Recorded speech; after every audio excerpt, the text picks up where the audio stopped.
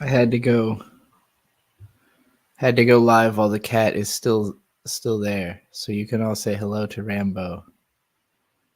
I just saw that he's sitting there.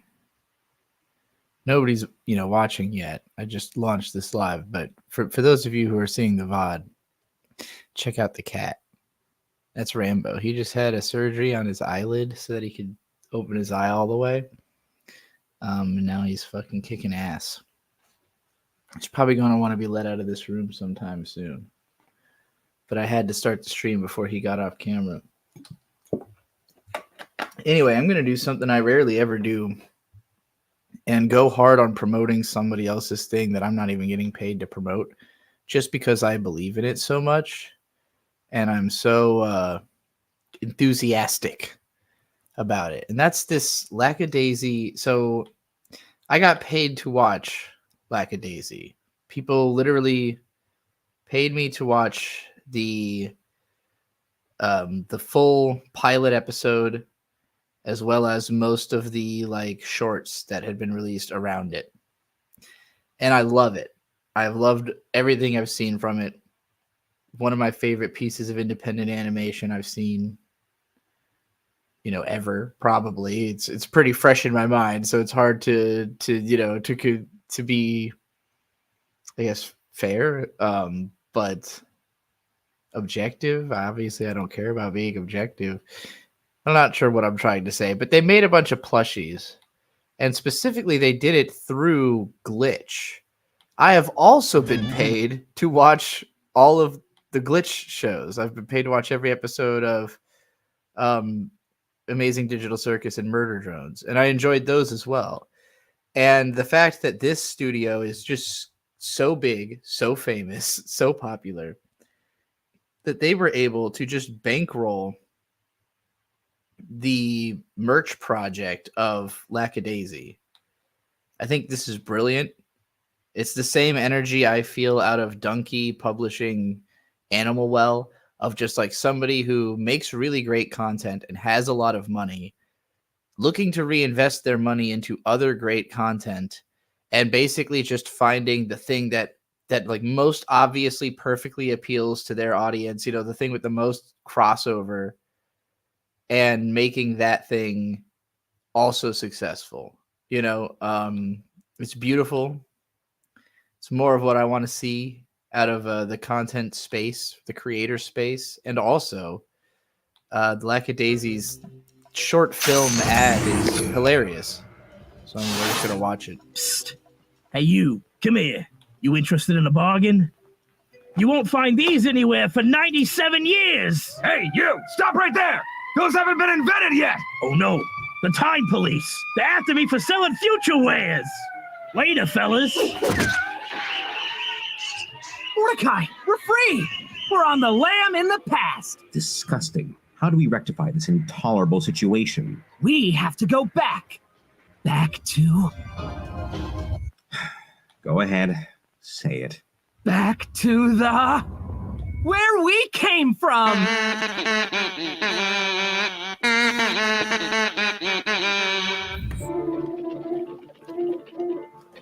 Ah! Whoops! Pardon us. Well, this is nice. Wait.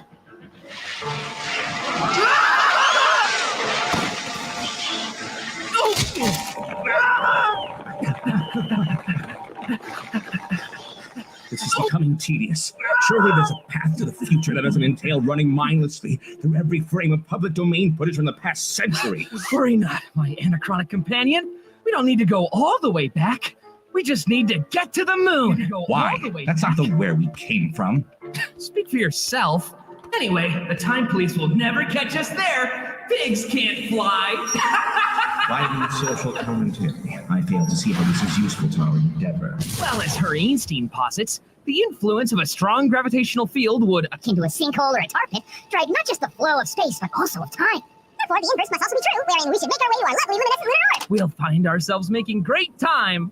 In time. First, it's Herr Einstein. Second, the general relativity is above gibberish, and the amount of time it actually be saving is near 58.7 microseconds per second, a truly abysmal application of chronic efficiency. That aside, how do you propose we propel ourselves to Sentinel Tower? Unless all of that nonsensical bluster escaping your mouth is composed of ammonium perchlorate, I very much doubt we'll... We're here! Now what? We'll just hitch a ride with the next passerby. Shouldn't be too long.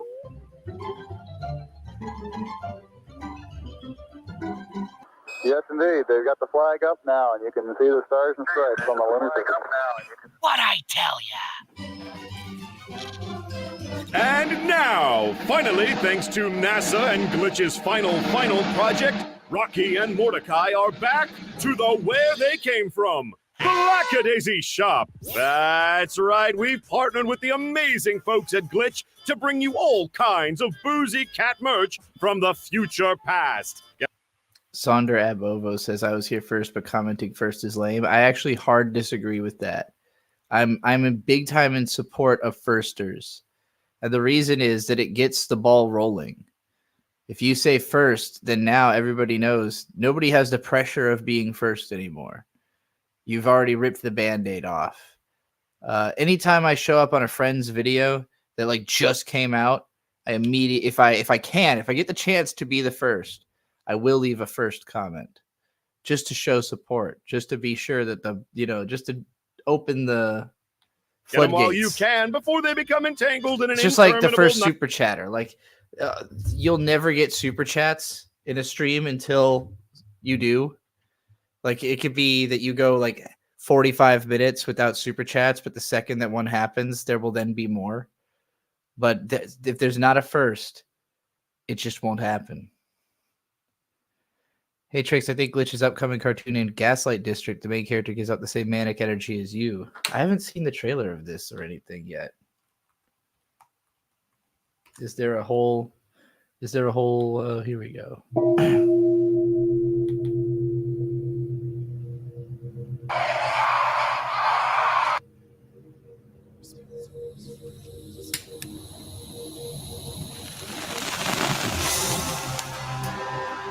We in the Gaslight District.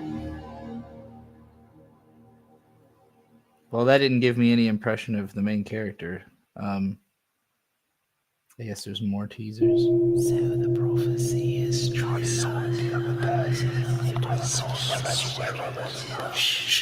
This definitely looks like a trip. The world as we know it. Where do I see this main character, though? Where do I learn more about this main character, you say? I'll certainly be curious to see this. Anyway, I want this plushie. Mordecai is my favorite.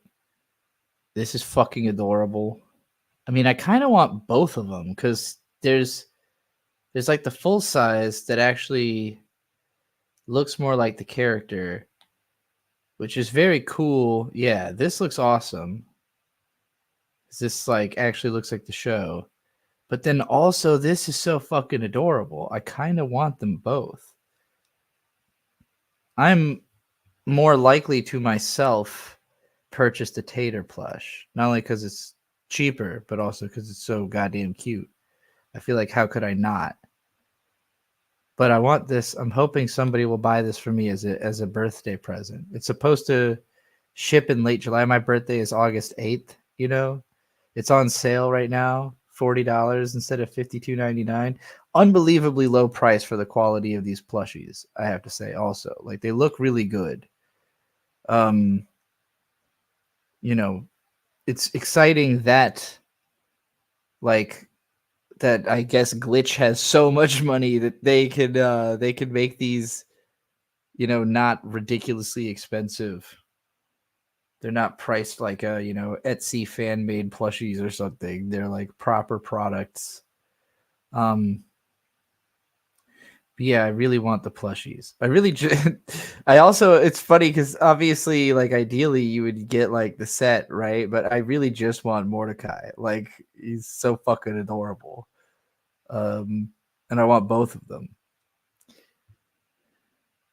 So, anyways, yeah, that's all I have to say about that. I'm excited that they are doing that. I'm excited about the idea. Bird, I need you to get me an early birthday present. If nobody else does. Somebody buy me that Lackadaisy plush. Me and Bird are gonna go camping today, so I'm gonna stream till Bird gets home, and then we'll do a big camp. I have a couple of videos I have to watch based on super chats from last night. I don't know if I should wait for those people to show up or just let them catch it on the VOD later. Probably safer to wait for them to show up, right? I got both that one Lucario fan and Ellen Horai told me which videos I, cataloged for me the super chats, even with screen caps, just to be absolutely sure that I did not forget. So yeah, once Gary Always and that one Lucario fan are around, much appreciation to that one Lucario fan and to Ellen for just putting a lot of effort into these streams, like helping to make these possible. Outright writing content, moderating,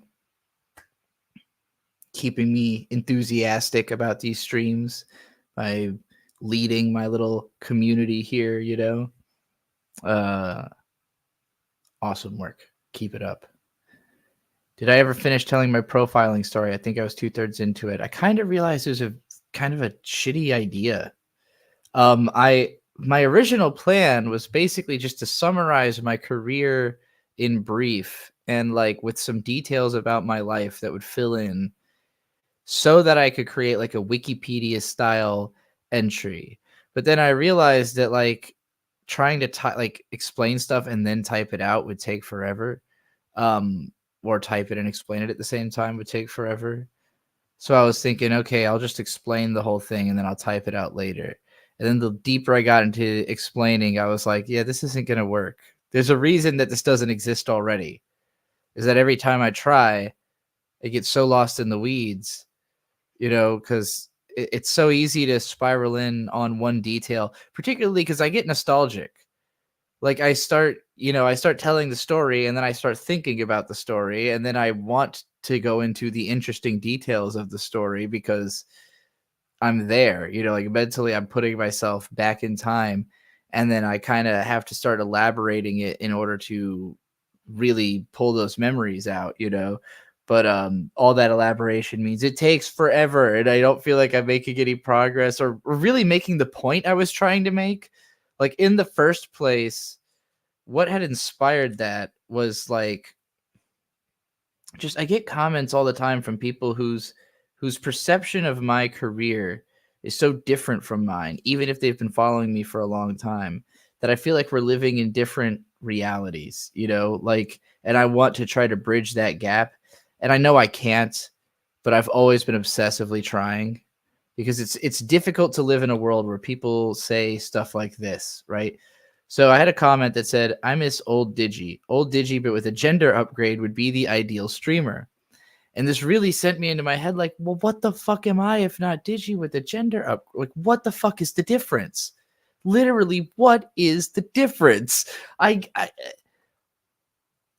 can't point to anything in specific that seems especially different about what I'm doing now from what I was doing back then, other than like the room is brighter and I don't have a beard, like what the fuck what is Trixie if not Digi with a gender upgrade? And so, this person said, I think they mean sad and depressed and stuck in her apartment all day making videos about anime and mostly nothing else, Trixie. Not really a good thing. Which, in the Digi age, I wasn't even in an apartment. I was in my parents' house in a room over the garage. I now am currently in my parents' house, like I'm not in a room over the garage right now. I'm in the office, but I stay in a room over the garage. Like my life is very similar to what it was back then. Yes, Rambo's been walking around. I don't eat the plastic.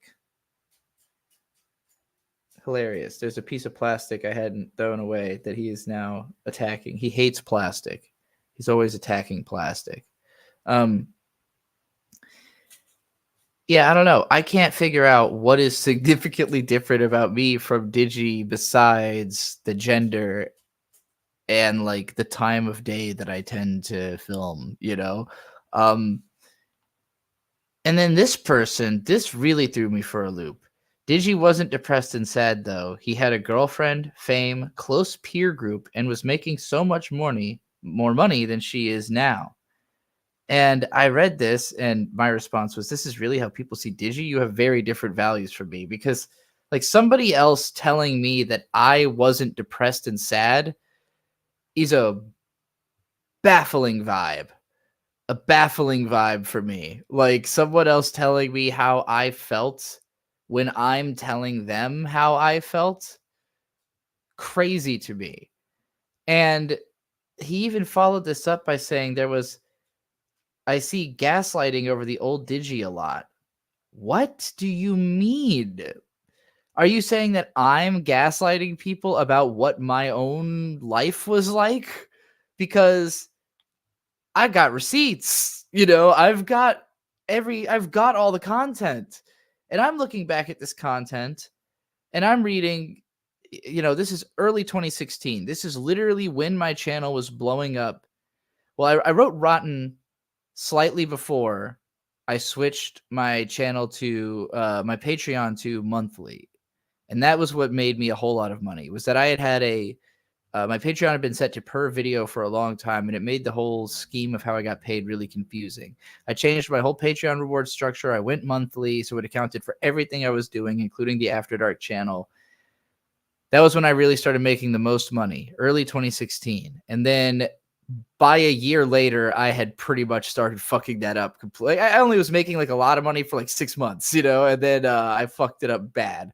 And by 2 years later was totally broke, So it's not like I had some long period of being like rich or something. I pretty much came into money, realized that I could use that money to start, like, basically that I had no more excuse for sitting around not doing anything. And then I went and did a bunch of shit. And I spent all the money, and doing all that shit took me out of the position I was in that had gotten me all my success, which was, yes, being so depressed and sitting in a room all day that I had nothing better to do but make internet content. That was basically all I did.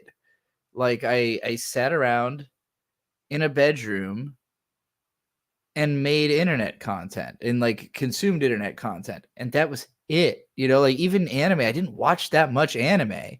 It always seemed like I would, because I would do it in bulk. I would do it in batches, but I only watched anime for the sake of talking about it. And I would be like, it was hard for me to even bring myself to do anything if I couldn't do it for a video. Like that's changed completely. I do stuff all the time just for the sake of itself now. And I do video content for video. It used to be I didn't do anything if it wasn't for a video. So I spent a lot of time doing nothing, literally sitting around, listening to music, staring into space, thinking about how miserable I was, like wondering. And it was all because I didn't know what I wanted out of life. I didn't know what I was looking for in other people. I didn't know what I was looking for in the world. Like, what do I want? What would I have fun doing? And the answer was nothing, because I hated who I was. I couldn't enjoy anything because I didn't want to do it as me. I didn't want to have to be, fat bearded weirdo Digibro, showing up and being dissociated and basically incapable of paying attention unless I am speaking, and like, I hated the type of person I was, and I didn't want to go showing that off to people, That all changed with transition. That's why I can go outside now. That's why I can communicate with people, is I figured out who I'm trying to be. I figured out what I want to do. I figured out who I like to be around, what kind of situations I like to be in. And even that took years. It's not like I flipped a switch and I was happy, like the first year of my transition was quite rough. A lot of the worst things that ever happened to me happened that year, after starting transition. What do you want, Kat? You want out?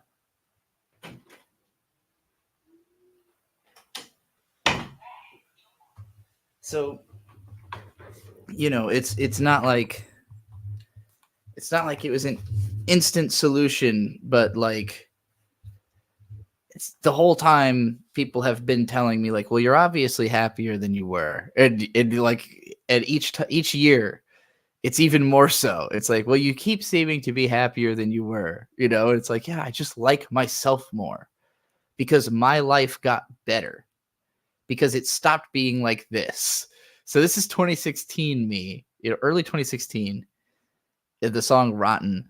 My word plays bored. I'm torn between asinine and scorned. I'm fine from 4 till dawn, but wronged from 6 p.m. to 1. 4 till dawn.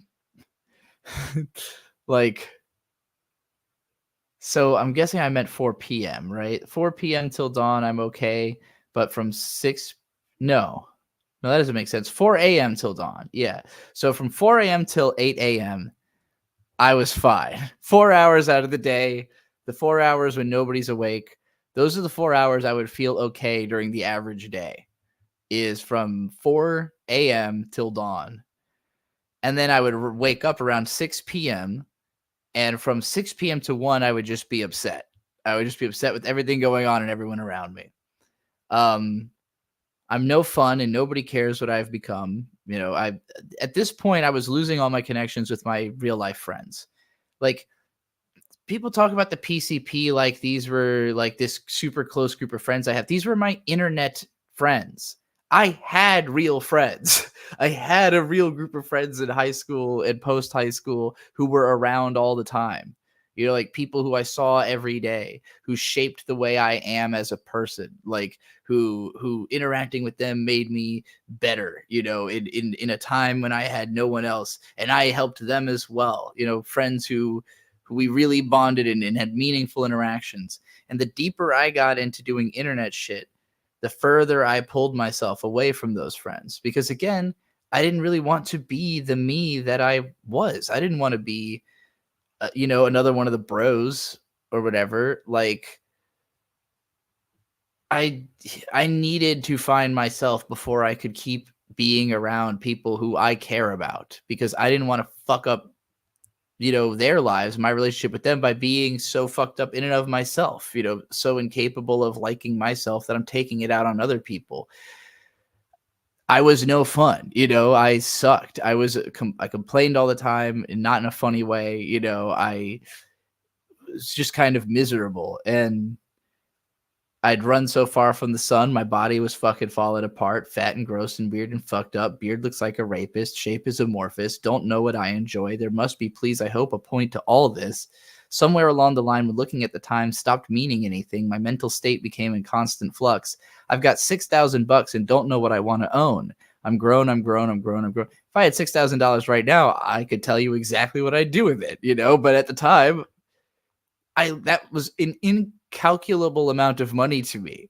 $6,000 was more than I had ever wanted to spend on anything, because I had no conception of desire for a life. I wanted to die. I didn't want to go find something cool. So this was me trying to dig myself out of the bedroom, up from the bedrock, you know. And the last song on this album, Final Stretch, is probably the most positive song. And it's about how, in the time I was making the album, I made that Patreon change and I started making $6,000 every month. I say in that song, you know, what I spit, pull about as much as in a month as what I was worth in Rotten. So I felt like things were improving, and it was time for me to move on from this depressive stage in my career, you know. And Above the Earth Haunted, my next release, was about how even though I'm not like at ground level anymore, now I don't know where to go. You know, I'm kind of lost in space. It's like, it's one extreme or the other. Like, where do I find myself? So that was the journey I was taking. Gay and Dead, my first like real full album, was like a year after Bedroom Bedrock, thereabouts, by the time it was completed. And this song would have been like the 4th or 5th written for the album, I think. But the whole theme of this album is about feeling like whoever I was, I don't know that person anymore. Like, I've gotten too far afield of my own sense of self to know who I am. Who the fuck is Conrad was the name of the song, you know. I wonder of the cost I spent, what I've lost being so relentless and maybe senseless in my own exile. I'm almost sure I had friends that could make me smile that I haven't seen in quite a while. Now, this wasn't about the PCP, you know. This was about my Again, my real life friends that I had already felt like I was abandoning for the PCP, abandoning them to hang out with these internet people that I didn't really know, to go hang out with, my ex, like hot girls on the internet sending me stuff to come smash, like that's the mode I was in when I wrote this album. Is I can't figure out who I am. So I'm going to go find myself. I'm going to go figure out who the fuck is me, out somewhere in this world. And maybe I'm going too far. It's the last long time since I thought of myself as a good friend, and ties are tough to mend. It's easier to buy a flight than it is to say goodbye and to let them go on thinking of me as the bad guy. I can't cry because it's all my fault, but I can't go back after I cleared that vault. I can't change the fact that I've changed completely. So this is me feeling like I had just, again, become so disconnected from my own identity that I didn't know how to be myself. Gay and dead. The me that is gay was dead. The me that from age 14 on had been like, you're not a man. You are not, you cannot be this thing. That version of me had been so suppressed by the attempt to be Digibro all the time, a caricature of myself that only really highlights certain aspects of my personality in order to create this one particular YouTube show, but it consumed me and it made me miserable. So I finally, by the end of 2017, I had moved out. I moved to Rochester. I moved in with my ex. And by that point, the PCP was already fucked. It only took like a year and a half into the podcast by the time that the seeds were already sown of it being fucked. And it really came down to, we were kind of an insular friend group who were kind of all sensitive people, but with an edgy sense of humor. We're bronies who say fuck constantly. Like we were just basically the edgiest people who were into the lightest hearted show. And that's why we all became friends. It's like everybody else in the community was a little too like soft for us. We were the hard asses and the mean ones and the ones who cared about quality also, who were like trying to make something we thought was better than other people's stuff. And that's what we bonded over as the PCP. But as the podcast went on, our connections with one another began to overshadow our own work. And I liked that. Nobody else in the group did. I was the only person who wanted it to be, this group is popular. We all work together. We all do stuff together, because I hated working alone.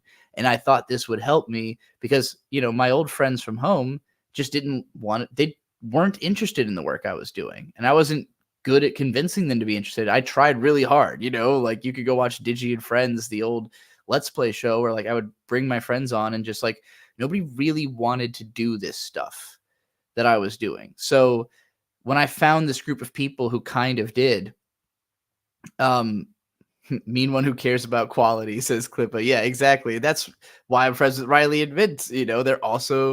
They're the mean ones who care about quality, the ones who are going to say, yeah, everybody else kind of does suck and we're going to make something better, but, and I'll also say of Riley and Mint, they are a lot more willing to they're a lot more willing to work through the fact that like communication and art is like difficult.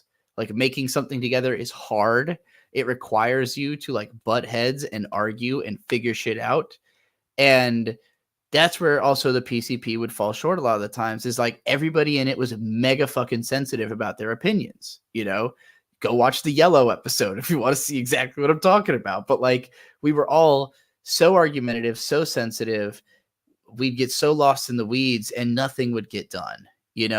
Ben would always be fucking late for everything. He would always be in his own head about insecure about whatever the product is.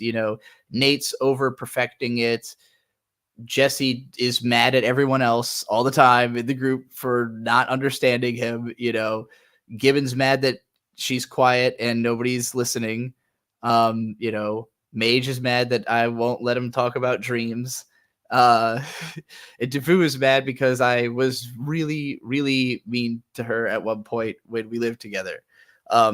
So, you know, by the end of 2017, like there was already so much tension in the group, and the biggest source of it was Mumkey, because we brought in Mumkey, who we all thought was like maybe a little too young, maybe a little too edgy. Maybe we want to see if he grows out of being this kind of guy before we let him into our group. But we did it anyways, and he did not. And then his fan base caused problems with Jess. And so by the end of 2017, I was already in a situation where my friend group is practically at war all the time. They're all factionalizing. Ben's always on Mumkey's side over Jess, because he's jealous that Jess is the centerpiece of the group and the one whose decisions hold more weight, you know, whose opinion holds more weight than everyone else. Everyone became mad at me because my opinion actually holds more weight than everyone else. And when I said it's Mumkey or me, that meant Mumkey got kicked. So then Mumkey's pissed off at me. So at this point, you know, late 2017, all of these connections were already painful. They were already toxic. They were already strained, you know, and we were really trying to make it work. And it just kept falling apart further and further over the next 3 years, you know. But this song is about that period of my life. I'm not what you want. I ain't here to help you, and I ain't here to flaunt. I'm just running the program I understand, haunted by knowing too much and yet not what I wanted. Human connections. What a mistake. Most of what I've made only brought more pain. Should have stayed away. Yeah, should have known better. Only true homies get to share what I've gained. Naming the ones I still like on one hand. Not stopping anyone leaving the band. Only one finger for whom do I care. Even the bad out, but I am still scared. And I was right to be scared, because that finger got cut off too. But I had to grow a whole new hand about it. So this is where I was at in the height of my career. The most successful I ever was 2017, and this was how I felt about that emotionally. And by 2018, this is where I had been in a relationship for a year. I was really trying my best to do my best, but like my career had been kind of at a stalemate for a while, and I still didn't know who I wanted to be. Still couldn't really figure out who am I and what am I trying to do. It's about the real me, whether there's a real me, anything but what I project over who directs me. Preference is apparent, but now I'm scared to annoy peeps over things I see as regressive tendencies I preach. Mind bleach, please, before I roll back into the angry little edgelord I'd want to troll. Slack-jawed in the mirror because emotions won't ever show. Black-hearted from the start. They said it and I felt the blowback. Like I shot a big gun, fired straight up at the sun, pounded me into the earth. Now I'm just a little stub, torso in the dirt, writing on papers around me. Will they simply leave me here, or will they try to drown me? Begging them at times to run me over with a tractor. When you're empty at the core, you know just how to be an actor. What's the role? Can I play it? Can I just go get faded? Why does living on this earth got to be so damn complicated? That's where I was at 2018. Trying my damned hardest to be like, nah, everything is fine. Like, I'm doing good. I've got attention. I've got a career. But does any of this fucking mean anything? You know, like I still don't know who I am. So then I started Transition in 2020. This is the first song about doing it. 14 years of drag ass, you know, ages 14 to 28. I knew this was coming. I just didn't know how to do it. You blamed your fat ass because up until I was 14, I was the skinniest, smallest little kid ever.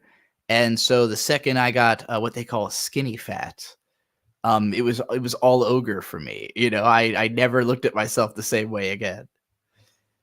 14 years of drag ass, you blamed your fat ass, but now that I'm back, I'm gonna change the status. You'll practice what you preach, and when I teach these feels, better work them out. I know eels slip in any suit for clout, but you bought the blouse, so no time to drouse. So this is basically me saying, like, I know there are people who grift off of identity, and you're like full of self-doubt because you don't want to be one of those people. But you already bought the blouse, so it's too late. You're in. You're like, you know, it's time to ditch the self-doubt and the you know, the imposter syndrome and just go for it. It's like, baby better get the corset because I'm not waiting 20 pounds for your flat proportions. Yeah, this was when I really had been of the mindset for a long time that like if I ever lost weight, I would inevitably start wearing girl clothes because I would feel comfortable to do so.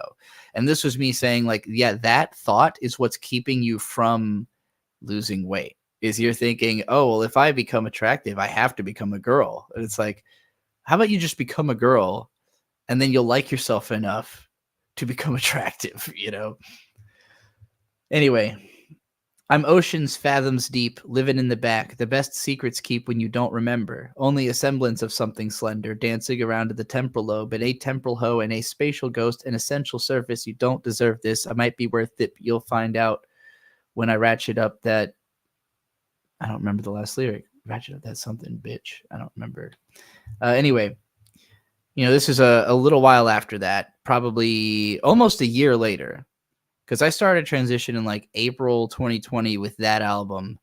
I was still with my ex at the time.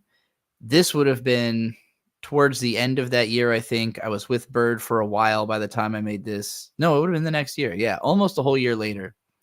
I got 99 problems. I'm a bitch. That's one. Probably kill your vibe after I fuck your son. I'll let him smack me up and stuff the whole thing up with no fuss. Let me show you how I'm dead fucking serious. I'm a bad bitch, rabid, sick and savage, rip and ravage. If you can't grab it and tag it, if you can, get it to yourself, so bag it. I don't want to have to run around. You a good boy, let me be your good girl, and you and I could rule the whole damn world. I know you've been hurt. Yeah, they hurt me too, but that ain't got nothing to do with me and you. So this is me both embracing femininity and also my role in a relationship, you know, with a man, and how that's making me feel like, hey, you know, the two of us, our powers combined, we could rule the whole fucking world. Pretty powerful. Traveling Cemetery. This would have been 2021. So another whole year later.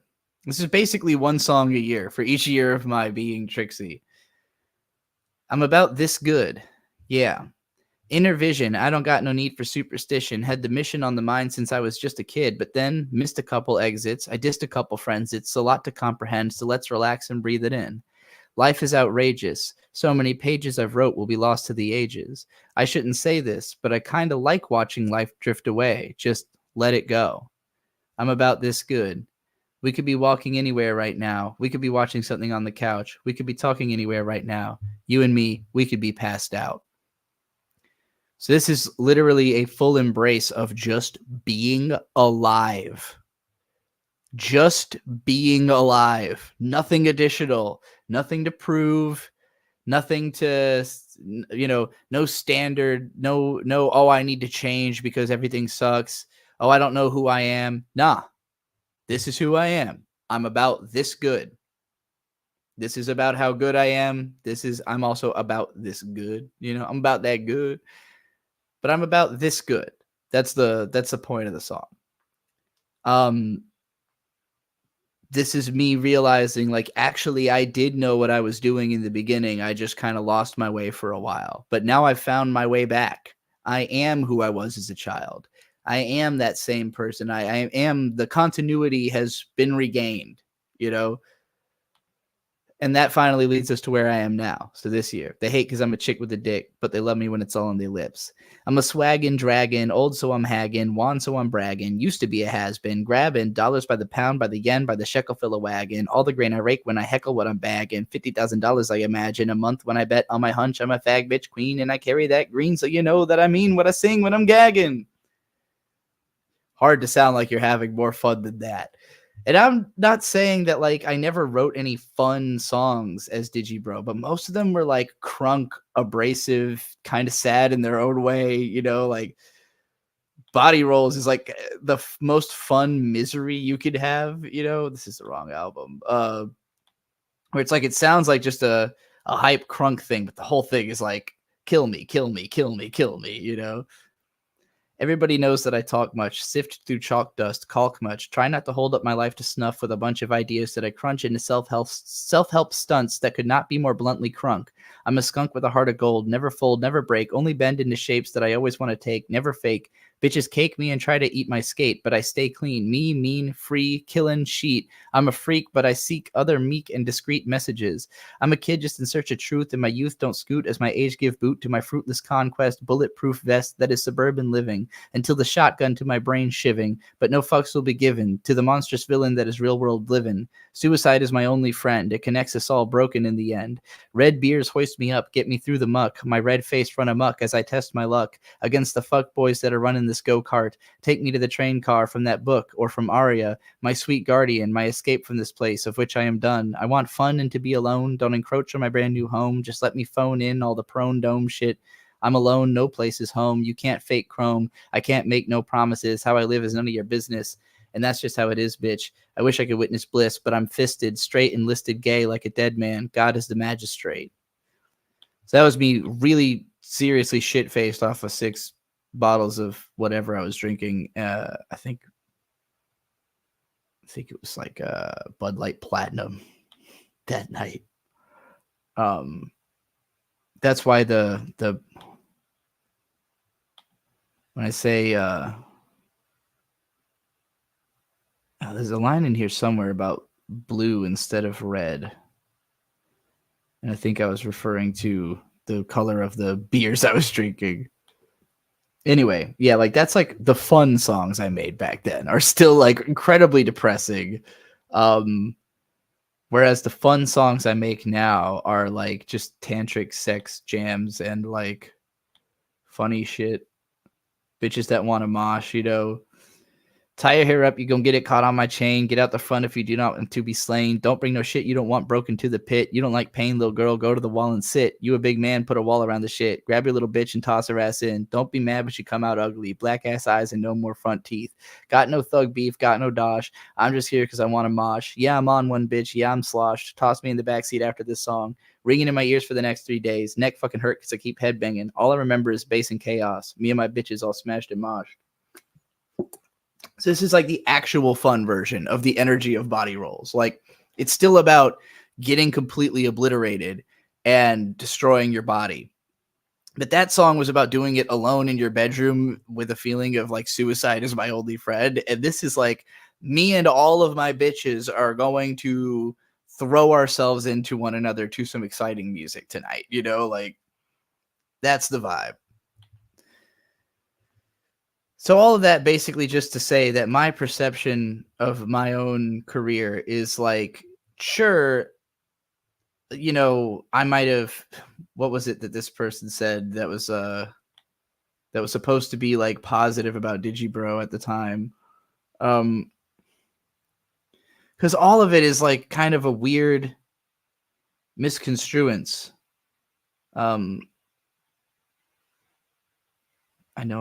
I know this was in response to this guy too, right? No, different person. Fucking. Why do I tweet so much? Where's the goddamn one I'm responding to right now? Here we go. Yeah, Junebug. Digi wasn't depressed and sad though. He had a girlfriend, fame, close peer group, and was making so much more money than she is now. So, like, first of all, since when has having a girlfriend made anyone less depressed? Like, that's just a problem in your life. That is nothing but a thing you're dealing with. It's like your compulsion to need to get laid has driven you into like a psychologically devastating situation of deciding to marriage your whole existence into someone else's who is probably intolerable. Just because you feel like you have to, because your nuts are telling you that like you need to unload every 20 minutes or whatever. So I don't think having a girlfriend is like a happy thing. Having a boyfriend, having a husband, awesome. You just got this like incredible person who busts ass all day, you know, to make your life better, who is naturally charming and charismatic, and you want to be around all the time. So having a girlfriend, that kind of sucked. Like retrospectively, I look at it like not a lot of that was any good. Most of that was me trying to make excuses for why I was still doing it. Now I'm like, I feel like compelled to improve myself as a person just to feel like I've earned a spot next to my husband. You know, I feel like this guy is so cool. I have to be cooler to even be around him, you know? And that's not him making me feel that way. It's just me. It's just me. He's like, I don't know. I'm not that cool. I'm like, I don't know. You might be that cool. Snake 52 1254 says, wait, you mean you didn't enjoy rewatching Disney films with your first girlfriend? Sounds like a jolly good time to me. Yeah, not even withstanding my first girlfriend that I had earlier into my career. Yeah. You know, I spent a lot of time like just consuming stuff I didn't like under the auspice, like with my first relationship was long distance. And so it was like 6 months of me consuming stuff that she liked, thinking that once we got together, I was going to turn the tables and make her watch all the stuff I liked. Because I thought I can't convince her to like this stuff from a distance, but I'm sure I can. The opportunity never arose. But, you know, I just, the idea that just having a girlfriend is like an automatic positive, especially compared to having a husband. Like, well, wait, but I'm in a better relationship. Like, what? How can you bring up the relationship part as? Anyway, fame sucks. Fame is the worst part of the whole career. The awesome part is like seeing the effect of your work, right? Like you don't have to be famous to be effective. You can put something out there that just travels through word of mouth, and then you end up seeing it again, not attributed to you at all. You know, like my 3x3, the thing that was posted on 4chan for years and years, like it wasn't posted as like, oh, here's that thing that Digibro created. It was just independently out there. It had nothing to do with my fame.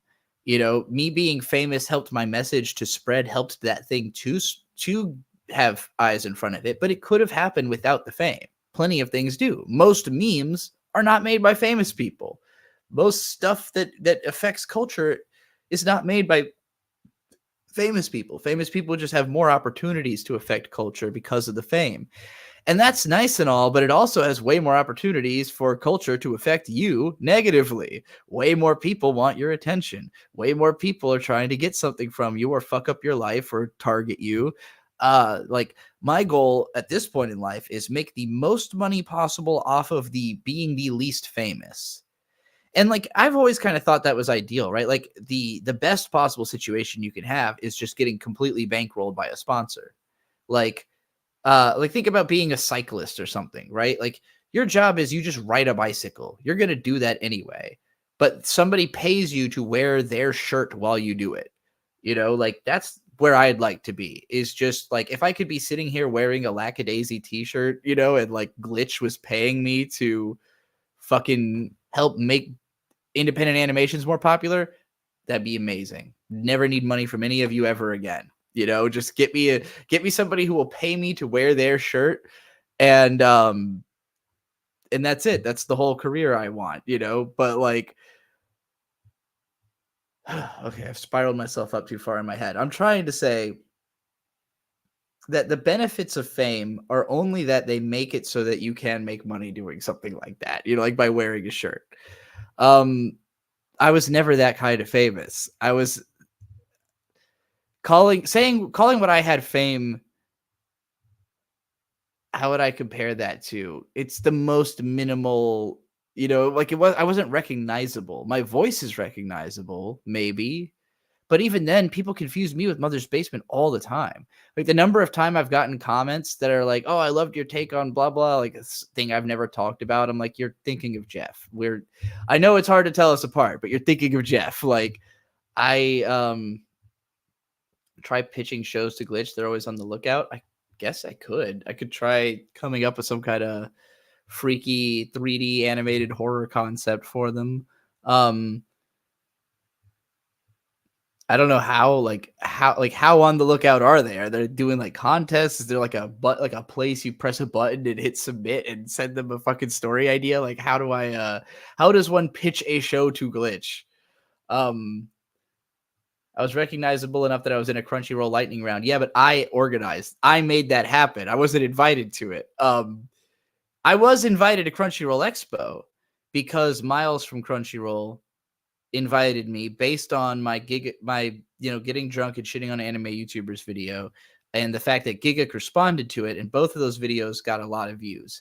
And so Miles pitched it as, we're going to have this debate on stage, and the crowd was mostly Gigguk fans. Nobody at Crunchyroll Expo knew who I was, except for the other creators. Like I probably maybe signed like 2 or 3 autographs, I guess. I was definitely less famous there than I was with bronies at BronyCon. Like I've never had more like big fish in a small pond type like fame as like the second or third time I went to BronyCon, where there's like 45 people following around my group of friends, and like I'm signing autographs all day. Like that was the closest thing to feeling famous. And even then, it's literally just among bronies. It was just among this small, like this could only have happened at BronyCon. It never would have happened in any other context. Would I be surrounded by people and signing autographs? Only at BronyCon. I've been to a lot of anime conventions throughout the period when I was famous. Never did I get swarmed. At most, I'd have like 4 or 5 people maybe hanging around me at a time, and half of them were just my friends, So yeah, I've never been like famous. When I went to anime, like again, peak popularity, I was invited to 3 conventions total, and each one was a different type of package. Crunchyroll Expo was by far the biggest deal. That was the one where I was like an actual guest. They paid for my hotel, they paid for my travel, they paid me a salary to be there, like $100, to be there, like for food and shit. And I was on several panels, I was at the after party. I hung out with everybody. I did all the drinking, and I pretty much made it clear that I was an out of control element that was not willing to play ball. That was the vibe I gave off at Crunchyroll Expo. And then I, fucked up Crunchyroll's whole shit with the Dear Crunchyroll Stop video. So, which was kind of me using fame as like a bludgeon in that case to my own detriment. So that's the most famous I've ever been treated like, was getting flown out to Crunchyroll Expo. When it came to Anime Expo, I had one panel there. They paid for my hotel, but they did not pay for my flight. They did not pay me to be there. And while I did have a packed panel, I didn't have like people again coming up to greet me all the time. Joey the Anime Man was there that year. He was legitimately famous. Every other anime YouTuber was trying to meet Joey the Anime Man, like that guy was actually famous. So it still is actually famous in a way that I've never even approached being famous like Joey the Anime Man. Gigguk, if imagine Joe, like I would say Gigguk was I was as proportionally famous compared to Gigguk as he was compared to Joey before the two of them teamed up, I think. Like Joey's like real famous. Gigguk's like a little famous. And then by their powers combined, they became real famous together. I was way down here, not even close to that tier. It would have taken Gigguk making me as famous as him before I could even be in that conversation, and I just think Gigguk and I were on 2 different of intentions, 2 different of wavelengths for that to have ever happened, So I called him the Naruto of AniTube on our debate. I basically said like, yeah, you're great entry level content. I'm the deep tier shit. I'm what you get funneled to, I'm post gate kept. I'm like, you have to make it past the gatekeeping to get to me, basically. So yeah, all of this just to say, the other convention I did was Toricon, and that's because I lived in Rochester, and somebody who was running the convention was a fan. So that's the only one where I actually got like paid to, like, they didn't pay for a hotel because they didn't have to. I just lived nearby. or travel. So they just gave me like $300 to do 3 panels, and it was great time. But yeah, that's as famous as I've ever been, as much as my fame has ever gotten me. Like that's as much. Fame never earned me anything other than those couple of trips to those couple of conventions, getting in for free at BronyCon, and that's it. That's BronyCon again. They didn't comp a hotel for me. They didn't I wasn't even that famous of a Brony. I was at fucking the Living Tombstone. That guy's famous, So again, I did not really have fame. I did not really have a close peer group. I had a group of people I talked to on the internet through Skype, not even through voice call, through text channel Skype. And we would voice call once a week to do a podcast. And then I would leave. The second the podcast was over, I would leave that call and go do something else because I would be fucking exhausted, socially exhausted by the end of those calls. And that's why every RadCon was a fucking stress nightmare. At RadCons 2, 3, and mostly just 2 and 3. 4 wasn't that stressful for me, but RadCons 2 and 3 were 2 of the most stressful weeks of my whole life. Both were fucking nightmares. So when people talk about me having this close peer group, I'm like, no, I had a group of friends that I was trying to turn into a business, and it totally failed on all levels. Most of them my fault, but it just didn't work out. And even after filtering it down to just the people I wanted to work with the most, like Jesse and Nate, at the end of the day, when I transitioned and I became friends with Riley and Mint, and I just got way too involved in the drama side of the internet that those guys just didn't want anything to do with. The reason me and Nate don't work together is Nate doesn't want to be involved in all this shit that I do. The constant talking shit, live streaming, summarizing my past, giving away everything about myself. Some people like privacy. Some people just want to have their thoughts and keep them to themselves, and not be literally broadcasting their whole fucking lives all the time. So it's hard to be friends with me if you're not trying to do that. Mint and Riley, they are. And they weren't at first. I actually was doing even less. I was talking about myself less because I didn't want to have to make their private life public. But then they started making their own private life public. So fuck it. Now we're all out here. Now we're all in the public eye, But it's kind of if you're gonna hang out with me, this is the way it is. I'm a public persona. I'm a live streamer,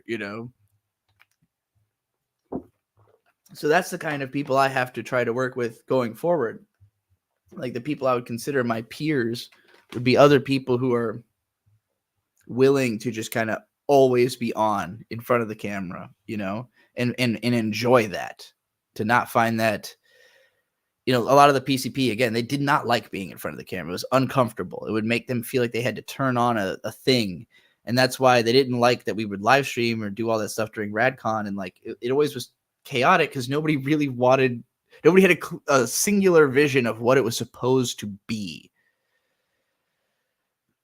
Yes, I made a lot more money, but I also, because of that, put myself into a lot of debt that could have easily been avoided by not making as much money, which is how I've avoided debt for the last 4 years.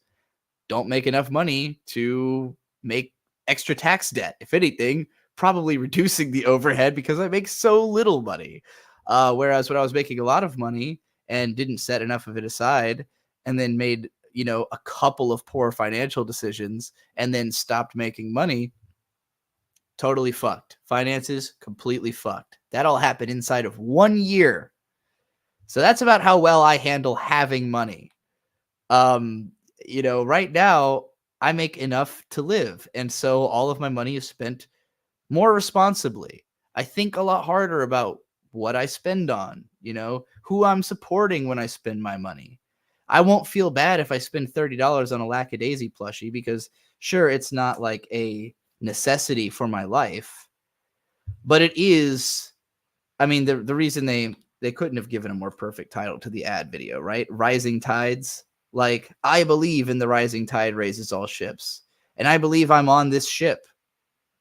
So to me, that's like putting money back into yourself in a way, you know? I know this is girl math I'm talking here. I'm just trying to justify buying a plushie. But I'm telling you, this is what I do with money. This is what having money means to me, is you spend it on Lackadaisy plushies, okay?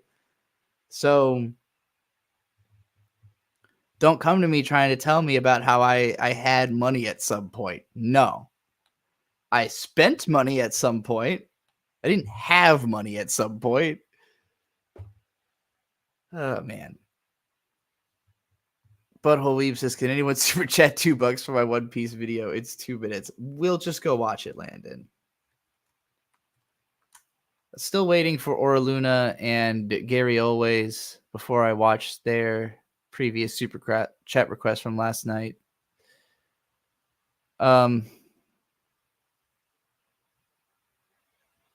One Piece.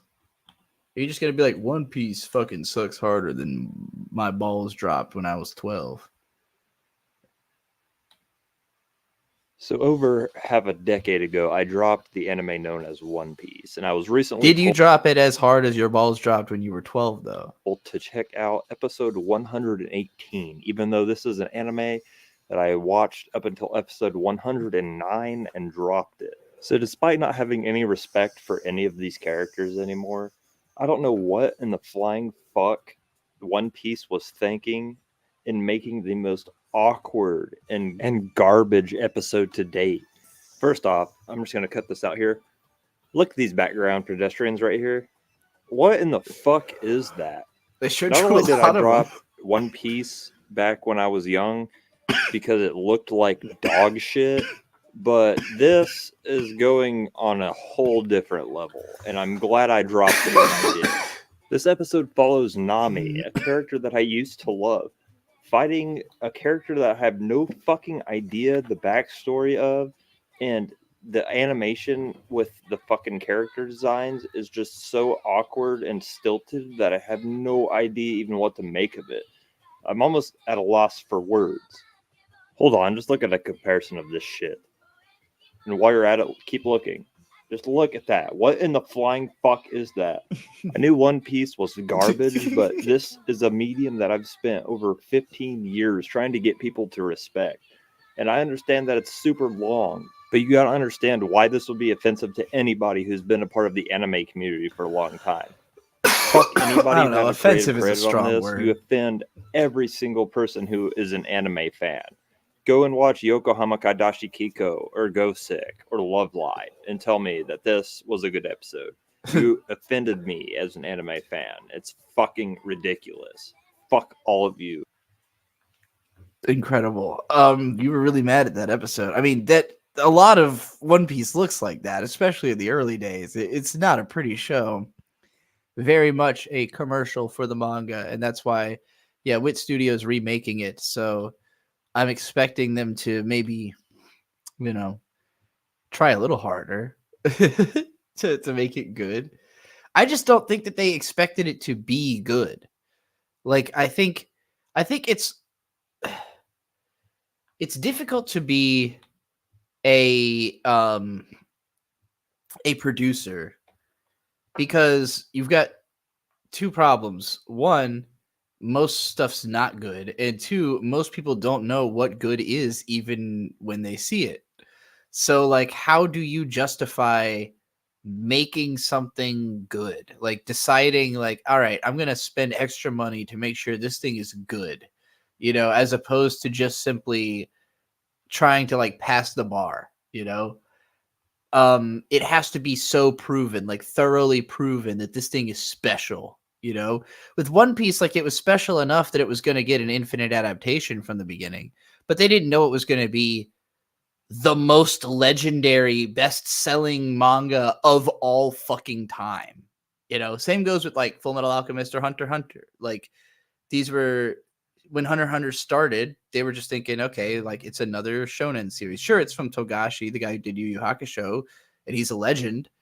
But he had also done Level E in between those that nobody cared about, It's like, did they know Hunter x Hunter would be considered one of the greatest, shonen manga? Not initially, I wouldn't think.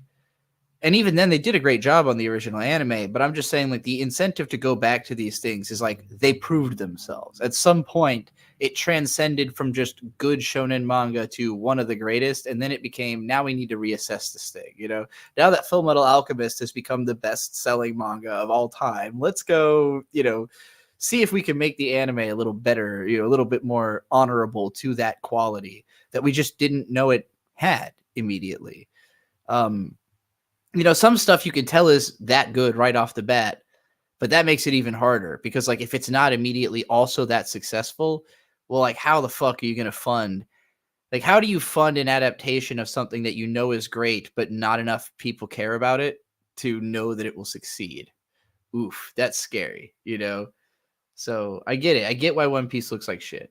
And also why it needs a readaptation. I want this plushies. I want the Lackadaisy plushies. If somebody wants to buy these for me, just, you know, just hit me up. I'll let you know my address or shipping address. Just you know, just send me $30. In fact, you can just send me $30. I'll just buy it for myself, or you could say you bought it for me as an early birthday present, or $40, I guess, because I'll probably just buy this one regardless. But this one, I kind of want even more because it's even cuter because it's more accurate. Look, he can pet his fluffy face. I want it.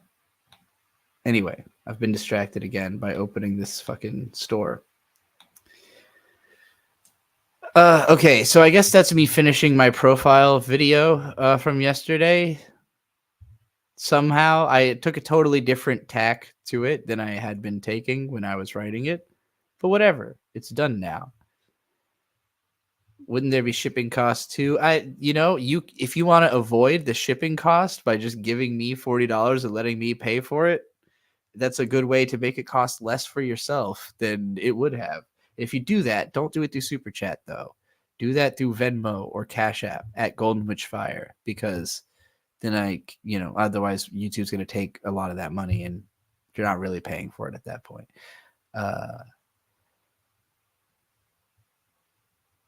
You think a remake is kind of silly with the amount of specials and readaptations of the best arcs in One Piece? It's just about the convenience of being able to actually just sit down, start from episode 1 and watch a show to the end and be like, that was great.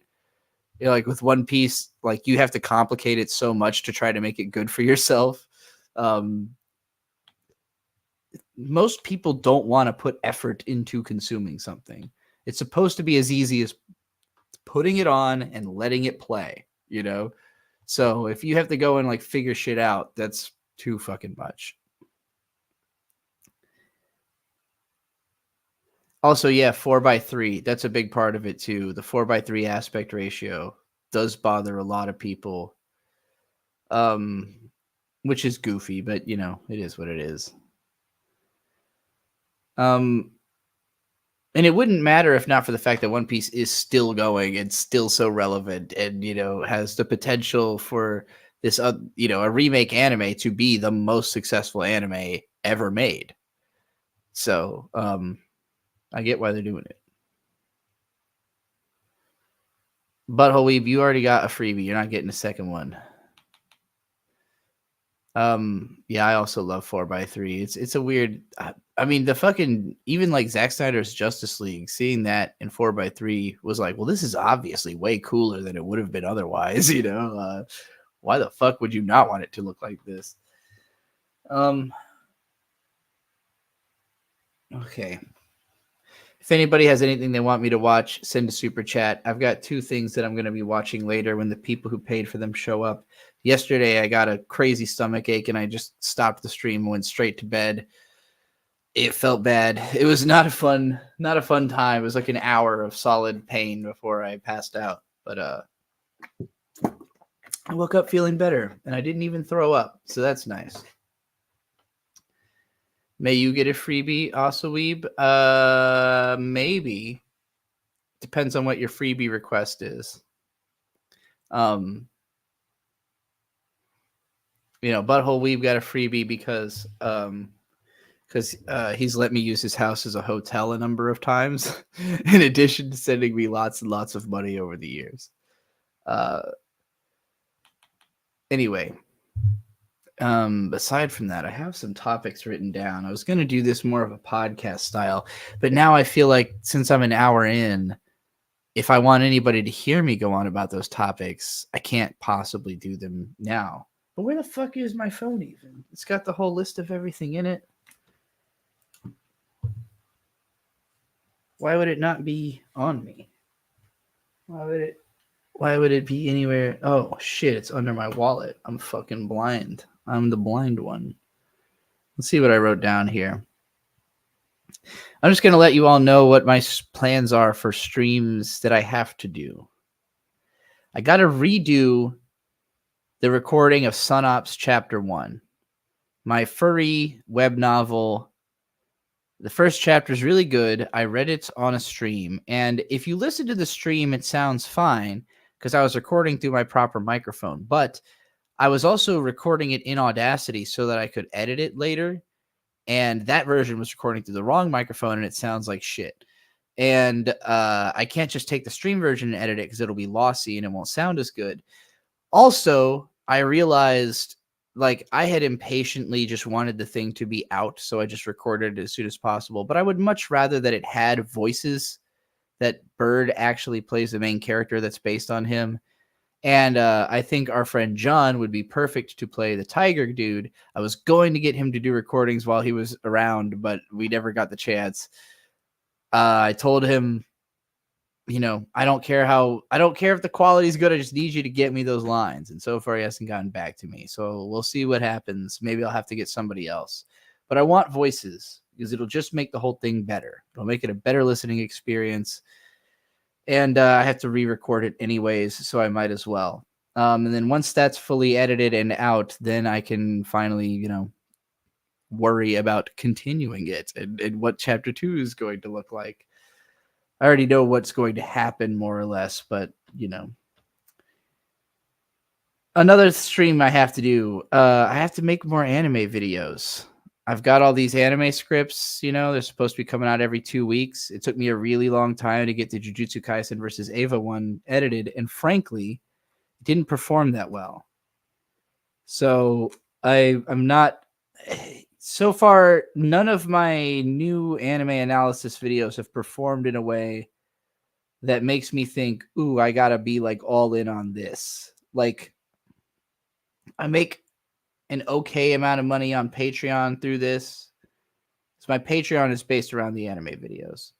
So, you know, this is maybe like a third or a fourth, maybe even a fifth of what I make, depending on what I make in a month. But it's nowhere near what I'm making doing the YouTube shadow banning me. Yes, YouTube has been shadow banning me for a long time. But although not on this channel, We Watch Anime is perfectly healthy. I think this channel's problem is just that it's a baby channel and nobody cares. Like nobody wants this anime analysis, or at least not enough that they have. Nobody's shared it, I guess. It hasn't caught on. It's just there's not a community that's watching these. Like yeah, they're performing well for the sub count. Like I'm saying, the channel is growing, but it hasn't, in my experience, the only way you're ever going to crack through is that one video just has to be more successful than all the others.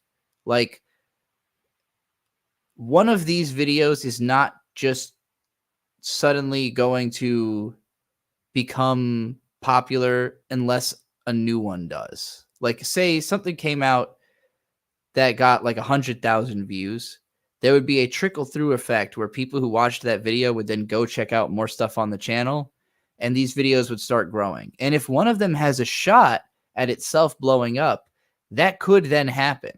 Where like if the click through from one to the other is so high, this is what I talked about. What happened to most of my biggest videos, you know, again, they started off way smaller. This video had 70,000 views when it first popped off. This video, no, Analytical Diatribe was the first anime video that got 20K. So this got 20K over the course of a couple weeks. That was word of mouth spread. That was people showing one another, this is why that show you like sucks so much, and spreading it around that way. But 20,000 views. That was the first anime video I had that was successful, you know, to my mind, which if I got 20,000 views now, I would still view that as, wow, successful. Like this is a video I could make a career out of. So that video was the first successful one. But that did not lead to the next video then being also successful. There were several months between this and this, and none of the videos in those months got anywhere close to 20,000 views. This one blew up on Reddit and got 75,000 in the first day. It hit 100K by the end of the year. That pushed this one up higher through the association, but neither one of them was breaking 100K. This video came out shortly after this one, and this one also ended up getting up to like 40,000 pretty quickly, I think. So, you know, that was like my third most successful at the time. So all of these were doing decently, but again, every time I had another successful video, they'd all get a boost.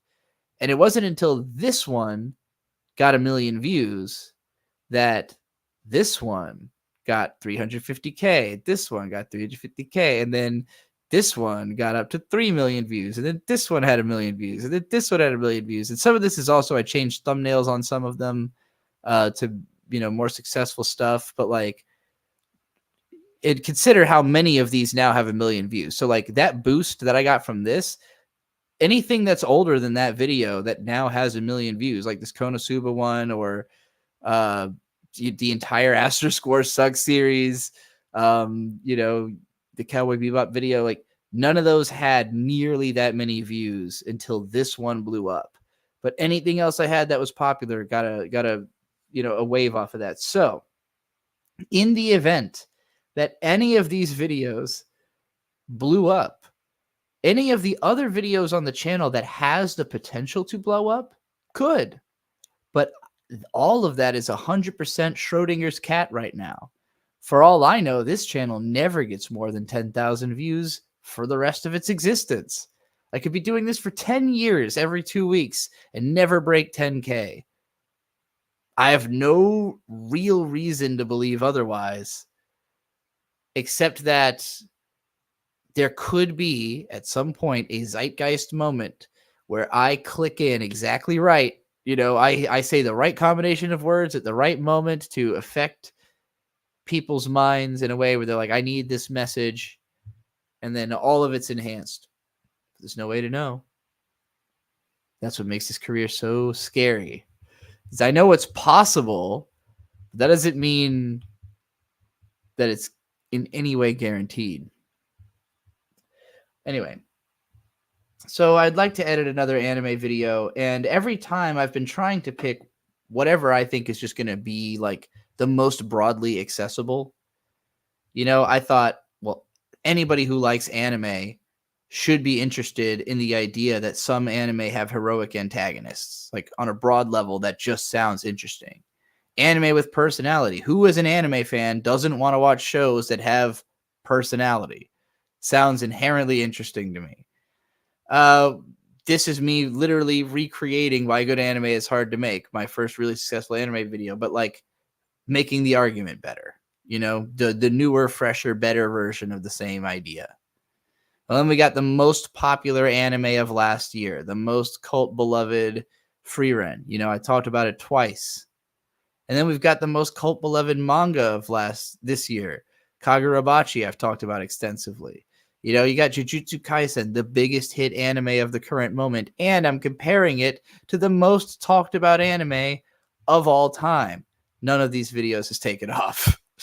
They all sound like obvious hits to me. Every single one of them on the surface. I don't know what it takes though. I don't know where. I mean, the issue is just that none of these are the right thing at the right time. You know, none of them have been what people is looking for at that exact time, or at least what people want to share. I have to put that part forward as well, because it's one part Like, I want to see this, and it's another part, I want other people to see this. And I think my videos have always grown on the back of people wanting people who want the argument, who are having an argument with somebody and they want to win the argument using my videos. I think part of the issue is that people who do know who I am, a lot of them just dismiss anything I have to say out of hand because it's me. They'll dismiss it because transgender, or they'll dismiss it because Lolicon defender, or whatever they have as their perception of me. That is their reason. They can just dismiss my arguments outright. Makes it a lot harder to use my arguments in a fight. I agree with you that the thumbnails aren't the greatest. Oh, you really don't like the anime versus context thumbnail, huh? I thought that one was fine. I have no idea what to do about that. Every time somebody complains about the thumbnails, I'm like, please send me thumbnails. I can't, I'm not a graphic designer. I did my best, this is me absolutely trying my hardest at the thumbnails.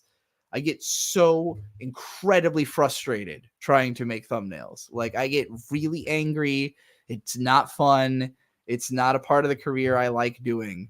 So if anybody could help with that, please. I can't pay you. I don't have the money, but I will have the money if you make me some amazing thumbnails, and then I can start paying you. But because the videos will be successful. But I truly, like, however this was done, I don't know how to do that.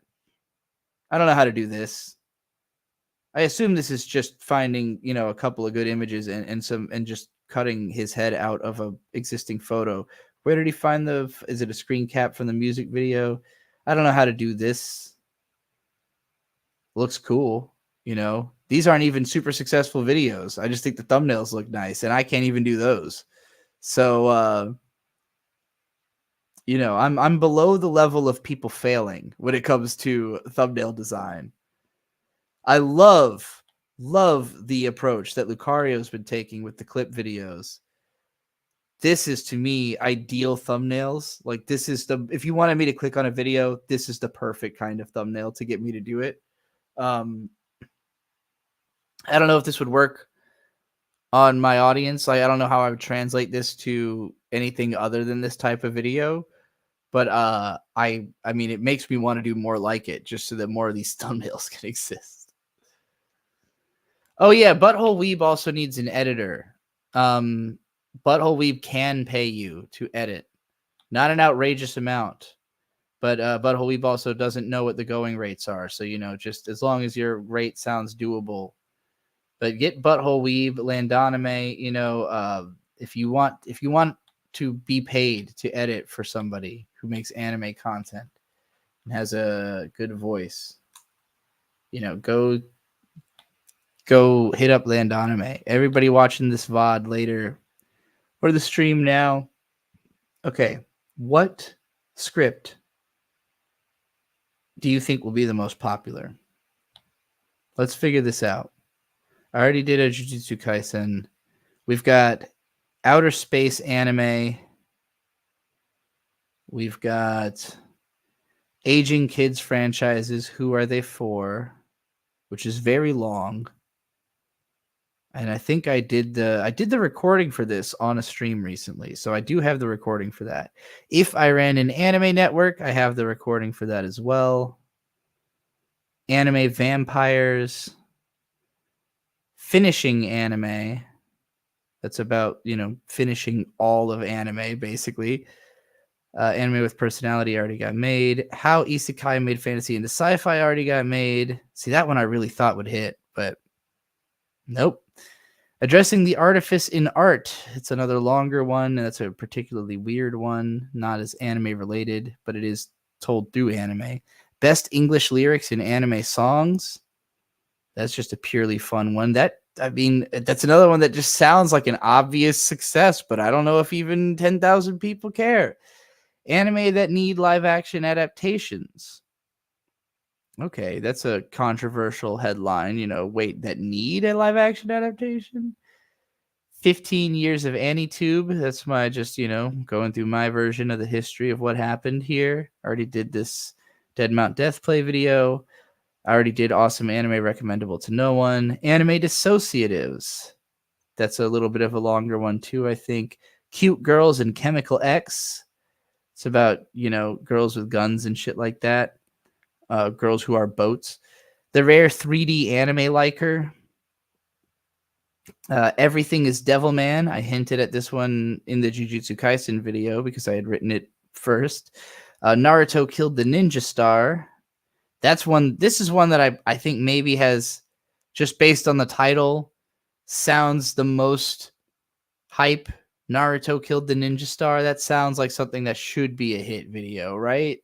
I think my favorite minute of anime, it's about Garzy's Wing. Showing off anime versus content. That's became anime versus content. Why good anime is really hard to make. Why anime is weird. That could be interesting. One more Evangelion video. And then we've got, there's like a massive unfinished Shaman King script in here, which probably should just be in its own document because it's going to end up being, if I continue this, it will be massively long. We already did Jujutsu versus Eva. And then we've got Dead Parents and Cannibals. This is a pretty long one about how I think if you want to make a show popular, it needs to have dead parents and cannibals. And then you've got Cowboy Bebop, great show, bad IP, about how everything past the original show has sucked with Bebop. I feel like other people have already kind of made that video, which is the only reason I wouldn't be as eager to do it. But all right, so let's see what you all think are the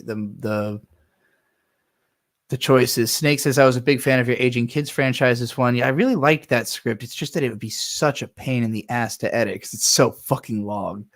It talks about so many different shows. I think you should put the character in your profile picture in your thumbnails. It makes it obvious that it's a Trixie video. That is a good idea. I might start doing that. I don't always like it when other YouTubers do that, because the problem with that is that if you don't know who I am, then it's like, well, who the fuck is this? Like, what's the stupid little icon? What does that mean? Try making a collab with Negative Legend.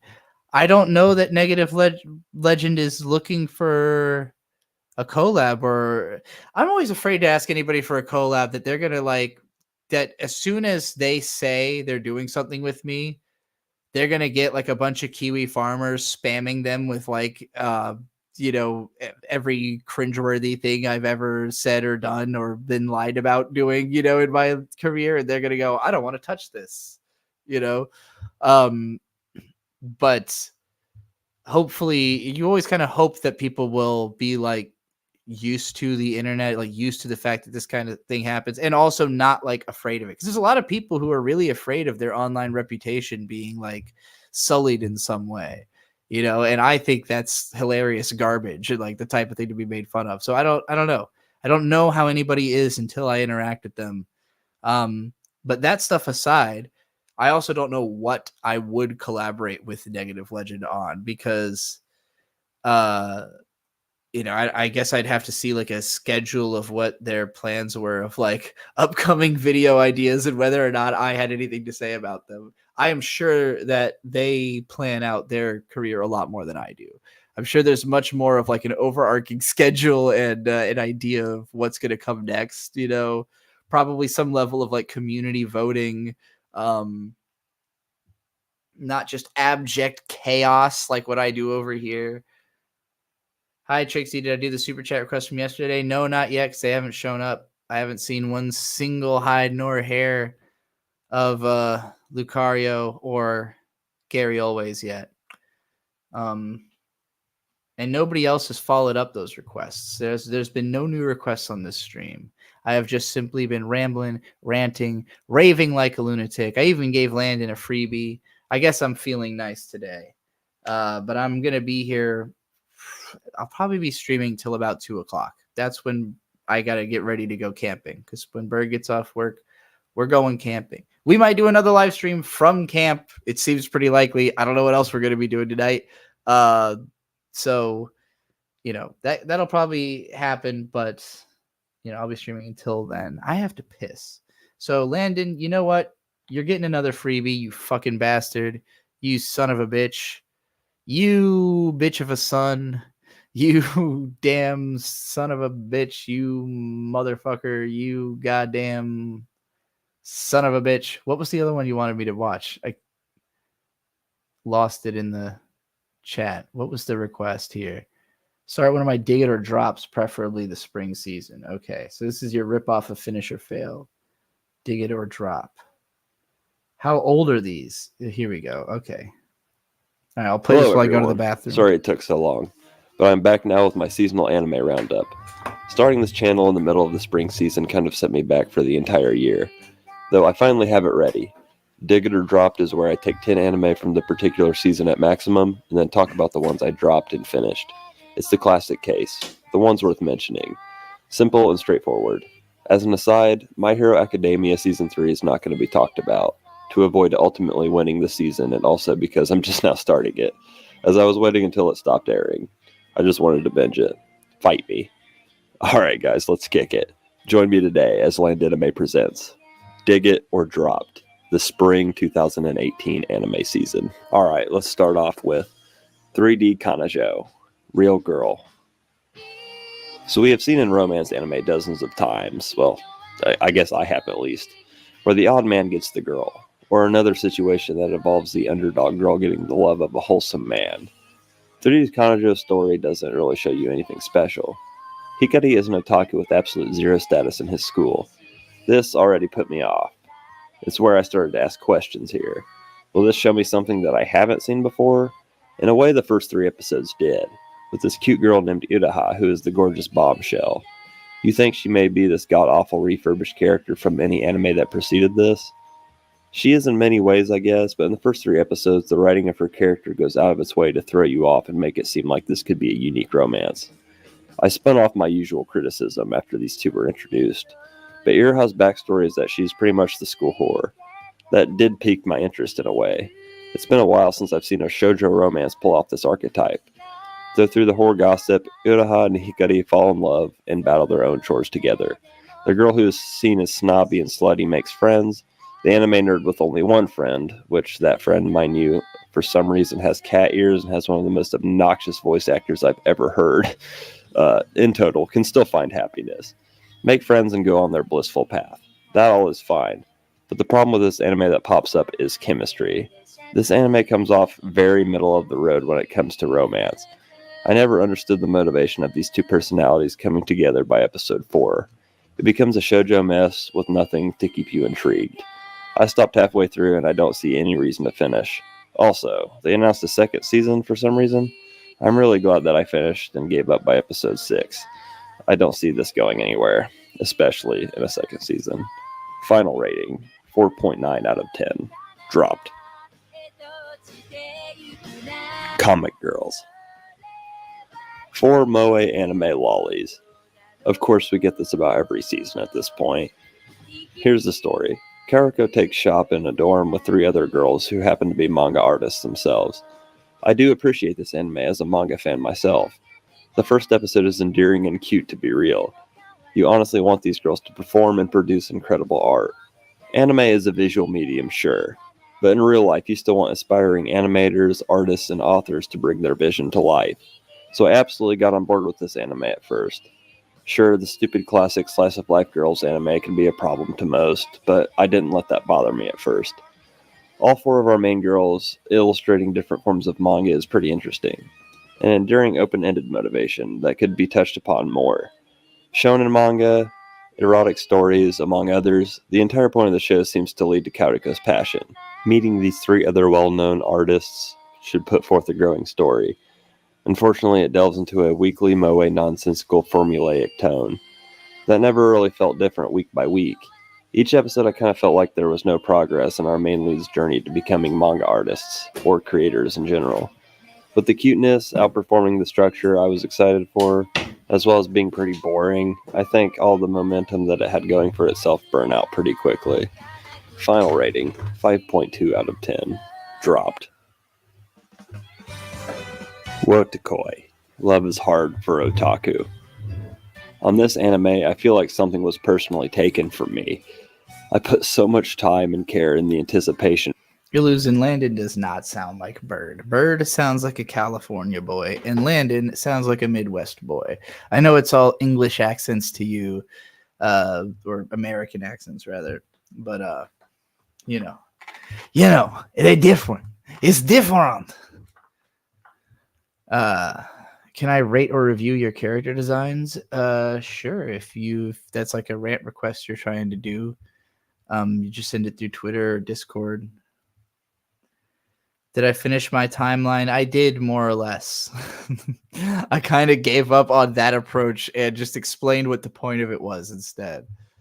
You thought it was Bird too? Look, Bird does not sound like this. Hold on.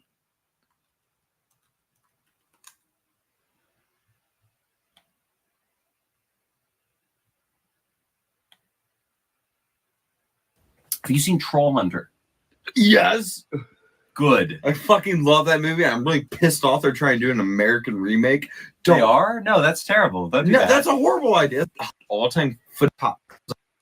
Yeah. No, not you, Nick. I need more Bird talk. Here's his voice all. Oh wait, no, this isn't the one with his voice all fucked up. His voice is all fucked up in this one. Now look at that mountain. We're going to be going into that in a second. Oh my God, I forgot how much I love the sunset in California. God damn it, why did I leave here? Roll that window down all the way. See, the difference is Bird really pronounces the shit out of every single letter in every word he says. Hello, Landon's everyone. like... Sorry, and my hobby is anime. The main love interest is Hirotaka, who's an otaku game nerd, and Narumi, who's an anime weeaboo. Now, I am basically both of those things. Then the tone came along where they actually grew up together. See, and I... When we're working and I'm standing all day, yeah, it hurts. So basically what I'm doing right now is I'm just cooking all these vegetables so they release a lot of their water so that they don't prevent the hash browns from crisping up. So we have the avocado. So, like, Bird's voice is very clean and clear. Landon's got, like, a lot of vocal fry, and he's very deep, Bird's is more, like, song-like. Anyway, their voices aren't that similar. That's all I'm trying to say.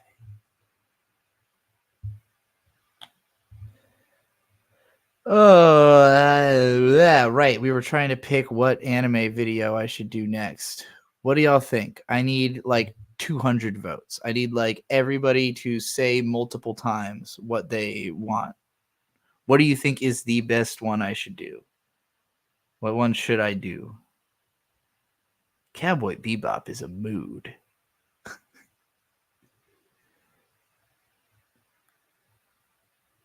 Bird sounds like Ryan Long when his voice is fucked. I guess I could, I could kind of see that with the Hello, everyone. With that, look at that fucking mountain line. I could see the comparison there. But Ryan Long has a way more high pitched voice in general.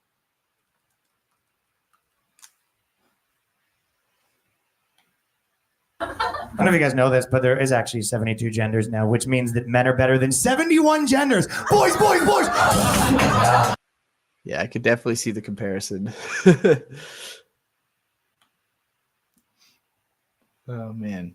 Aging Kids franchise is one that's got a vote.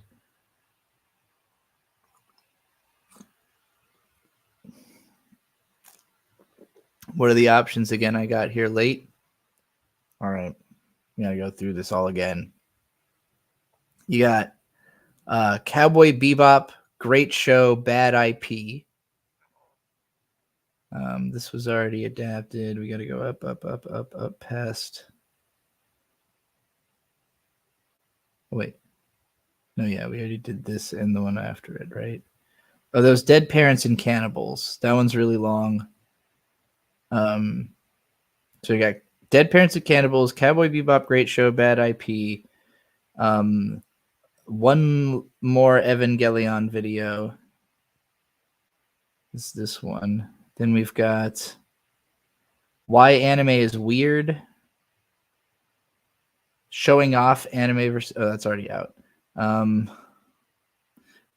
My favorite minute of anime, which is about Garzy's Wing. Naruto killed the ninja star. Remember, the goal here, by the way, is not to pick the one you personally want to see. It's which one you think will be the most successful, most shareable, which one you would show to other people. I mean, if the one that you want is one you would share to other people, that's fine. But I don't want it to be your personal interest. This is about how do we make a video successful so that this continues to be worth doing. So far, it's really not. It's not making enough money compared to doing live streams and not editing video. So I need to make one that's going to be popular. Now, Evangelion, I would have thought would have been a good idea, but the Jujutsu Kaisen versus Eva video has not done well at all. I don't know if that's just because Jujutsu Kaisen's involved. Maybe there's not enough crossover between people who've seen those two shows. Maybe that's the issue. Naruto killed the ninja star on instinct. Anime that need live action annoys me, so that should be successful. That's a good point. The fact that it annoys you on instinct is a really good reason. That might be the best argument I've heard so far. The rare 3D anime liker also might annoy some people, but I don't know. I feel like that opinion is maybe not as rare as it had been. Cute girls in Chemical X. Anime dissociatives. That's a very me script. We already did this one. Let's see. Best English lyrics in anime songs. I think it has a chance as well. 15 years of AniTube. I think this is the live action one. Okay, yeah. Let's go ahead. Let's just do a read because I don't think I have a recording of this yet. The anime that need live action adaptations, but it's one of the shorter and easier ones. Like it wouldn't be a difficult edit at all.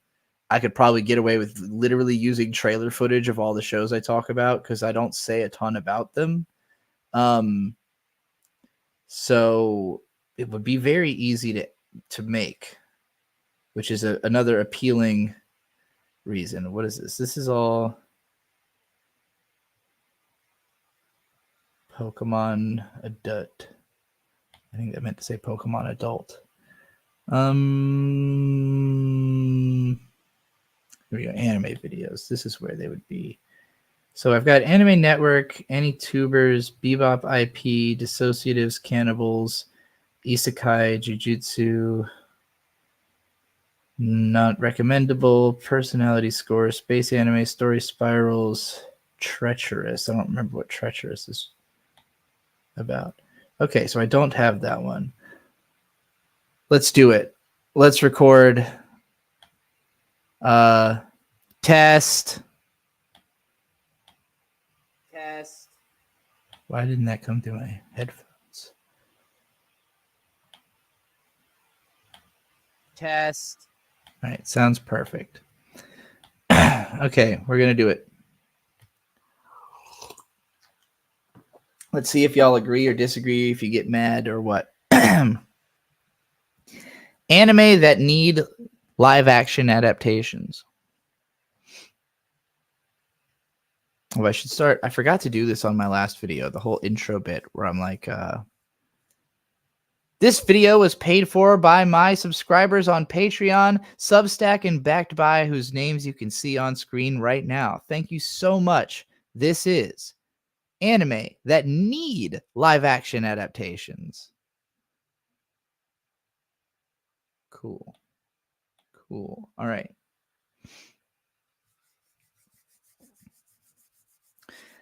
A lot of anime and manga really didn't need to be adapted into live action. And a lot more of them have been than most of you probably realize, going all the way back to the 50-episode Astro Boy TV show, which predated even the anime. Plenty of excellent manga adaptations have aired over the decades. The ever-popular reinterpretations of long-form romantic comedies and contemporary dramas on Japanese and Korean TV, for instance, and feature films from the Lone Wolf and Cub series of the 70s to the Rurouni Kenshin series of the 2010s. But there have also been a litany of horrid flops, which soured a lot of audiences to the entire idea of adapting anime and manga stories into live action. In the 90s and 2000s, audiences were still begging for a live-action Evangelion movie. No one yet knew how bad a live-action Cowboy Bebop could go. And some of my favorite manga adaptations, like Hideaki Anno's Cutie Honey film, were created. And nowadays, adaptations ranging massively in quality are becoming increasingly commonplace. From Netflix bringing us live-action takes on One Piece and Yu Yu Hakusho, to Hollywood having done the Battle Angel Alita and Detective Pikachu movies before COVID killed movies, all of those crazy-ass Takashi Miike anime adaptations over the last 20 years, and so much more. But even still, that's a drop in the bucket compared to all the anime and manga that exists, and I think there's plenty of exploitable intellectual property just waiting to be reinvented out there. So here's my list of demands. K. Yes, the anime franchise that is just called K. This show is just about cool-looking dudes flashing around cool swords in the streets of Tokyo, and I don't think it does anything that live action couldn't replicate with even more charm. I think real actors with some charisma could bring all these badass characters to life even more than the limited expressions of the anime series. And even copying the dynamic visual presentation of the anime might look just as cool in live action as it does in animation, because it's mostly the result of visual post-processing effects and unique shot framing anyways. Volcano High is probably the best example of a movie that looks how I would imagine K would look in live action, and it was kind of cool. Ghost in the Shell. Yes, I know the live-action movie was controversial, but that's partly for being mid and too far from canonical take on the story, and partly for the time and place controversy of Scarlett Johansson being cast to play Motoko Kusanagi. But there's no reason to think this couldn't have been done better, and there really hasn't been a great anime attached to the franchise in a long time either. So there's a huge void here waiting to be filled. There must be an actually good sci-fi writer sitting on a Ghost in the Shell script somewhere out there. Find it, print it, ship it, fax it, get that shit out there. Nazca of the Valley of the Wind. Okay, hear me out, right? So Miyazaki tragically kicks the bucket, right? And then, hold on, don't click away yet. Okay, so James Cameron, wait, hold on. The manga is the storyboard, all right? And it's longer than The Hobbit. I'm going to hell for this. Sorry, I forgot that this is like a comedy script on some level, so I'm reading it back and just kind of like like having to invent how this is supposed to be performed as I read it. I wrote this 6 months ago. Kara no Kyokai. I don't know if this would actually work, but imagine a live action version of this with the visual imagine a live action version of this with the visual presentation of Let the Right One In. I would be really interested to see who could play these characters and how they'd be interpreted, but it's hard to imagine this happening given the audience for this show. Oh, and fuck it, Fate Zero. Do that with some really good actors and you've got some decent imitation HBO. Stop Hibari-kun. I think this show could easily be modernized to come off as less problematic to its own prospective modern audience. It's a show about a guy falling in love with a trans girl and basically coming to terms with that, while her dad comes to terms with the fact that no matter how much he protests, his daughter is not changing. Find the right charismatic trans actress to play If you could find the right charismatic trans actress to play Hibari-kun, reduce the already light raunchiness of the series, tighten in on the transphobia, and let the main romance progress more quickly while the dad remains the antagonist, and I think this could easily become a strong, acceptance-boosting youth rom-com. Shiki. This anime is based on a manga based on a novel by the same author as The 12 Kingdoms, which is based on a novel by Stephen King called Salem's Lot, which itself has already been adapted into live action. The Shiki manga has a really weird art style, which was copied over into the anime series, and while I personally think it adds to the weird vibe of the story, it is unquestionably off-putting compared to the incredibly tightly written horror script, which, in a good live-action adaptation, I think could fuck people up harder than The Walking Dead ever even dared to try. Steins Gate. I'm honestly surprised this hasn't already happened, just because it seems like it would be so easy to do on such a tight budget. The plot of this show could be reduced into an 8-episode miniseries of 45-minute episodes with no effort, and it would only lose scenes that shouldn't have ever been there in the first place. It's so easy to do, it seems obvious. Humanity has declined. This is another show with a weird art style that kind of boosts the vibe of the show, but also isn't as broadly appealing as its tight, surreal sci-fi writing is, which reads like an anime-fied Twilight Zone series. I don't think this is on enough people's radars for the IP to look juicy to investors, and I'm also sure that some of these stories wouldn't be nearly as adaptable into live action as they are into animation, but I also think that any attempt made to create these images juxtaposed against real actors would be absolutely hilarious. Baby Steps, one of the best sports manga of all time, which was canceled without conclusion. The anime adaptation went 50 episodes, but was kind of ugly and never really took off in the way that Haikyuu or Kuroko no Basket did with their gorgeous production IG adaptations. The story of this manga is so good that it easily shone through the quality of the anime for anybody who watched it, but it was hard to argue that the thing looked attractive. Put this thing in real life and give it even a middling budget, and it'll probably go over better than the anime did. Just imagine if it was good enough to get the manga resurrected. One can dream. Barakamon. This is one of the funniest single seasons of super accessible anime out there, and I've still got no idea why the anime swerved and adapted the mediocre prequel manga next instead of continuing the story, but we never got more of it. It probably would be hard to find a child actor who could capture the raw energy of the main little girl, which might be why this has never happened, considering just how down-to-earth the story and dialogue mostly are. But if they ever did find someone, I think this could still easily be modernized and retold today. Technolize. Can you even imagine how goddamn intense it would be? I'm not going to get into describing one of the most art house sci-fi anime out there. If you want to suffer psychological pain from anime, check it out. As much as the art style defines the atmosphere of the anime series, I think the script of this show could be tightened up into something really impactful in live action if someone took an equally absurd approach to realizing it. X1999. Clamp created this series about 14 superpowered people on two sides of an apocalyptic war over the course of the 90s, and they never finished it. Rintaro's insane art house film adaptation gave the story a memorable ending, and Madhouse also took a hack at adapting it into a TV show, but I don't think the potential of this story has really been fully realized yet. Clamp's art style is so defining that it's understandable to think that their work translates best to animation, but I think this story is most interesting for its framework and its concept, and it could be realized better with a new script and real actors, especially with a visual style like the Netflix Sandman show. Jinro the Wolf Brigade. This movie already has a hyper-realistic style, and it's part of a series of adaptations which already has other incarnations in live action.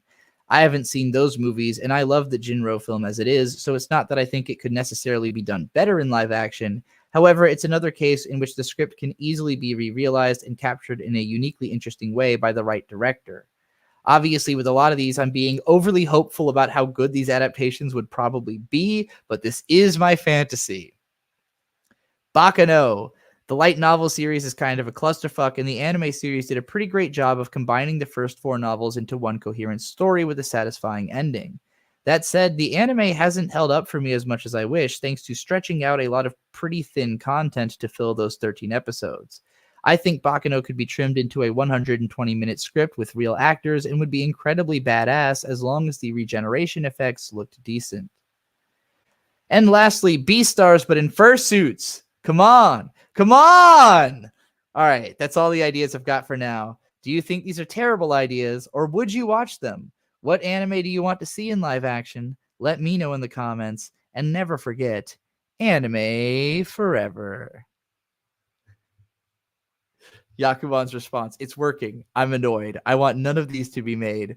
And if I weren't a longtime viewer, I would argue about this in the comments.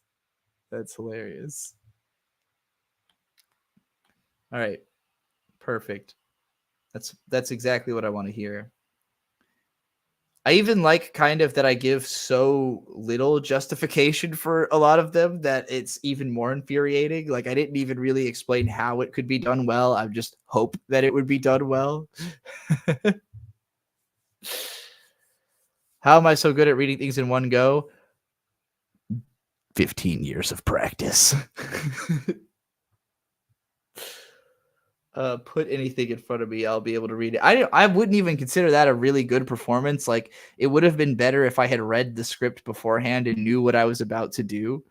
You physically cringed at the Nazca part. Come on. So James Cameron, wait, hold on. That is my favorite part. Even I got mad reading that. I was like, what do I mean by this? Like, wait, elaborate. Wait, I'm not done. You haven't sold me yet, me. Yeah, no, that's obviously a good one because it'll make people really angry. We did it, gang. I have to piss again. What do I put on while I go pee? What's this Hello Kitty with a knife? Every aesthetic explained. Oh my god, it's 2 hours long.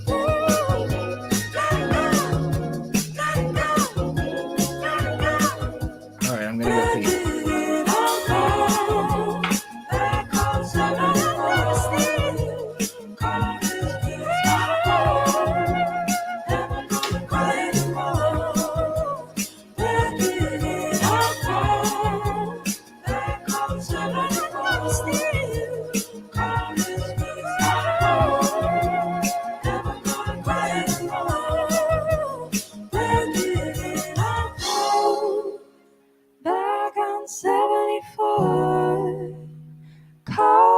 Place my hope, never gonna cry anymore. Where did it all? Alright, you read the title of the video. You already know what we're doing today. I hope you're ready to delve into the world of aesthetics. And if you're not sure what an aesthetic is, let's go ahead and break it down real quick. In its simplest form, aesthetics refers to the principles and philosophy of beauty and taste. It encompasses the way video that I watched like perceive, interpret 300 times on acid. Yeah, you're right. I do have to make the video before Miyazaki kicks the bucket for real. Also, obviously, the thumbnail is going to have to be Nazca, right? Like, it's so audacious and infuriating that, like, if you saw a thumbnail called, you saw Nazca on a thumbnail and the phrase anime that need live action adaptations, you're probably going to think this has to be a joke. Like, this video has to be a joke.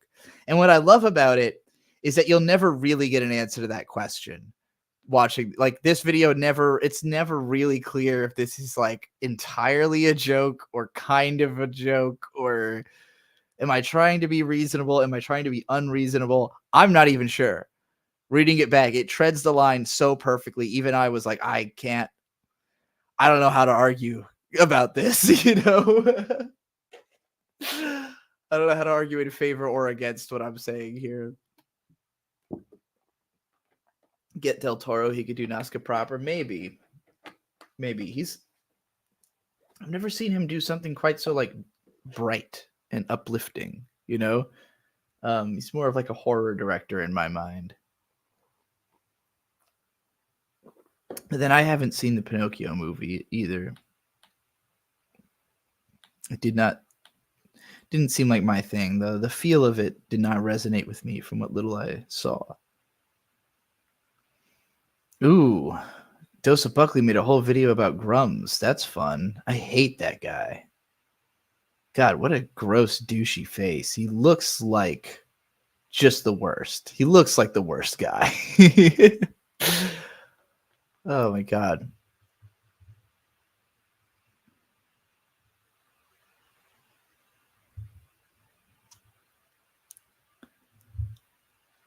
From a thumbnail, I was thinking a rage-inducing shot from an actor from a bad live-action anime.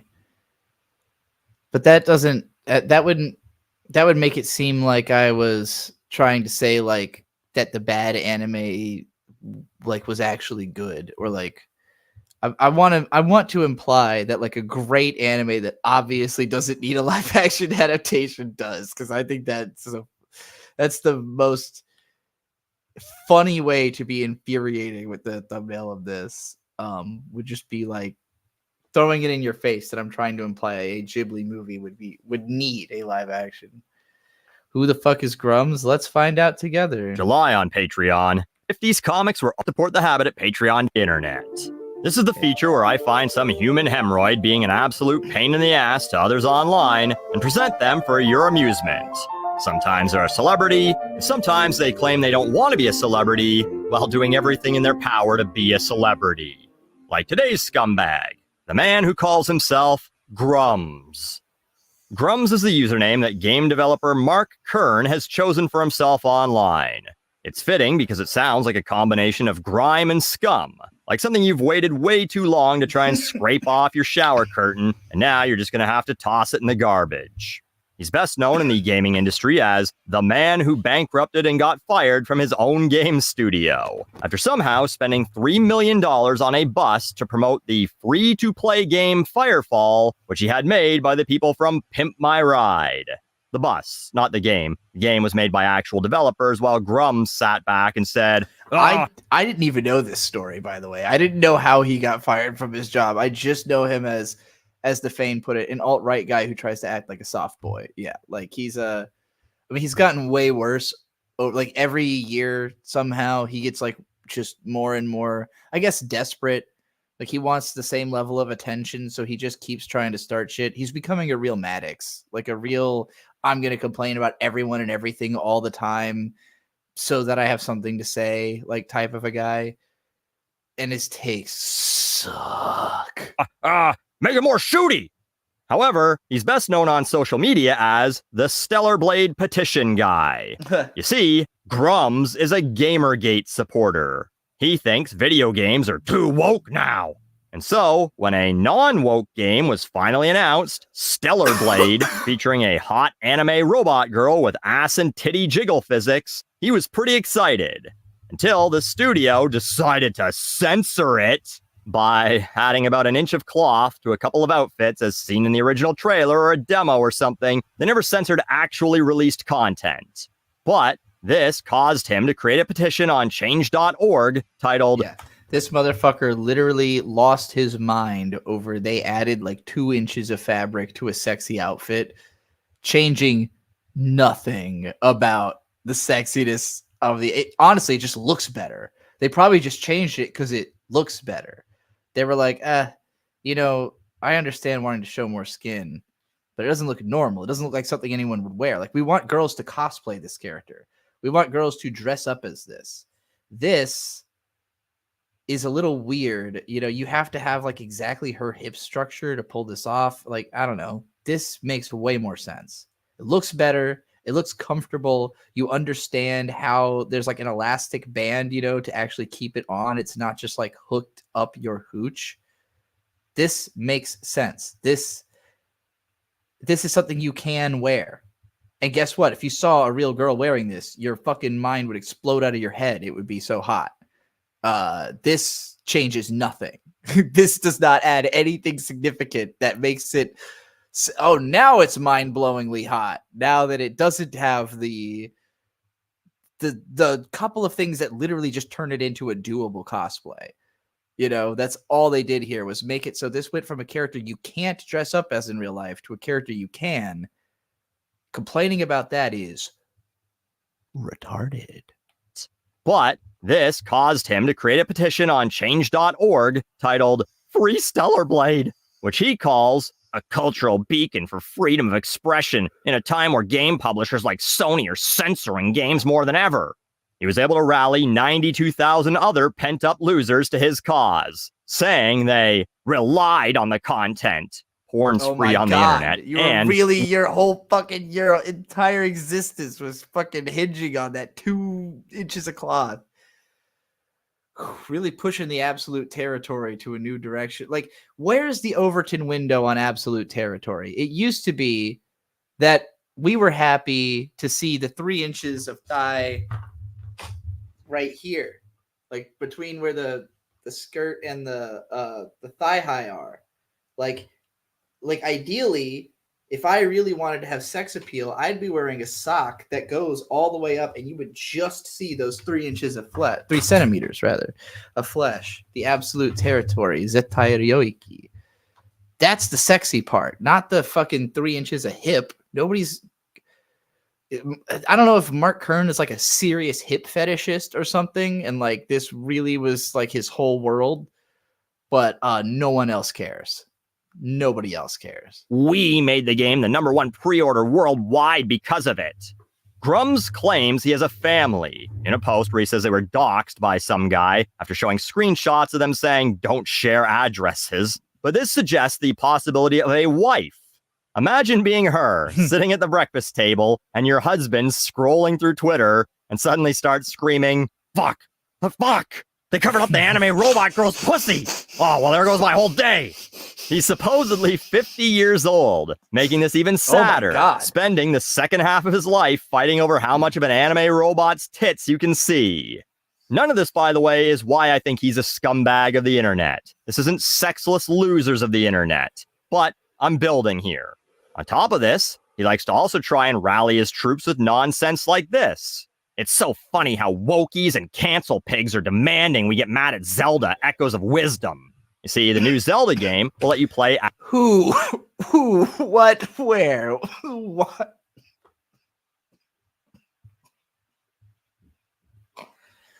As Zelda, a woman. So he's made up this narrative in his head that people are going to immediately think he's mad about it. But he wants you to know that he's not mad. You're the mad ones. Entirely made up in his mush mind. No one thinks this. Although, someone did share a post in which one of Grum's sad followers asked, is playing as Zelda a sign of the DEI growing at Nintendo? Honest question. DEI growing. So, like these are the fungal mutants he's infection. cultivated. He should be very proud. But again, none of this is why he's a scumbag. It's also not because he was mad about the Black Samurai in Assassin's Creed, so much that he tweeted about it over 30 times in May and June. Oh, boy. Often, Ooh, man. Imagine if Buckley found out about Vito. You know how many fucking times Vito tweeted about this shit? I had to get into a fight with Vito on behalf of Nino and Bird because Vito won't listen to them, but he'll listen to me. So he decided that I was in an argument with him and not the two people who were actually angry at him, who he was afraid to confront. You know, the two Assassin's Creed fans who are looking forward to this game and think it looks awesome, who were upset that Vito, who played one game in the series a decade ago, had some dumbass nonsense complaints about it, trying to blame wokeness on them putting a black guy in the Samurai game made in fucking France 3 to 4 times in one day in order to engagement bait for those sweet, sweet Elon bucks. In fact, I also think it was a weird choice Someone for made them a to really go. funny Brazilian song about the Black Samurai, the people who are mad about it. I would be interested to hear that. That sounds funny. Granted, I won't be able to understand it if it's in Brazilian Portuguese, but yeah, this game, I actually think they could not have handled better making a game in Japan. Like, I almost think that the only reason they finally set a game in Japan is because Yasuke became like a culturally known figure. Because Yasuke, obviously a real guy, a real black dude who was a samurai in Japan. You know, recently he's become like a character that has started to have media made out of him. There was a whole anime about Yasuke a couple years ago, made by Netflix. 4 years ago, I want to say. A Flying Lotus soundtrack. I watched all of it. I remember it being like a fucking fever dream. Because it's like very alternate history, very like magical realism version of history. This game will probably be a lot more realistic to, you know, whatever Yasuke's experience might have been close to, even though obviously it won't be realistic. It's fucking Assassin's Creed. But just all of the arguments against it were incredibly stupid. And everybody who should be excited about the game is. So yeah, it was baffling that these fucking white nerd rage mongers, on Twitter had to make a whole deal about this. With Yasuke for their first Assassin's Creed set in Japan. But I've also literally never played a single Assassin's Creed, so I don't give a shit. And if I had to bet money, he's never played one either. No, this is why I would bet on that as well. I would literally put money on it. Like with Vito, I knew immediately. I knew Vito's taste in games. The second he complained about it, I was like, there's no fucking chance you've played an Assassin's Creed in a decade. Why are you putting your opinion in on this? He's today's scumbag of the internet. Help me with the battle against DEI in gaming. Subscribe today. So have y'all heard about this DEI thing? This is what Gamergate 2 is about. I don't know if y'all have heard that Gamergate 2 is happening. I don't know if y'all remember Gamergate 1. Some of y'all were fucking young, and it was more than a decade ago. Diversity, equity, and inclusion. It's basically people who you hire on to make sure that your game is not going to piss off minorities. And who will tell you something like, if you want to sell to, if you want like black people to buy this game, maybe add a black character. And then they go, brilliant. And that's this job. There was a Gamergate 2. Yep, it's already pretty much come and gone, I think. But we're sort of in the throes of it. It is self-described happening. It's happening by its own description. I don't know if it's being recognized the way it was the first time. So standards and protocol, pretty much. Yeah, it's again, organizational frameworks which seek to promote the fair treatment and full participation of all non-white people, particularly groups who have historically been underrepresented or subject to discrimination on the basis of identity or disability. And people are mad about this because they think they're covering up all the girls and they're turning everybody black and gay because of DEI. They're trying to reach the most audience possible. It's almost like more people would like to see diversity in their games than would like to not see diversity in their games. So this is just a good idea.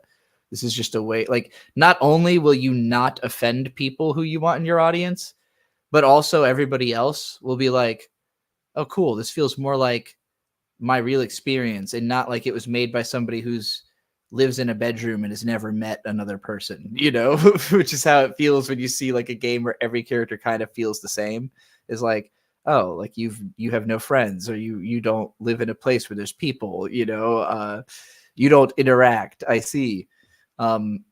That's not the vibe people want to be getting off of the stuff they consume. They want to feel like it's cooler than them.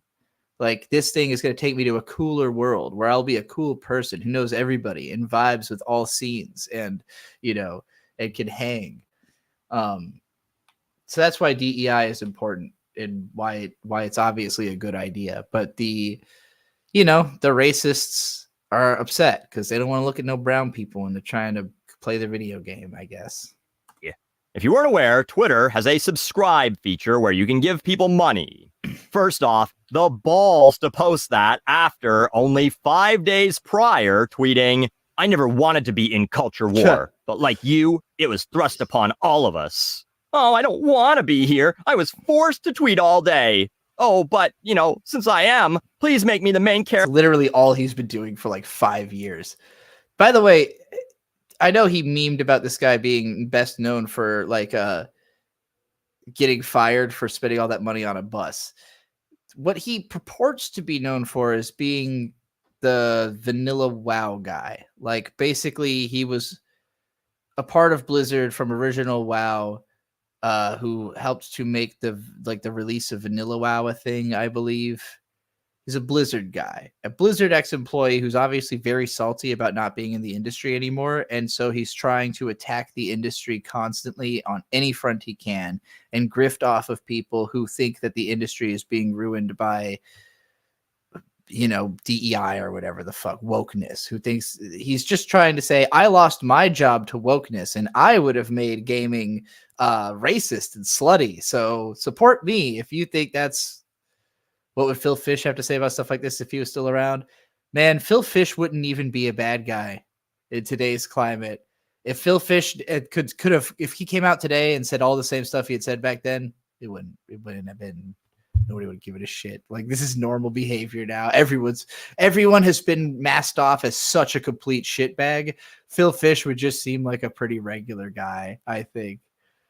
Hey, Cosmic Blue with $10 says 5 for Landon's Digger drop vid, 5 for a furry art video I saw that was cute. Horny by Zangier. It's SFW. Sure, we'll go do that. Fuck this Grums nonsense. All right. Are we just continuing the Digger drop vid we were already watching?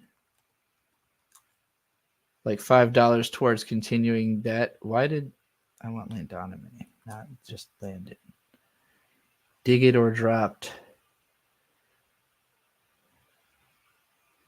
I assume we're continuing. Back now with my seasonal anime roundup. 3D Kanajo. Comic Girls. I remember Comic Girls. This show's good. 4 moe anime lollies. Of course, we get this about every season at this point. Here's the story. Kariko takes shop in a dorm with 3 other girls who happen to be manga artists themselves. I do appreciate this anime as a manga fan myself. The first episode is endearing and cute to be real. It's so fucking hard. You honestly want these girls honestly to perform forgot and about this produce show. incredible It's very Anime is a visual medium, sure. But in real life, you still want aspiring animators, artists, and authors to bring their vision to All right, I'm officially from now on banning using the phrase anime as a visual medium in any video ever again. I know I've done it. You've done it. We've all done it. It is self-evident that anime is a visual medium. Let's stop saying it. We don't need this tautology. It's trite. We've done it too much. We've run it into the ground. I don't need reminders. life. So I absolutely got on board with this anime at first. Sure, the stupid classic slice of life girls anime can be a problem to most, but I didn't let that bother me at first. All 4 of our main girls illustrating different forms of manga is pretty interesting, an enduring open-ended motivation that could be touched upon more. Shonen manga, erotic stories, among others, the entire point of the show seems to lead to Kariko's passion. Meeting these 3 other well-known artists should put forth a growing story. Unfortunately, it delves into a weekly moe nonsensical formulaic tone that never really felt different week by week. Each episode I kind of felt like there was no progress in our main lead's journey to becoming manga artists, or creators in general. That's fair, but I cuteness, guess I didn't outperforming the expect structure that I was excited personally. for, as well Also, I didn't watch it week to week. I just kind of binged this after it was over. as being pretty boring. I think all the momentum that it had going for itself burned out pretty quickly. All right, I think we know your take there. Sword Let's Art skip Online, ahead. alternative Gun Gale Online. I'm not really sure how to feel about this one. It took 4 years to get another adaptation of SAO, or Sword Art Online. Though as of right now in the fall season, SAO Season 3 is literally airing. I remember this mostly as the show I did a pretty funny edited reaction video to that could have gotten decent views, if not for the fact that it got copyright blocked. Oof, what was I thinking? Alternative Gun Gale Online is actually a spin-off that came out in time for the Sword Art Online Fatal Bullet video game, which is quite broken, but I still fucking love that game. With Sword Art Online Season 3 airing, no one is really talking about SAO Gun Gale anymore, and I guess I can see why. Akan to Kanajo. Okay, so my rating on this one is going to be simply based on the fact that it was way too short. This is a short romance series following 3 different I'm guessing you were not as good at Japanese back when you made this. couples in 3-minute episodes. It mostly dives into the males' monologues talking about how adorable their respective girlfriends are. It's very playful, and I had a great time with it. I don't have a whole lot to say I about don't it remember this at all. I don't think I saw this. because it was so short with just 25 3-minute episodes. So I'll end it here. Like a high school DD hero. When it season 4 and totally changing art styles from the original, I was pretty Oh, scared no. about this season. Why did they do Luckily, that? it picked it up right where High School DD Born left off. My only gripe is that they made the best girl, Asya. Why would they grow 2 bras. change She's the a cute show one. like This still the captures show is everything. known entirely for how hot the character designs are and the very particular style that they had, and they just changed the style? That doesn't make any fucking sense. Hey, is this Sword Art Online show any good? Any 20+ hour video series I could binge on it? It's funny. Thing that I loved about the franchise. Yuri relationship Banana anime like Cotton this. Triangle. I I'll don't admit, remember this. I love lesbian Yuri romance anime. though this one is garbage. This just looks like Takunomi. It seems like they were just going to this weird lesbian pedophilia pandering idea. It was gross. No. Fuck this show. No. She's like an actual Final kid. rating, 2.2 God, out of no. 10. Dropped. The progress of how anime is going was awesome. And then I was told that there is a tournament arc. Of course, hardworking character with a lot of charisma. I couldn't decide what Right. she wants to do with her career path. I know this is the one But you're it's recommending effective. the most. Within 12 right? episodes, I know comedy you like and Dragon fun to be Pilot. explored here. Who would have thought that the only thing I wanted out of my anime was some Down syndrome dragon airplanes? Jesus Christ, this anime can be weird. Hisune Tommaso-tan did develop all the bullshit into every Yakuman says, hot take, high school DxD was never sexy. I'm going to have to agree, or disagree, rather. But only because of this clip. Not this clip. This is Love Live. But after this, skip ahead. This clip. You're a Maui. What's going on? Okay, I'm not with you. Independent person. I hate change because of my okay. You can't tell me that that's not a sexy gif. That fucking small girl's little ass dance. Trixie, why am I skipping watch the vid? Because he paid $5, which gets you $5 worth of video, 5 minutes worth of video, and I did not choose to make them 5 sequential minutes because that would be boring. Instead, I chose to get your opinion on each show as quickly as possible. You know, get your conclusion. Okay, this show you said is not really worth watching. This one, I kind of just was like, I really know this. cool. It's sort of online. I enjoy it for what it is, I suppose. It's a 3-minute you episode. suppose. This show you The only like. gripe is that This show the you story has to tell. said was fine. This Though one's this god-awful creepy. overlaid CGI on top of 2D animation doesn't already say enough about how I felt about this. Yeah, It's wake. clear And also a what you championship felt tournament. about that, and this one. An intrigue into his character for me. Final rating: a flat 8.0 out of 10. Completely. Positive. And then That is, what was the it's on score net. for I will this do it one? for now. Thank you guys so much for watching, and I'm sorry that this came out so late. I'll be posting my summer season. Should apologize for it coming out so long. Anyway, what was the other part of this request? Horny by Zangier. All right.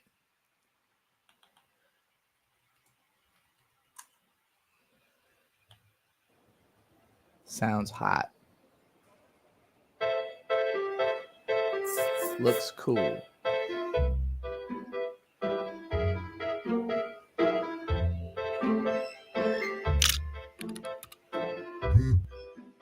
This is an awesome shot.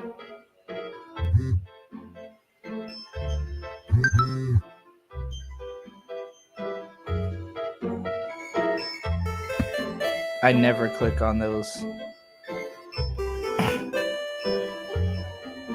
Hot. I like how he's pissed off in the background of it. That's exactly why I wouldn't want to click on one of those. Oh, damn. About to get some dick tonight.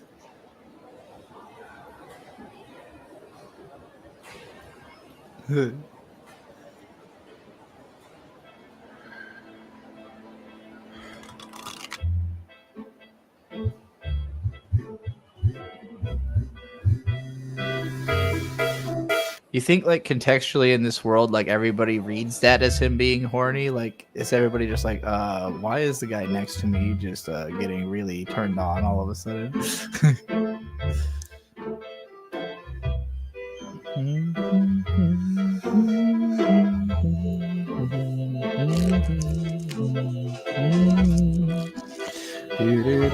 This is kind of how I walk through my life, actually.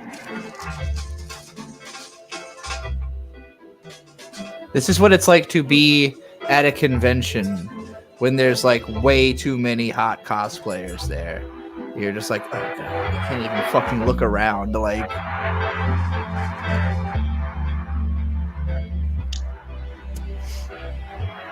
Damn. Oh, he's in. Oh, it's happening.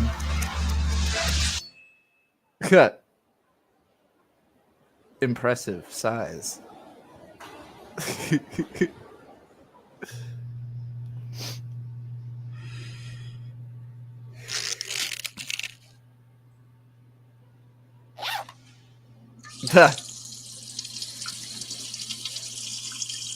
Eyes off the dick.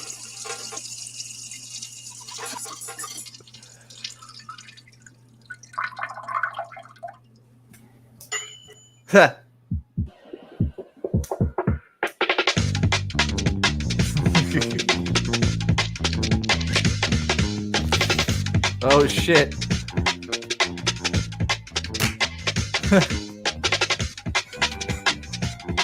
This is fucking awesome.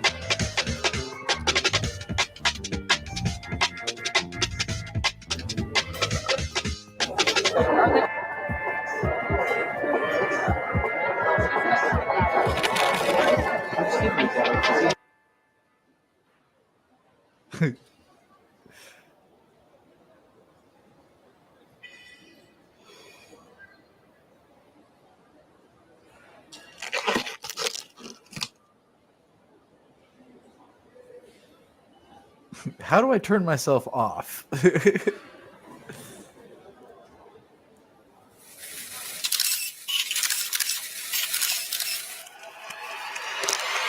You're done.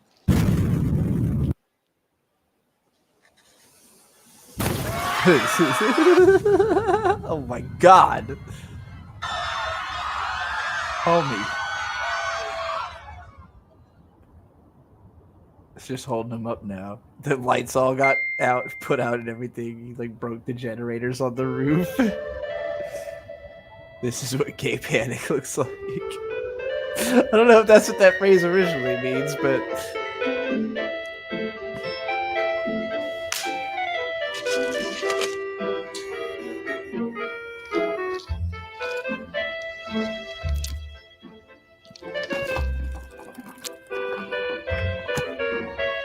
and then they fuck.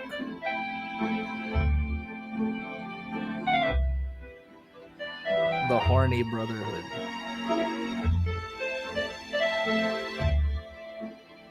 Hey, they all did it. They just needed. Sometimes the horny, it's not because you're trying to get a nut so bad. You just need a little compassion. You're just trying to get close to someone. You know, you can settle it down by concentrating, focus on the moment, on togetherness. It's not just about the nut, it's about the feeling. Anyway, that was great. That was phenomenal. 10 out of 10. Is this music video also a visual medium? I wouldn't even, that was just like a short film, right? More so than a music video. I guess it was sort of an opera, but it was very much scored. That's an easy sub.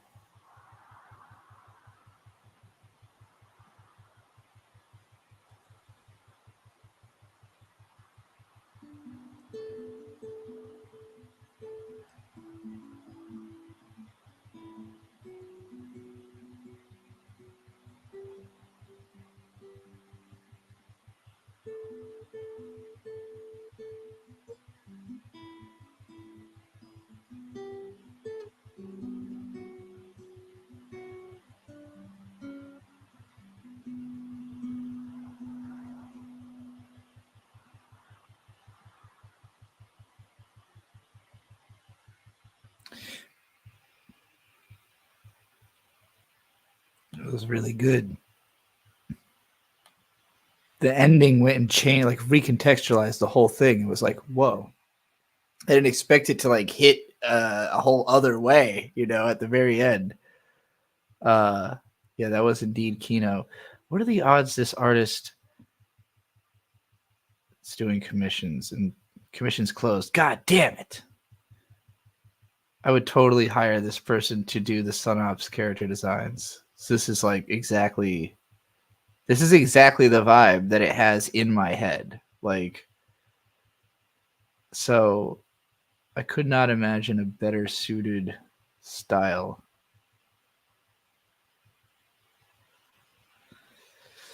Well, maybe they'll open commissions back up one day.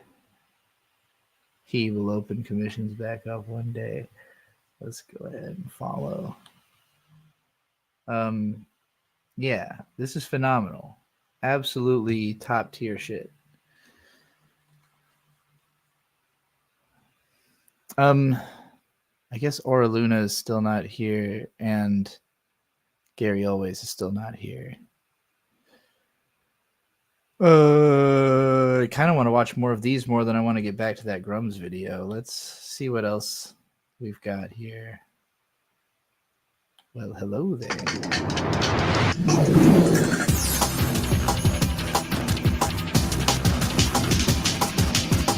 Sans Undertale and Star. Cute. So that must have been when they first started 6 years ago. This is 1 day ago. Well, I guess that one's really blowing up, huh?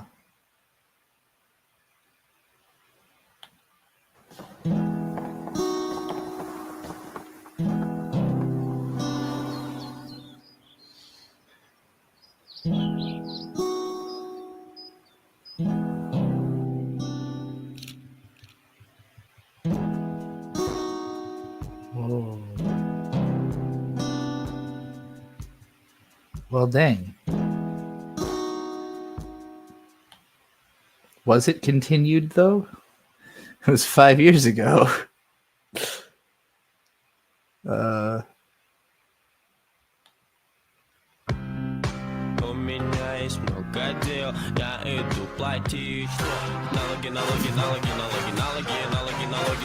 I've never seen this animation meme, but this is fun.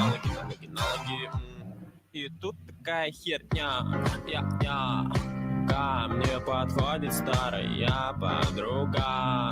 Чё ты, как я нормально, ты сам когда вот так я иду по делам в пиджаке. А ты примешь меня, мне негде жить. Чтобы вы понимали, Лена, распидайка. Нет, папа колено проблем. Нет, папа колено проблем. A lot of cool stuff done in there. It felt like basically just a test of whatever they can do as an animator. Might as well finish off. I was hoping maybe somebody was going to pay me to watch this, but I don't think this person's videos have ever been seen until today. It looks like this horny video has suddenly made this person have an audience. So let's see what their previous work was like.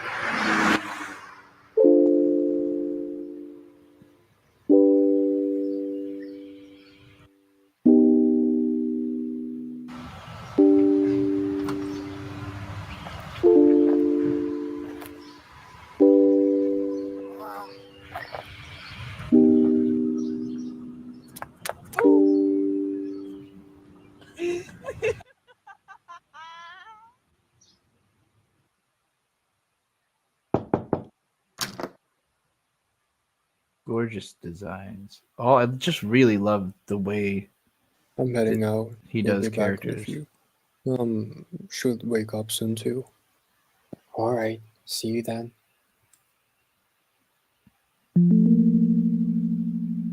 Okay, so as I suspected, this animator is probably German.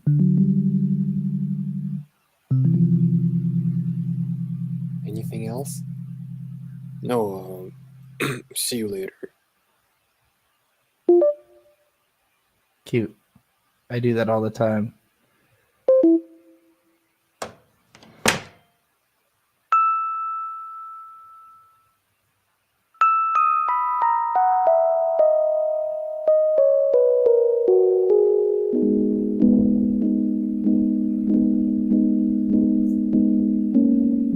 A speedrun is being done by a dog this year at SGDQ.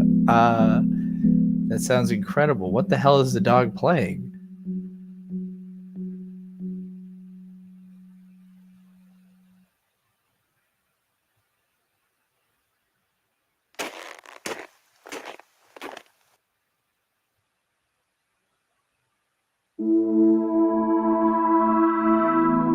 Shinji moment.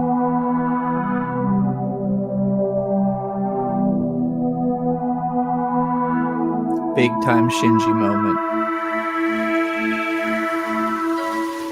Oh shit.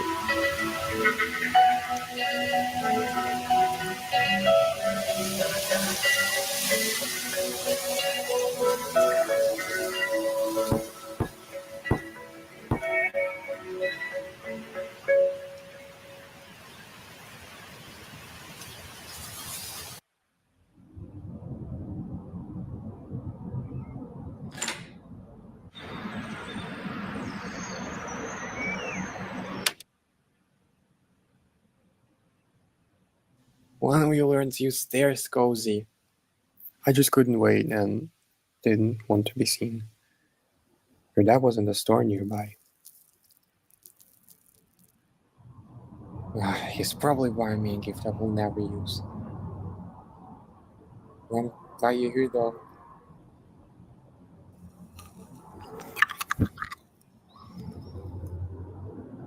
What do you feed him, a wafer? You are still stuck with this? Yeah, I can't move past this part for 2 weeks now, and I gotta present it tomorrow. Can you show me who can teach me how to balance school and emotional unavailable family? I just feel I won't ever finish this damn thing. Right now, I only want a hug from someone. Cute. Tiger plush. Oh, damn. I'll put you under me. I'll put your soul in the struggle bar. Uh-oh. Daddy's home. This is... Kiss him. Suck his dick in front of your dad.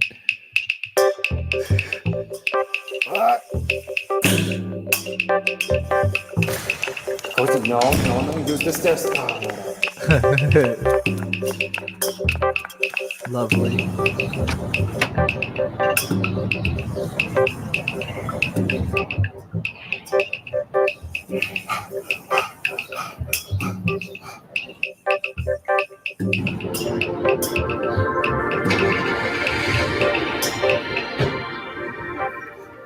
What?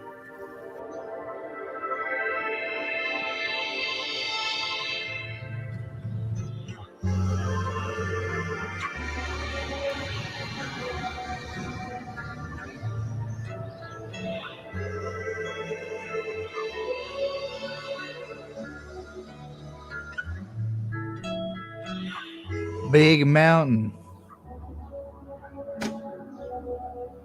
Oh. Cliffhanger. How could you do this to me? You did in fact misspell cliffhanger. But that's fine. It does not seem like English is your first language. That was beautiful. And yeah, damn, what a cliffhanger. They always just kind of end... well, I guess the new one ends in a very... This one ends in a nice place, a very calming resolution. This one's calming until the ending, and then suddenly it's like, oh, wait. This one, you're kind of ambivalent the whole way through. I like that each one has a different kind of tonal shift, but they're all in that same feeling space, you know? Yeah, this is genius work. It's absolutely Zangier, absolutely genius work. I would really love to have this person do the character designs for my book. I'm sure lots of people probably feel that way, but I feel like my book is worth it. God damn it! Oh man, Dungeon Meshi is my new best friend. Oh damn, Nate's already cheating on Freeren with Dungeon Meshi. I don't know about all that. I don't know if that could be me. Because Freeren is really good. Earlier, this petrol and coffee video, Freeren is so good, one day I am going to die. I started watching this thinking I would really enjoy it, but then early on he's like, Yeah, I'm not gonna bother reading the free read manga because the anime is obviously an elevation of the material, and I'm so patient, I'm willing to wait. And I was just like, the manga is really good though. Like this, you don't have to. You're not doing yourself like a real favor there. I guess some people just, some people are real anime onlys. Like they're just not going to enjoy a great manga. I guess. I don't know if there are people who think the free run manga is like not good or something. It's very good. It's very, very good. And it's like more than twice the length of the anime is currently. So if you're only watching the anime and you're like waiting 5 years for the next part or whatever, that's going to be catching you up to where the manga is now. And we will all be 5 years ahead of that, manga readers.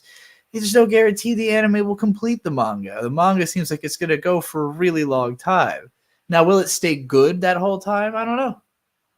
I haven't caught up on I'm sure there's a few chapters I haven't read, and I don't know if they're good. So, but I'm hopeful. I'm very hopeful when it comes to free ren because I've enjoyed it so much. Manga book are almost always better if you want the same world and content. I mean, I don't even know if it's a matter of being better or worse. Like, I watched the first 4 episodes of the anime around when they came out, and I thought it was really solid. Like, I thought the storytelling was really good. I loved the characters. I loved the world, but it was very, very slow. And like every episode, I kind of felt myself leaning in and out of paying attention and like not being as invested as I felt like I should be. And then when I reread those chapters in the manga, I did not have that problem. It reads very briskly. It's not a super slow paced manga. And I understand how the anime adding that slower pace, it does add something to it in the sense that like, you get that patient experience. It really makes you feel like you're in the world more so than the manga does maybe. It didn't make it better for me, though. It actually kind of made it worse for me because it took so long, because it's so exhaustive and so slow and so patient, and I don't need it to be. It doesn't necessarily add to the story for me. It changes it. I could see how it adds for other people, but what's interesting to me about the manga is the story. The story is just really good. It's neither the anime nor the manga do I think the presentation is so incredible that it's like that it's what really makes it worthwhile. The story is what makes it worthwhile. It's a good story, good characters, good storytelling, good structure. The presentation is almost incidental to how good the story is. So like, is the presentation of the anime better than the presentation of the manga? I would say arguably it's enhanced, but I don't know if it's necessarily more enjoyable through its enhancements. I don't think it makes it better. I think the story was already just that good. Character and also give me your money. And of course, a bunch of sad blue checks all replied, "You got it, champ. Always on your side." Because a grifter will always find his marks. But among the people wondering why he couldn't just get a real job, it does bother me that Buckley censors all the names of the people he's talking about, like, except for the ones who are famous, I guess. All these people put these statements out publicly. They should all be held to task for the shit they're saying. It's not like these people are necessarily lesser in society even than Grums just because they are lesser on social media. People have this tendency to view like the entire importance of a person to be based on their their social media following. It's like they could just be terrible at communicating, have an amazing job and a ton of effect on society, and really should be held accountable for, like, maybe should lose their job for the stuff they're saying, but nobody cares because they're not internet famous. Like, I don't know. Show the names. That's all I'm saying. Or sending him screenshots of maybe he's afraid of legal action from randos on Twitter. That's probably part of it. He's Canadian too, though. I don't know if their laws are different. Maybe this has to do with like Canada doesn't let you do that or something. I don't know what the rules are in Canada. McDonald's applications, but they're also way less litigious up there, I think. I don't know. It's a very American reputation thing to like everybody suing each other all the time. One person asked, how does that win the battle? While another asked, how is my money going to help you achieving that? And grammar issues aside, the answer is, it's not. He's not battling anything, except maybe the voices in his head. His tweets are completely inconsequential. All they do is, as I said earlier, get the pathetic lemmings he's managed to wrangle to continue to follow him, while also getting idiots, like me, to angrily tweet at him, which of course benefits him. Again, he paid for his blue check and is part of the monetization program. And that's the way Twitter works. The more engagement, the more money. Someone else pointed out that, yes, Grums is just doing this for the clout, that he's not doing anything to actually prevent DEI, and suggests that in order to really do this, you should either create or support actual creators. I've been saying it on both sides of the conflict now. It is so funny to watch pendulums swing. It is so fucking funny. When I made 2014, I made the Cool Girl Games video series to celebrate the rarity of decent games with female protagonists. There were so few of them that I was like, this needs to be more of a thing. And lots of people were saying so. And then you know what happened? En masse, we got the flood. We got our Horizon series that was massively successful. Tomb Raider got its big reboot. You know, all these games with badass chicks start coming out, and now it's the other side complaining we don't get enough representation of just tits and jacked men. So now it's, and I my solution in both cases has been the same. Make it. If you want more women in games, stop complaining about the ones that don't have them and make ones that have them. If you want games with hot chicks or manly action or whatever, stop bitching about the ones that don't have them and make them. And while this person appears to also buy into a lot of the Gamergate shit, saying things like, most artists are leftist and woke, and be a right-wing YouTuber or VTuber, I agree with this from the standpoint of be the change you want to see. Let's start with method 2, promoting normal games. I thought, well, Grums claims he's a gamer. Perhaps buried among all these tweets about the bad games, he's actually tweeted about games that aren't woke, games that he's actually played and likes.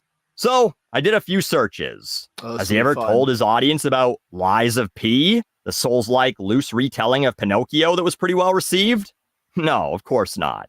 Well, how about Pizza Tower? That can't be woke, right? It leans right into the Italian stereotypes. Well, no tweets about it. Oh, did he mention Bomb Rush Cyberfunk, the amazing spiritual successor to Jet Set Radio? Nope.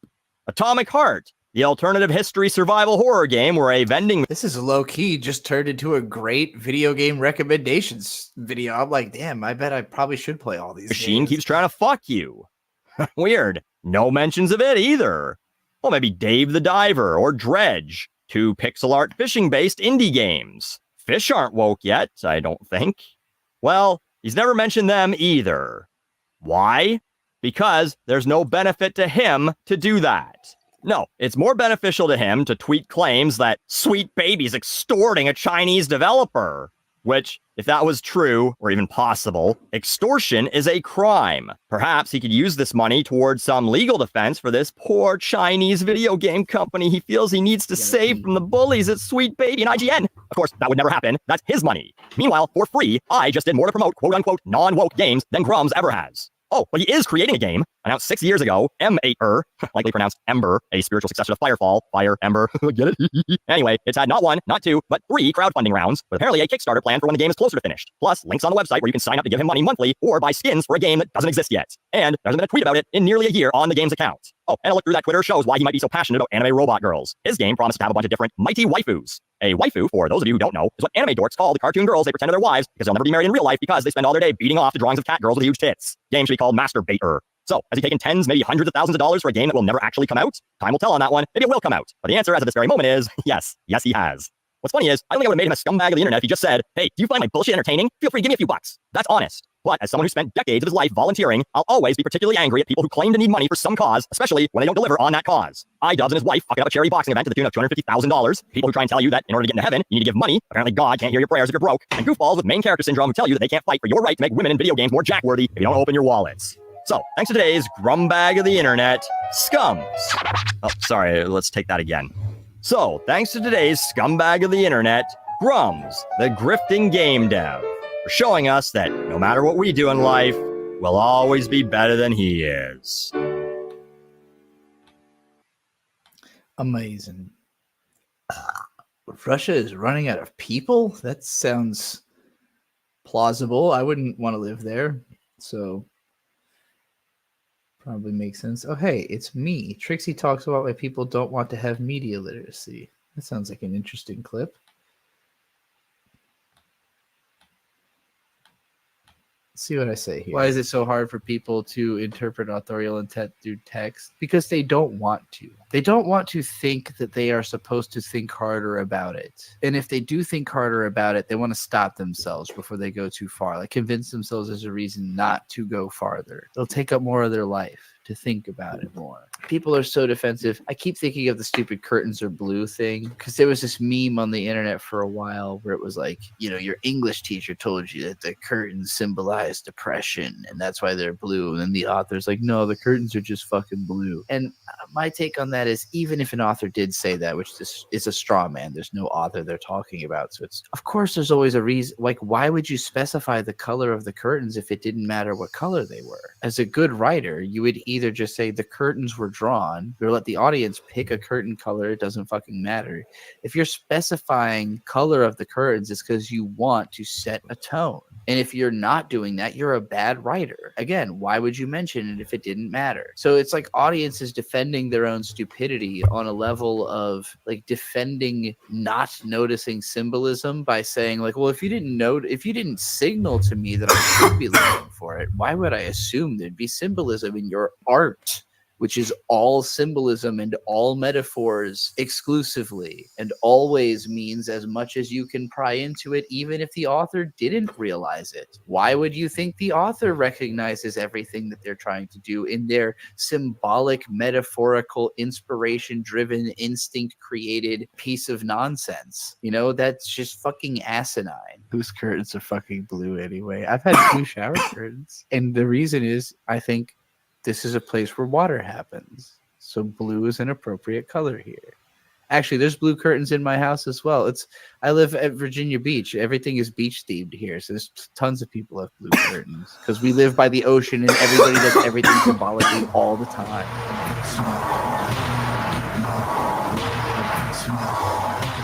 Interesting ending theme choice. Why is it? It's such a creepy looming ending. A really good clip. That makes me want to oh yeah, Amy, I highly recommend what you did miss that you should check out is this animator's channel. I just subscribed and that video came out yesterday, so it should be nearby, right? Here we go. Yeah, Horny by Zangier. Highly recommend all of this person's content. Cosmic Blue paid me to watch this, and then I just binged the rest of it because it was so good. Highly recommended. Anyway,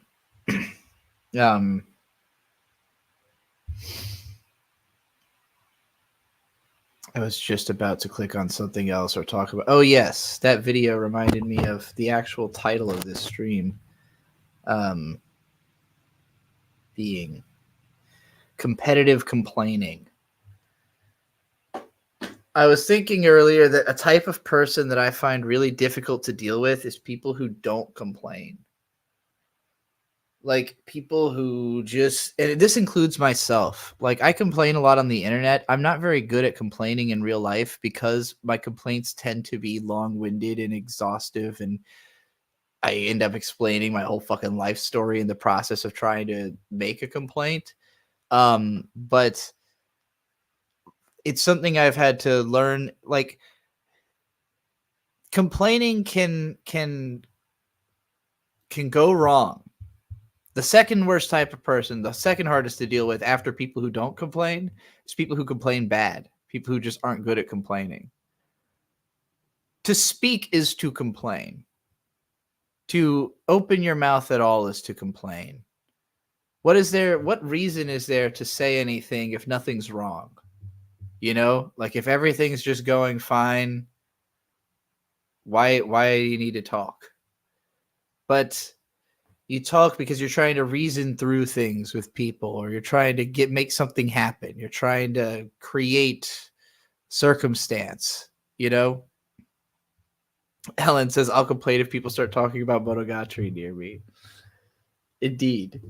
You know, this again, Ellen's making a complaint here, right? So you're making a demand, essentially. You're letting the world know, please don't talk about Monogatari near me. You're kind of putting out into the world, I would like less discussion of Monogatari if possible.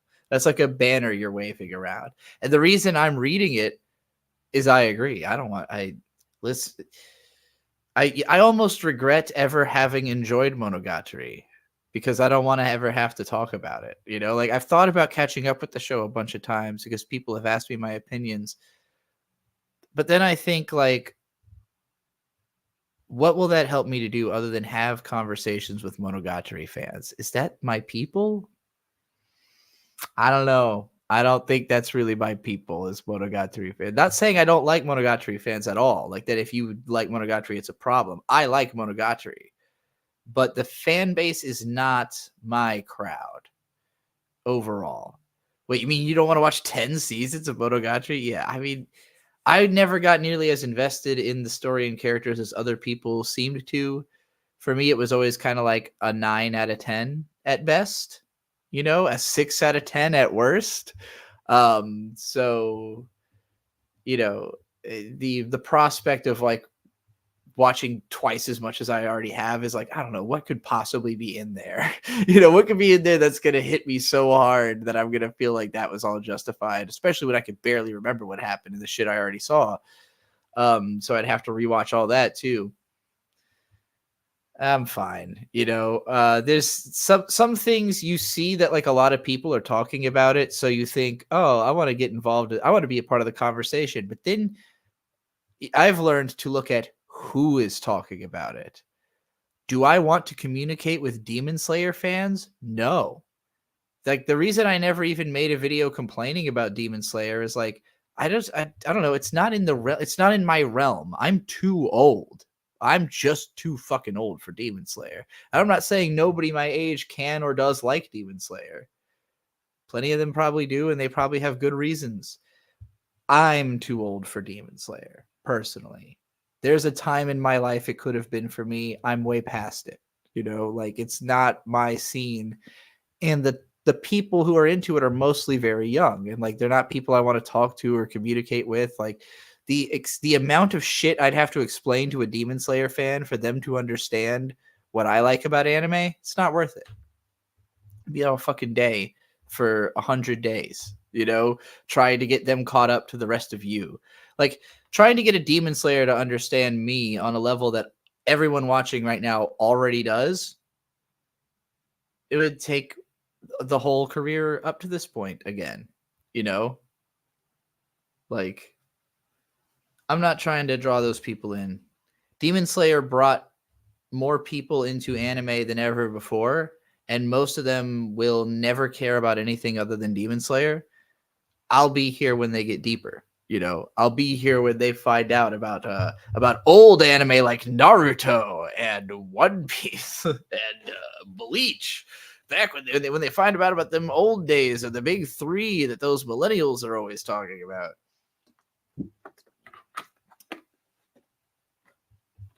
No, I'll be there when they've transitioned and started watching Revolutionary Girl Utena. That is when you will find me. I'm the deep tier AniTube demon. And I'm only out here for the queers. So, you know, it's gonna be rough. If you're straight identifying, you're probably not making it here. You're probably not making it all the way to this place. Amy said, I would love to be hated by the Demon Slayer fan base for being the person who complains about its production. I don't want that. I already did that with JoJo, and that sucked. That wasn't fun. I was trying to have a good time with my friends and my following. You know, I'm doing a live stream. I'm talking to people who already know how I'm talking to people who know that the reason I'm complaining about JoJo's character designs is because I think Aikatsu Friends should have won best character designs at the Crunchyroll Awards, you know? And then me complaining about that led to the next year Aikatsu Friends sweeping on r/anime awards, because those people saw me talk about that and got into those shows and like actually were like, oh no, this is lit. This stuff you're talking about is lit. And they tried to bring me back into the r/anime fold, and I almost did, but I don't want to be on Reddit. I'm not a fan of Reddit. I want to be popular on Reddit. I don't want to be on Reddit.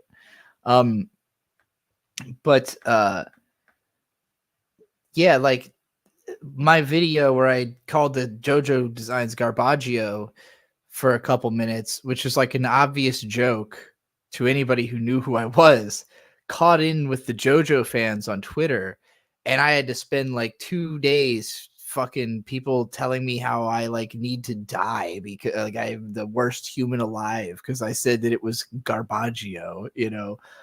So yeah, JoJo fans, you know, there's plenty of cool JoJo fans. A lot of my friends are JoJo fans. Bird's a JoJo fan. Shade's a JoJo fan. I like JoJo. I wouldn't call myself a fan. I wouldn't go to that extent, but I'm close to being a fan. I'm a fan of many things inspired by JoJo. My own web novel is inspired by JoJo. I do not want to try to court JoJo fans as anything other than customers to my web novel, you know? I don't like having conversations about JoJo. They go over my head. I can't get into power systems and all that. Even Jujutsu Kaisen, like it's above my head. If you want to talk to me about anime, we got to talk about Utena or fucking Shirobako or Evangelion or something. Something with too much symbolism. Something that communicates very poorly. Find me a story that communicates like shit, and I'll tell you exactly what it means. Otherwise, I've got no idea. I don't know how to talk about something that's just raw information and logic puzzles and shit. Like, I can't. I'm not trying to solve a Rubik's Cube when I watch anime. I'm trying to fucking solve a Picasso, I guess.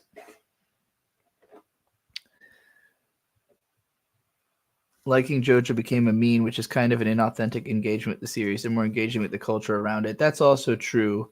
Kind of similar to Toho in a way, where like Toho has honestly a way bigger fan base of people who have no interest in the games at all than it does people who actually like or play the games. Amy's going on about Sunny Boy out of nowhere again. How did this happen? What did I say to make you summon? There's this show called Sunny Boy out of the ether. Are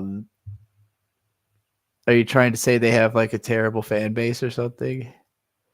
You're Tuhu. Well, okay, I want to talk about Toho now, but let me wrap up what I was saying about competitive complaining. I think complaining is very important, but I think you have to view it competitively. So, first of all, I'm going to say that words are complaints. That like summoning, like right now I'm complaining about words, using words to complain about other words, basically. I think words are innately complaints, but the reason that we don't think of all words as complaints is that a lot of us are good at complaining. In fact, getting good at complaining is like the most human thing. Like it's pretty much how humans are able to exist, is that we're good at complaining.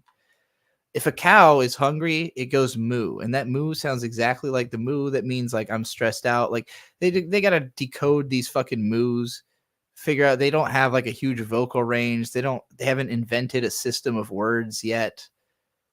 The cows barely know what each other are talking about. They're trying. but mostly they're going on instinct. They're not usually trying to do anything particularly different from one another. They're all just trying to eat and drink and fuck and go to bed. Like, they're not really trying to do a whole society thing. If they were, we'd probably put a stop to it, us humans, before it got out of hand. But we humans, we're trying to do all kinds of crazy shit. So the highest form of a complaint, if a word is like a low form complaint, the highest form of a complaint is the government. A government is the highest form of complaining. The government is the competition of complaints. It's a bunch of people trying to have the most powerful complaint, the most effective complaint. Everyone's trying to complain the best. How do you complain most effectively? You have to get people emotionally engaged. Storytelling is the best way to complain. You want to complain about how war is hell? Tell a story about war. You'll nail it. It ain't even hard. Like any story about war, the message is inevitably going to be that war is hell. If it's an honest story. If it's a dishonest story, you might trick some people for a while, but correctness is important to a message's longevity. I wrote a post about this last night, actually, on my Substack. It's a members only post, but you know what? I'll give you all a nice teaser of what it's like to be a members only Substack backer, since I know some of y'all can't afford this shit. And I know my Substack backers don't care if I read this to you. 2-phase effectiveness. There's 2 phases to an effective action. One is being correct, and the other is being convincing. You'll notice that I've changed the phrasing. It says to correctly communicate in the post. This was a very fresh idea last night. I wasn't convincing yet. That's why this is a hidden post on my Substack. Sometimes I have ideas that come out so blindingly like fresh that I have to write it down to even understand what I'm thinking, but the writing doesn't make a whole ton of sense. And that's usually the stuff that I post as private posts on my Substack. So I'm going to try to explain this. I'm going to do a better job than I did in this post, because now I've had time to process what I was saying since I've read it back and thought about it more. Correctly communicating something wrong has an effect. But when we think of effectiveness, we're thinking of positive effectiveness. So what I mean by that is, obviously you can have a negative effect, but we don't call that being effective. When we say something is effective, we mean in a good way. We don't mean in a negative way. So I decided that when you're talking about something being effective in a negative way, we should call that incorrectiveness. Like an act of making something incorrect, a negative version of effectiveness, incorrectiveness. That's just one proposition. I don't know if there's already a word that works for this, but that's my idea. But this is a post about effectiveness. We're not talking about having an incorrective effect. We're talking about having a positive effect. Is a 2-stage process. That's what I'm arguing in this post. That the first stage is being correct, and the other stage is correctly communicating or being convincing. So, it is surprisingly easy to be correct, but not to communicate correctly. Instinct and genetic memory, education, and experience carry a lot of weight in keeping us from abject incorrectness about many things. But describing precisely what we understand is a lot harder. So for instance, like you might innately understand like this is a can. But if somebody like disagreed with you and you had to argue about it, it would be a lot harder. Like if they were like, well, why? What makes that a can? You'd be like, fucking it is. This is what a can is, like this is what a can is. How do I, and then you sound insane because you're screaming, this is what a can is at somebody. That's the difficult part. It's easy to be right. It's not easy to make a convincing argument for why you are right. Mostly, we kind of assume that everyone else has a similar working understanding of reality to ourselves, and usually communicating our understandings only pulls us further from considering this to be true, whether it really is or not. So by that I mean, you could be walking around thinking like everyone in the room would recognize this as a can, but the second you actually go around and start asking people, sometimes people having to think about something will make them wrong. Like they on instinct know it's a can, but you ask, and so now they have to like come up with the logic for why it's a can, and when they can't do that, they start coming up with the logic for why it's not a can, and then they seem like a fucking idiot, you know? And it's really just because you put them in that position. Ellen, you got to stop zoning out so much. You got to pay attention, make an active effort to cling to my every word. Soak up all this information that'll make your brain do better. Mostly, we kind of assume that everyone else has a similar working understanding of reality to ourselves. But usually, communicating our understandings to one another pulls us further from considering that to be true. I think people use a lot of different words to say essentially the same things, but hearing the wrong words, meaning different words from the ones that we use to self-justify from somebody else, will convince us otherwise. So what I mean by this is, say somebody else calls this a bottle. If someone said that, it would not make me confused or like outraged or anything. I'd just be like, yeah, whatever. It's a container. It's a can. It's a bottle. It's a fucking, it's all of those things mean the same thing. But a lot of people get hung up in the language. There's a lot of people where if I said, pass me that bottle, and I pointed at this, and this is the only thing that's in that direction, they will convince themselves that they're not seeing a bottle. You know, like, wait, where's the bottle? What do you mean? And you go, that right there. You point at this. And they go, oh, you mean this can? And it's like, that is their self-justification for like their understanding. This is can. I must refer to this as can. If somebody calls this something else, that's wrong, you know?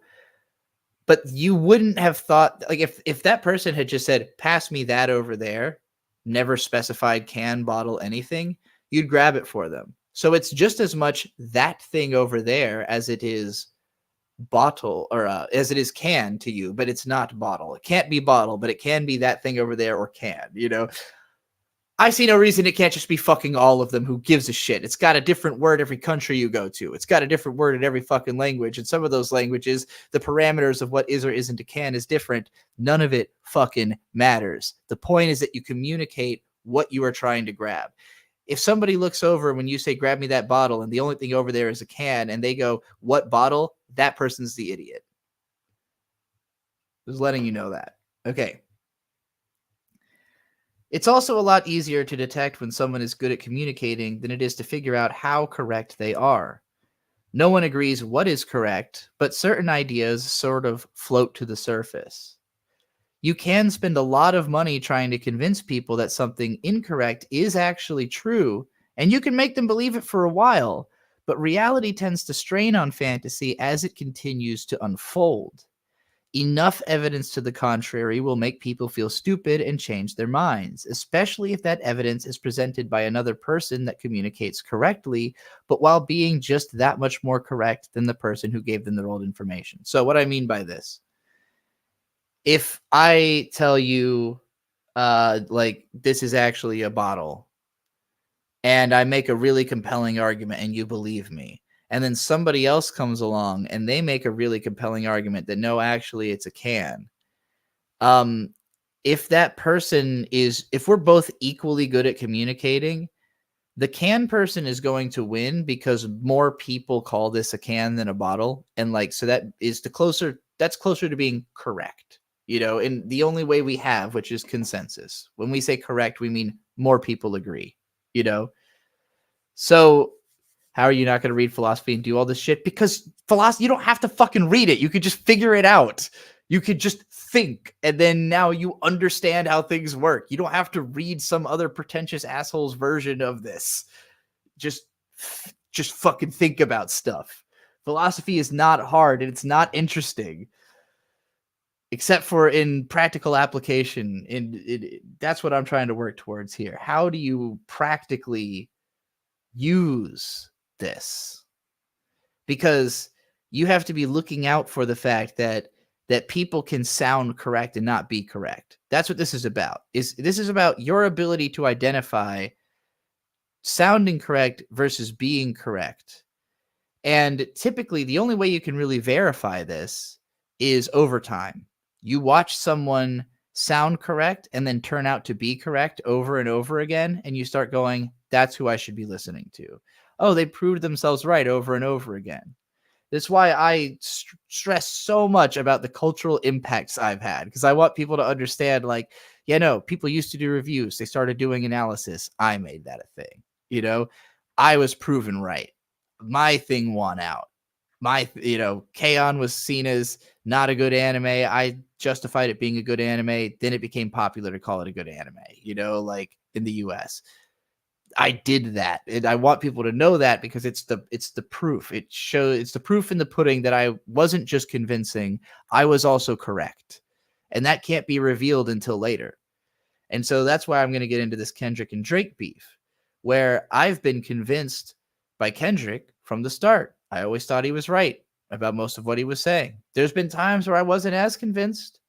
There's been times where he threw me for little loops, but then he always brought me back. He'd always be right about something else. Dick Masterson, another good example, throw me for a lot of little loops. There's stuff I disagree with him about, but he's been right about so many fucking things. And when you've been watching somebody for 12 years and you watch them be right again, and again, you go, that's the guy. I never thought Drake was right about anything.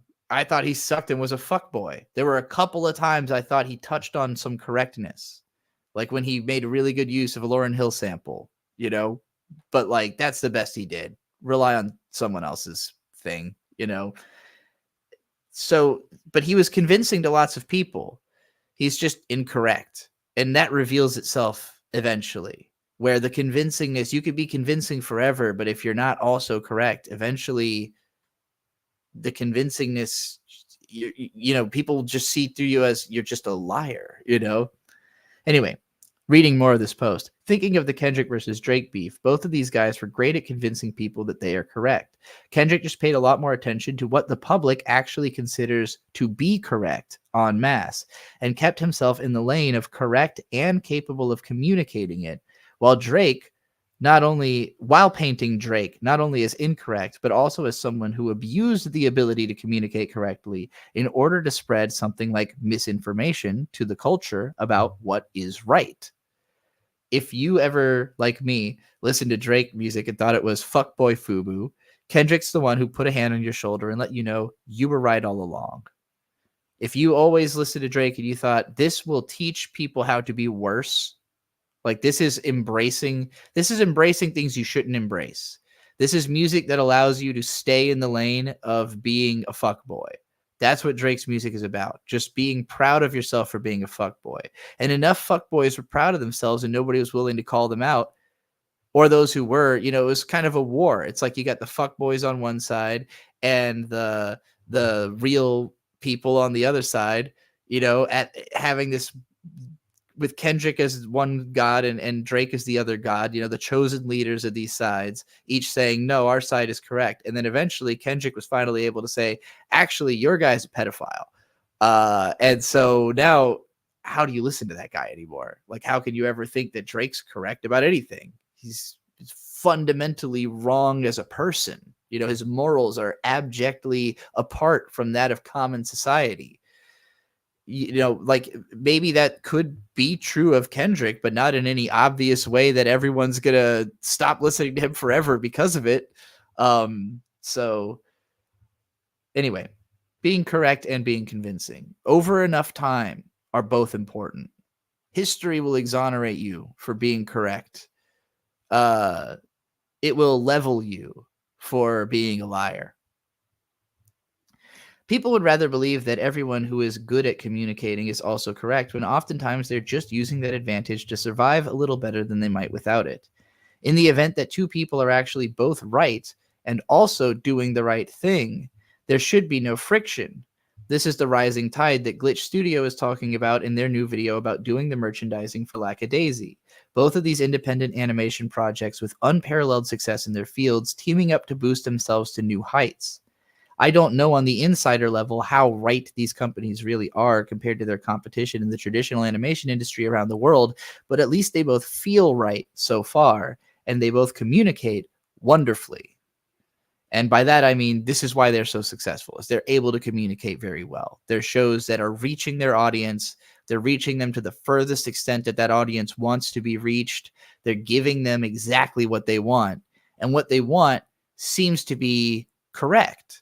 Like it's emotionally reaching. It's making people feel better about themselves, making them feel seen. Like I definitely feel like just a presentation of Murder Drones has done something for me. Like that show lives in my consciousness in a way now. And Lackadaisy, I don't even think I could say that about it. It's more of just an enjoyable experience to actually watch, more so than something that's like living in my mind yet. But it's the better show, you know, to me, like the better written show, the one that I hope reaches people on that like heavy level, and we'll have that opportunity more so as it continues being a show that's getting a whole season made out of it, you know? But yeah, like I don't know what the environment, like the work environment is like behind these shows. But when I'm talking about being right here, I mostly mean that. I think that it's one thing to be right on a story, to like a level of being able to make good stories. It's another thing to be able to make those good stories well also. So that's kind of where I'm going on here. If one of these groups really wasn't all the way right, it would take a lot to prove it. But in this case, the proof is in the competition. Anime looked right in the sense that what it provided culturally and narrative for the in the sense of what it provided culturally and narratively for the world.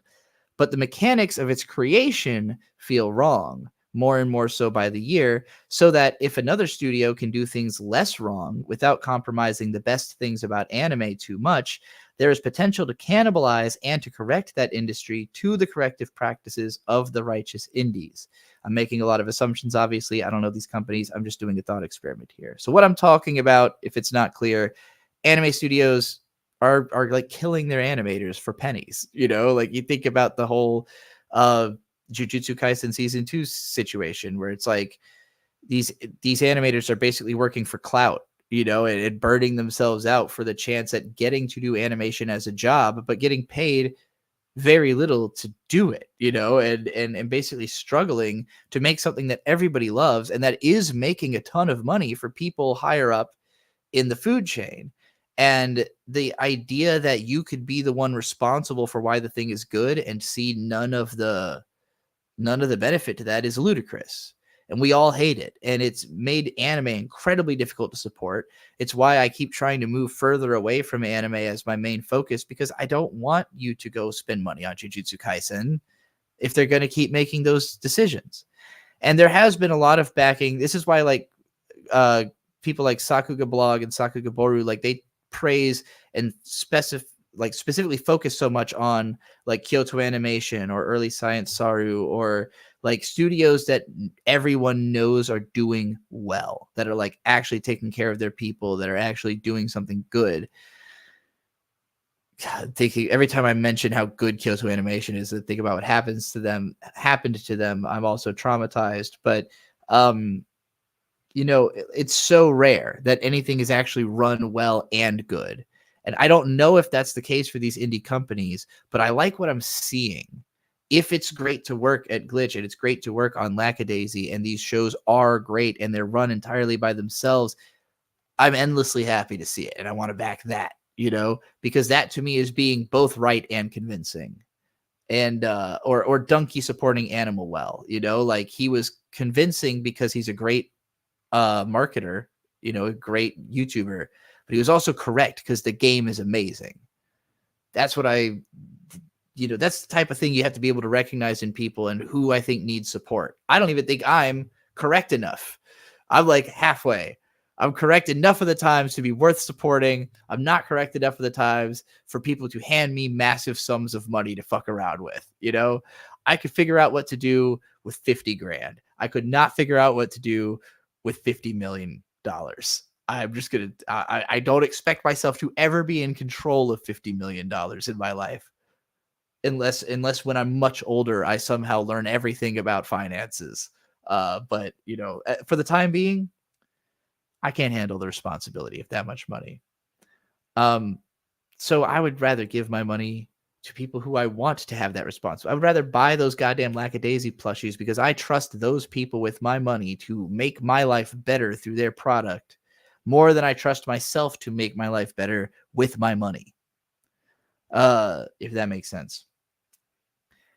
Kendrick didn't just have to be more right than Drake to win his cultural spot. Drake had to be tremendously wrong by comparison. Kendrick has spent his career apologizing for what hip-hop made him into and what he, by extension, has made culture into. But now he's on the corrective course to make it right. As long as most decent rappers look better than Drake by way of cultural correctness, there's massive opportunity now for everyone to compete for second to Kendrick, which, of course, many people were already doing, like Jid or anybody who knew what's good, J. Cole before he tried to front, without the potential of being led astray by thinking they should emulate Drake, which has ended many careers. Could have ended J. Cole's if he hadn't gotten warned and pulled out and apologized. It might have been a bad move overall, but it was corrective of the much worse move he almost made. If he went to war with Kendrick along with Drake, he would have fucked his entire career. Saved himself from his bad decision-making. But Drake has ended tons of careers from people who are trying to be like him, and he just cannibalized them and threw them away. You try to be like Kendrick, you're going to get invited to the Grammys. Effectiveness is extremely long-term. You can build a sculpture that lasts thousands of years. You can make up words and change spellings in ways that will be used for hundreds of years. You need the combination of what maybe we can even call convincingness. This is where in the writing I realized that I should have been using the word convincingness the whole time. And correctness. When I tell you that through is going to be spelled THRU in 50 years, I'm telling you that because I know it's correct. And also that it's a very easily convincing argument to make. Just give it a few and through will be through. If anybody thinks they have an argument for why you shouldn't spell through THRU, I'd love to hear it because you sound insane to me. You sound completely nuts if you make that argument. If your argument is like, because it's correct, you could change that real quick, real easily. So, I think that's a horse shit. Through is THRU. Fucking fight me IRL about it. I gotta piss again. Cosmic Blue at $2 says broccoli casserole recipe short by Java Doodles. We'll watch that when I get back from the pisser.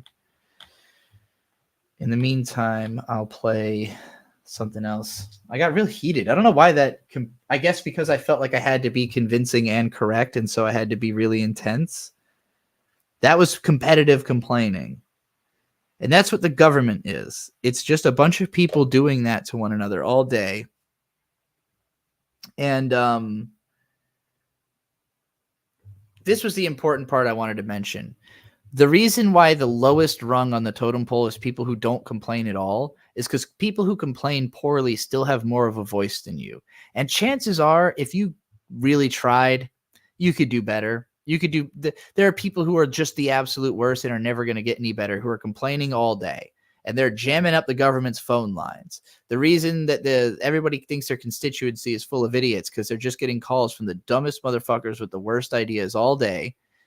And meanwhile, you, who has complaints, but you don't know how to phrase them, is just not saying anything. And it's like, well, how do they even know something's wrong? Like maybe the person you tell it to will actually have heard this complaint 1,000 times and they know exactly what you're talking about. And actually they have a plan for how they're dealing with it, but they need more votes. And if you voted for them, this problem wouldn't even be happening right now. Like, you won't know any of that until you communicate. You have to be able to say you have a problem because someone else is complaining. And even if their complaint sucks and they're totally wrong, it's still a better argument than yours if yours doesn't exist. So you have to argue, and you have to argue better, and you have to learn to argue better. The best arguer I've met probably Destiny. After that, Dick Masterson.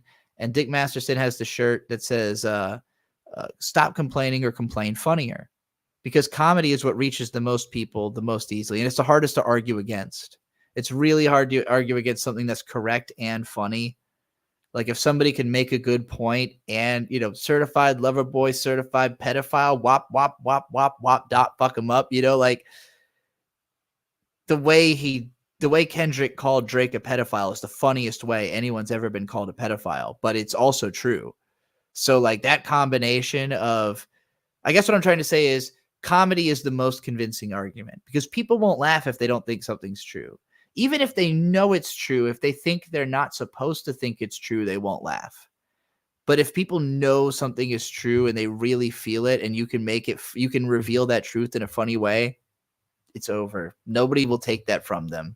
You have to be funnier. You have to tell a funnier counter joke or else it's not going to ever, they're just going to keep saying that funny, like, let's go Brandon or something, you know, like that's the level of just, it's just a complaint. It's just, fuck Joe Biden, but you know, funnier. Let's go Brandon. And so you can get away with saying it because it's funny. And like, how do you tell people they can't say let's go Brandon? You know, you sound insane saying something like that. You have to be funnier. You have to have a better joke. So yeah, that's the government. Stop complaining or complain funnier. That's my advice to all of you. All right. I have to piss, as I said. What is actually interesting? I guess we'll watch Nate talk about best. Last time on Elf Reviews. Hello, darkness, my old friend. This time on Elf Reviews. You suck! You are no talent! Disgrace! You are everything that's gone wrong in this world! You nothing! Shame on you! You're flat! That's right, everyone. Today we're talking about the newer elf show, Dungeon Meshi, as adapted by our old pals at Studio Trigger. And yes, we will be comparing it to Frieren extensively. This is a competition, and only one will reign supreme. The other is garbage. You won't believe what happens 5 hours, 42 minutes, and 17 seconds into the video. Wow! I've had time to stew on both series for a while now, and it's actually interesting to compare the two, how differently they started and progressed. While Frieren had this whole wistful, romantic, emotional vibe that was sometimes too sickly sweet for me, Meshi was too blasé about everything, and I found it hard to care about the characters. And frankly, I'd say they're the weakest part of the start of the show. But the two shows are trying to do different things. So even though Frieren has more compelling characters, yep, nobody's topping the Slayer Frieren. Once that show got into its second leg with the First Class Mage test, yeah, there was still plenty of great animation, but holy shit did my interest fall off a cliff. Because we're no longer talking about anything interesting like Frieren's past adventures or the demons. Now screen time is going to all these new characters who, to use the technical term, suck ass. Yes, including your waifu who just hopped off r/atheism, and I do. Yeah, okay, whatever. It's really good. Broccoli casserole recipe short by Java Noodles. All right, broccoli casserole recipe Java Doodle. Is it this? Is it and is it a?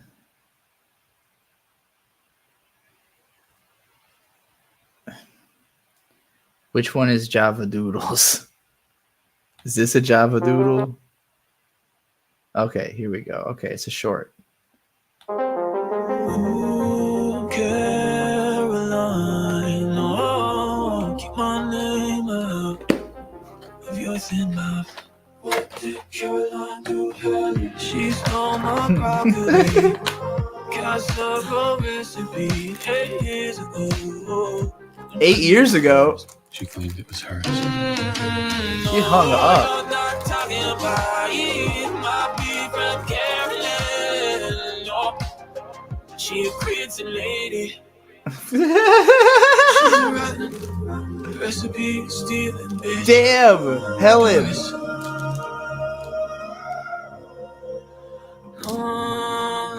Careful who your friends are. Ooh, Caroline, oh, keep my name out of your thin mouth. It's such a fucking Gen X like conversation. It's incredible. All right. Convincingness is called sophistry in philosophy.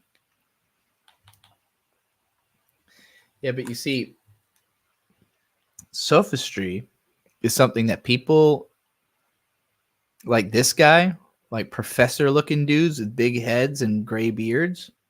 It's a word those guys use. And convincingness. Convincingness is what cute little pirate, Johnny Depp's talk about. And handsome singers, and I guess this guy has a song called Convincingness. So I'm just saying, I think this might translate a little more. Welcome back to quickly strategies to exert pressure to the young folk out there. It's more convincing is what I'm trying to say. It's just a little bit more of a convincing word, that convincing word.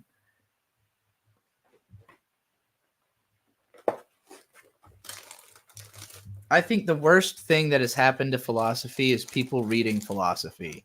Like people talking about philosophy that's already been written instead of just like having original thoughts about philosophy.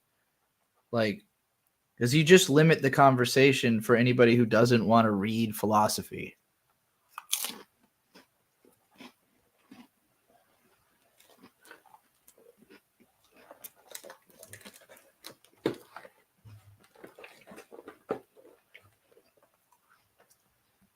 Almost every philosopher says that because it's fucking true. Like, we're all telling you the issue. You just gotta go think about shit. Or else stop thinking about shit, Like, you gotta pick one. Pick a lane. You either think about shit all the time and therefore you understand shit, or you don't think about nothing. You just do stuff. And you come to people like me when you need advice. You don't have to burden yourself by understanding all the fucking philosophy. Let the philosophers do that. Come to them when you need the advice. Don't try to memorize everything every philosopher ever said. If you understand it, you understand it. If you don't, you don't.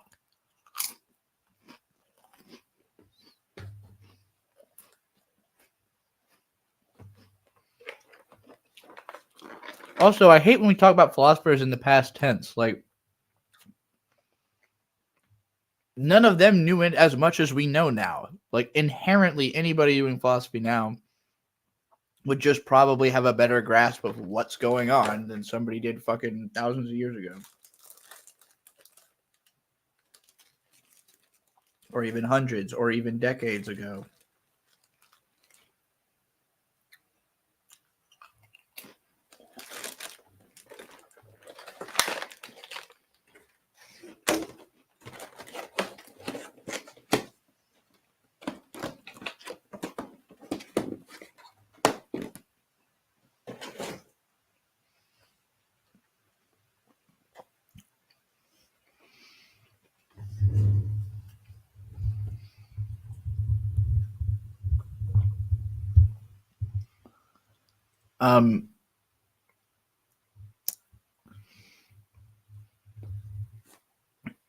I think it's interesting, June, that you seem almost incapable of giving up on the idea of me reading philosophy, no matter how much protest I give. Like, I feel like I must not be convincing enough or something, because I feel like I've used every combination of words that means you're never going to get me to read philosophy that I could think of.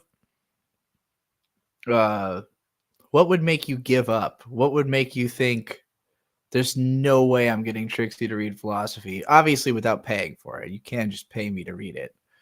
But like me doing it of my own accord, like I'm 33 and I've had the opportunity to read philosophy since I've known about it at 14. I at any point could have read all that stuff. And I have actively chosen against it at every turn, You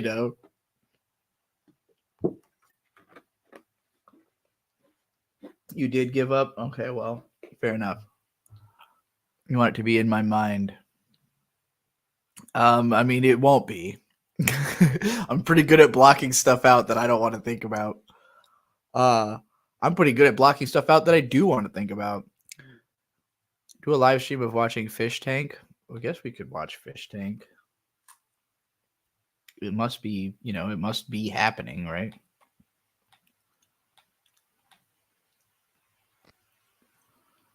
I don't want a season pass.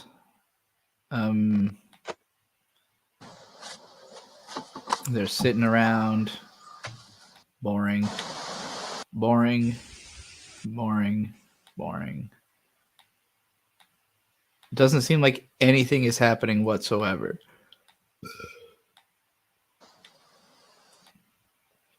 Morning. Morning.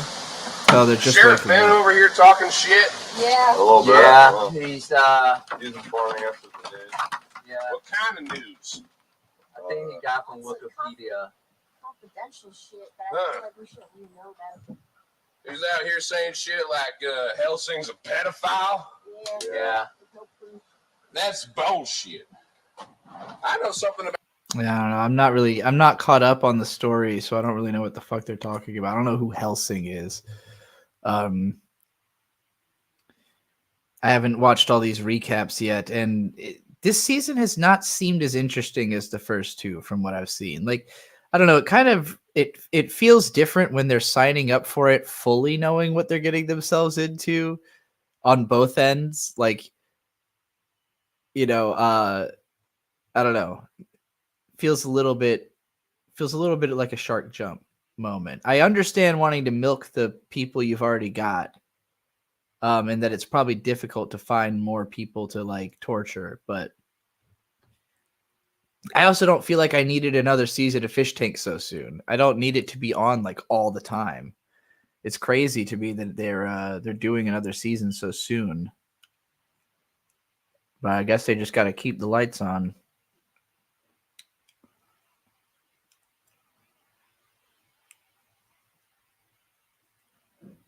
Or maybe they just needed to keep all those people like in their pocket, like keep them all busy. I don't know.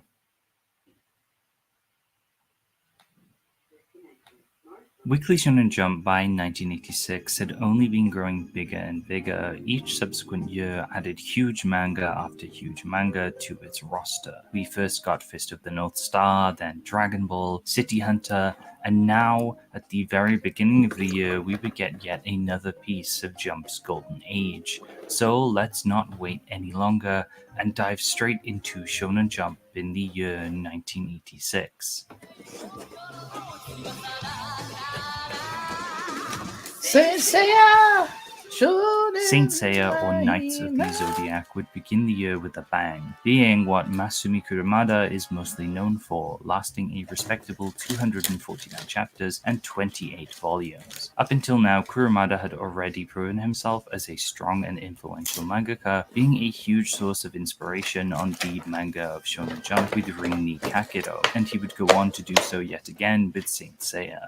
Battle manga in the magazine at this point relied on martial arts with the occasional flashier technique, like in Fist of the North Star or Dragon Ball. Things that were possibly inspired by Kurumada's earlier work, but come Saint Seiya, Kurumada would take things to the next level. The saints in Saint Seiya utilize powerful cloth artifacts to awaken and utilize their Cosmo, a unique power bestowed upon them by the goddess Athena, used to protect her.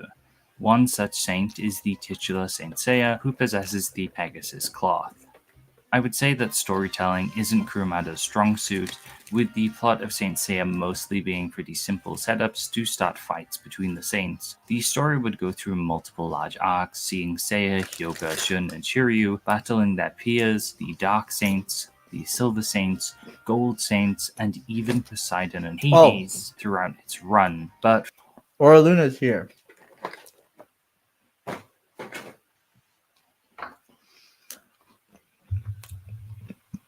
Don't you dare worry, Orluna.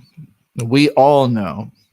Everyone on the entire stream knows about the fact that you sent these screen caps and videos. Because I showed all this earlier. But I've just been waiting for you to show up. In this video... so we could watch this shit. And thank you for the uploaded clips also. I do believe I showed those off as well. We are going to look at the English version files of Atashinchi, another family-based animated sitcom beloved in its home country of Japan. We'll be going over its English dub, many subtitled versions, and its feature in the English-speaking world. And stay tuned, because I have info on one release that I haven't seen documented anywhere online. First, what is Atashinchi? Much like America, Japan has a love of the animated family sitcom genre. These are just a few examples, but America has The Simpsons, Family Guy, and Bob's Burgers, and Japan has Sazai-san, Chibi Maruko-chan, and the topic of today's video, Atashinchi. The series stars the Tachibanas, a family of 4 that lives in Nishi, Tokyo. An average high school girl named Mikan, a laid-back middle school boy named Yuzuhiko, and the nameless parents, the father being a soft-spoken salaryman, and the mother being a hard-working housewife. Typical tales of the Tachibanas go over the everyday happenings for the family, from Mikan being picky about how a lunch is packed to the family deciding how to use electricity without tripping the breaker. Compared to its contemporaries such as Crayon Shin-chan with its 5-year-old star that loves to pull down his pants, and Chibi Maruko-chan, which is perpetually set in 1974, Atashinchi differentiates itself by being ordinary. That simplistic charm, though, has helped the series amass millions of fans around the world. Atashinchi began in 1994 as a short-form manga created by Eiko Keda and co-produced by her husband Shinji Ueda and published in the newspaper Yomiuri Shimbun. The manga ran for almost 18 years, and during that time became an animated series. The Atashinchi anime adaptation was headed by Shine Animation. That name may ring a bell for some, as the studio is also known for producing the anime versions of Doraemon and Crayon Shin-chan. Atashinchi had a second anime called Shin Atashinchi that ran from 2015 to 2016, giving the Tachibana family even more fresh content. More recently, the author launched a sequel manga in 2019 titled Atashinchi Super, and a short web series recently debuted to celebrate the manga's 30th anniversary. And what better anime of the season time to cover this topic? Today, we're going to see how this Japanese family of 4 fared in the English-speaking world. Has Atashinchi snagged so much as a semblance of success, or have they been as overlooked as other Japanese family sitcoms? Let's find out today as we look at the English version files of Atashinchi.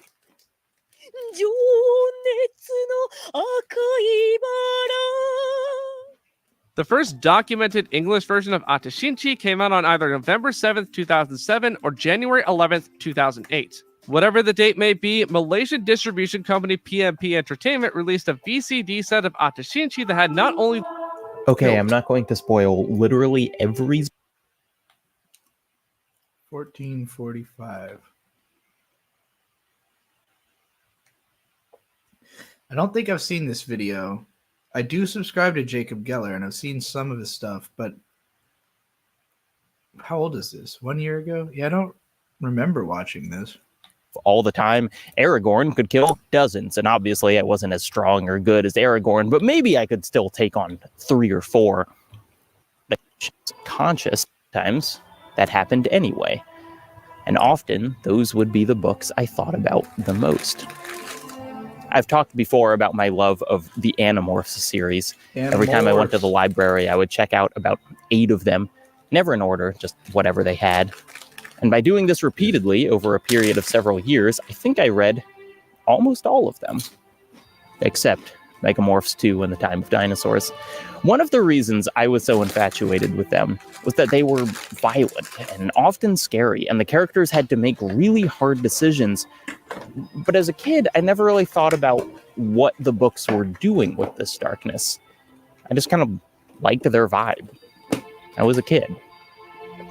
I bring up Animorphs because it's good as hell, but also because in the present, we have the rare treat of the author acknowledging the darkness and explaining its purpose, all without ruining the thing. After the finale of the series, she wrote this letter, which I've very slightly paraphrased. Animorphs spoilers, I guess?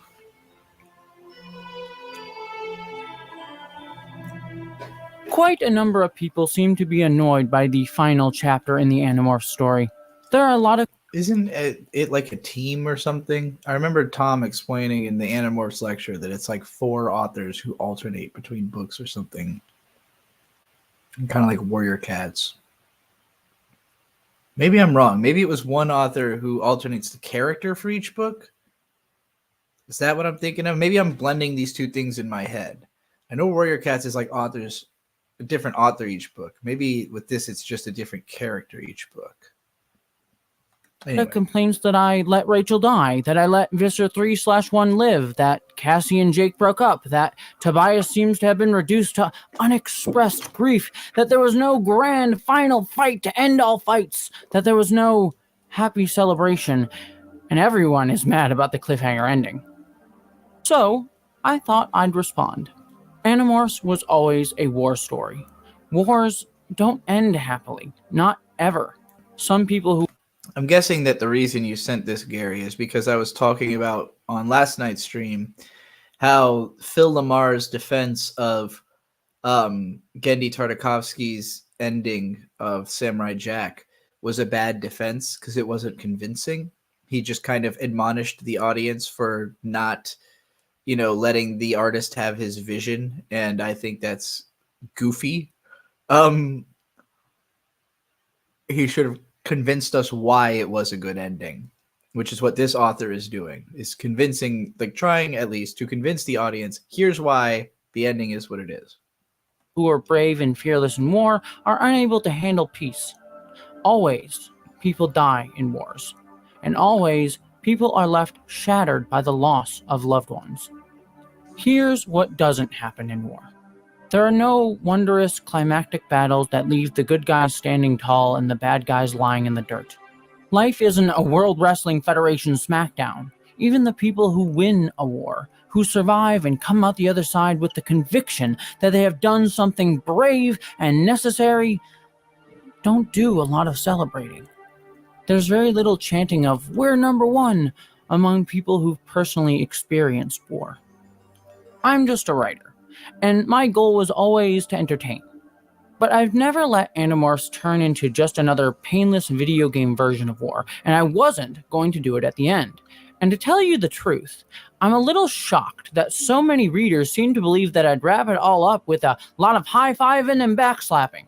Wars very often end, sad to say, just as ours did, with a nearly seamless transition to another war. So, you didn't like the way our little fictional war came out. You don't like Rachel dead and Tobias shattered and Jake guilt-ridden.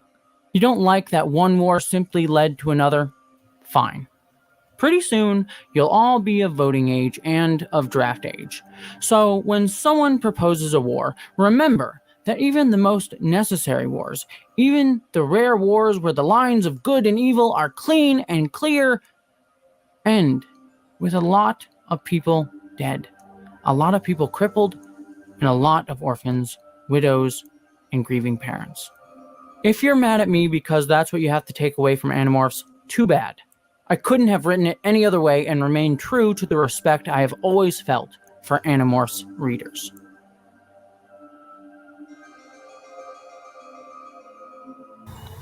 Yeah, see, that's a display of conviction.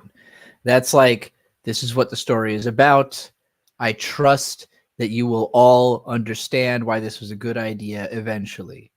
Maybe you don't like it now, but that's the point, and eventually you're going to sit with that feeling and it's going to come to speak to you, That's what was needed if they were going to try to sell the ending of Samurai Jack. Sounds like Gendy apologized for it, so I guess ultimately Phil was wrong and Gendy did think it kind of sucked. That's how you defend your controversial ending right there. Oh boy. Okay. Oh yeah, I was playing this video. If you want to know everything about the history of Shonen Jump, I highly recommend subscribing to Trenton Art. This channel doesn't have a ton of subs yet, but they put out pretty consistent content, and all of it is like in-depth history of Shonen Jump, going back all the way through its whole history.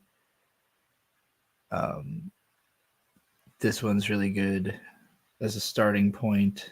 The beginnings of Shonen Jump, 1968-69, and then you can literally go through year. Well, it's not literally year by year. Okay, well, hold on, wait. There's 1970. 71, 72, 73 to 75, 76 to 77, 78 to 79, 80, 81, 82, 83, 84, 85, 86. So yeah, they've made it through up through 1986 from 1968. So you can learn a substantial amount of Shonen Jump history watching this channel. Highly recommended. And you know, it's an ongoing project. Obviously, it's far from the present. There's lots of like interim videos just to talk about specific stuff, canceled stuff, one shots, stuff like that. You should also be subscribed to Lucario and Coco, which is that one Lucario fans clips channel, which has seemingly become completely dedicated to me. So that's cool. Let's see. I'm sure other things may end up posted here. You know, the essential scenes from Moe Tan. There's a Kinnikuman review here. I didn't know there was a Gon anime. I didn't know about this at all. But yeah, anyway, you can see my reaction to a couple of Lily Orchard videos and a That Anime Snob video. I'm sure more will end up here as people keep paying me to react to these things. Trixie Clipsy, as it's now called. Trixie Clipsy. I see why you did that. It's for search algorithm reasons. Brilliant. I was wondering why you changed the name to Trixie Clipsy. As soon as I did that search just now, it became incredibly apparent. Yeah, Trixie Clipsy. Here's us ripping on Dr. Disrespect's defenders and on Dr. Disrespect himself. James Somerton's terrible video on Utena.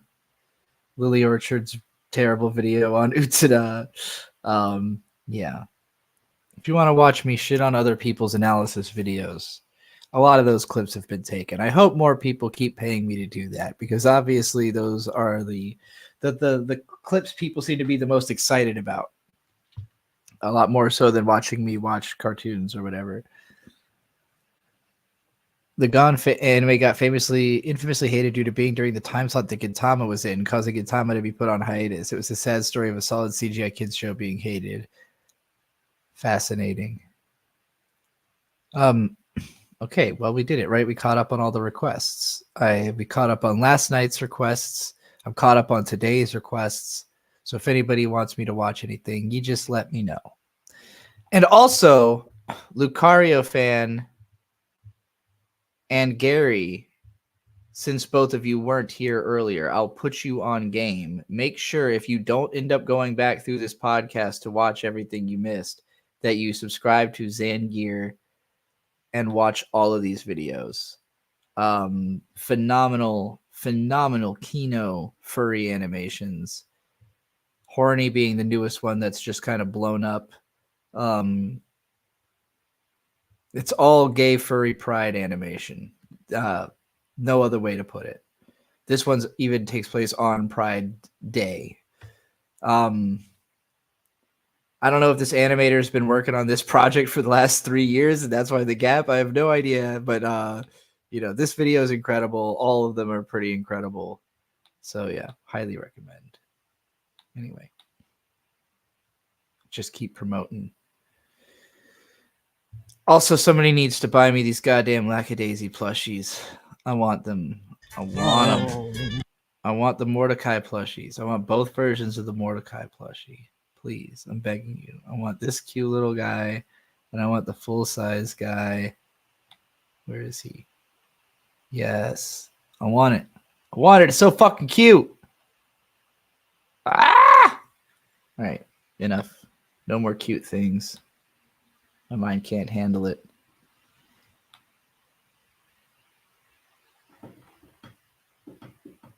I can watch the video that you sent me on Twitter. Okay. What video did you send me on Twitter?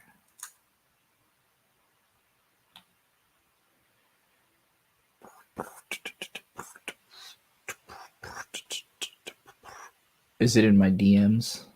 Okay, I see. 사무라이 내가 사무라이 내가 Agora começou a lacração.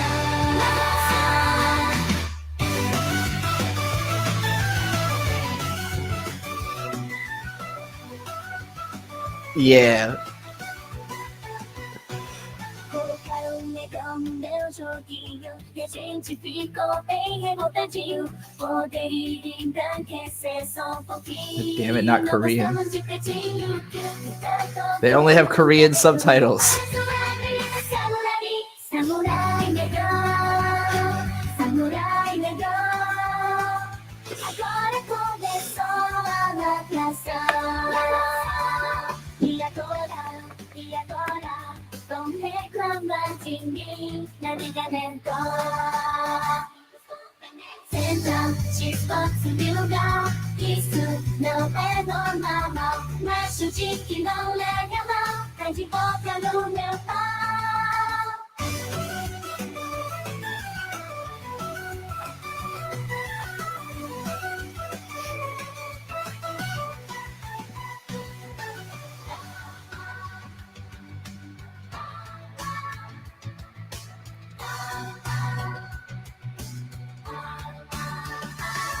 Se não é normal, macho de que não lega mal. Macho tá de boca no meu pau.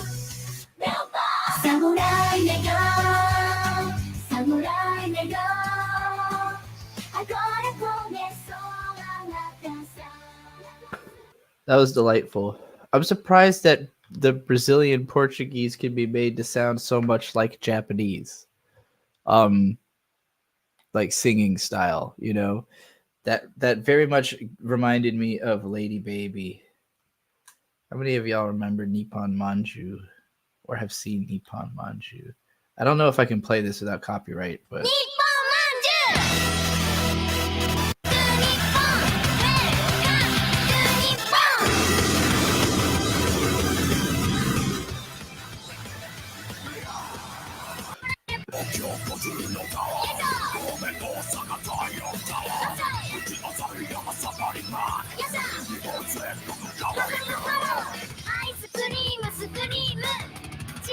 okay, enough of that. Too cute. Asui,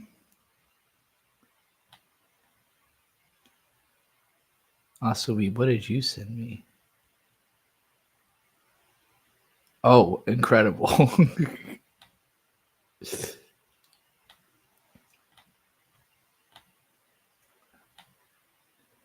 Okay. Oh, I didn't mean to close that entirely. What should we do now, y'all? What should we do, gang? I've still got like a solid hour I could be live streaming for. I've knocked out. I explained the title of the live stream, so I've got a good rant in. I got some reactions. I finished off explaining what I was trying to explain yesterday. I've got a couple other rant topics I could go through, but I feel like these could be their own. This could be its own other stream.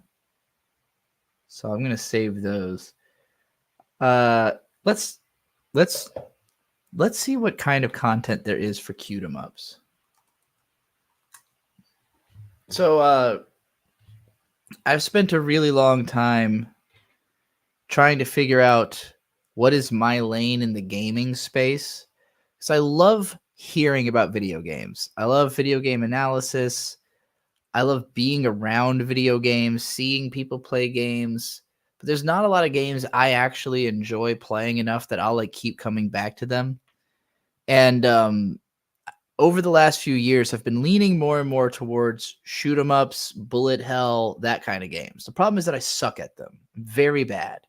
And I mostly like the cute ones, and even those are usually really fucking hard. But lately I've been finding more like beginner cute 'em ups and like stuff that doesn't have as much consequence for failure, games that are kind of like training you to play the more advanced games, you know? And so I feel like I could become a cute 'em up expert, specifically just cute 'em ups.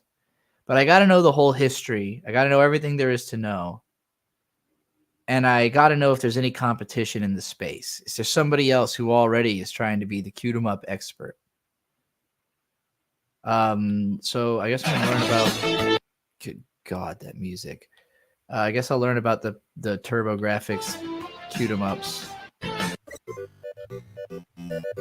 Okay, or Dynamo. Looks kind of generic. Hey, Space Fantasy Zone. So this is intriguing. It plays like what's it called? Forever Cotton, something like that. One of the Cotton games plays like this that I just recently bought on Switch, and I thought this would be a lot like more weird to actually play than it is, but it actually feels surprisingly natural to play in this style. So I would definitely play Space Fantasy Zone. This looks kind of not fun. I will play probably all the Twin Bee games. Parodius also is obvious. Air Zonk.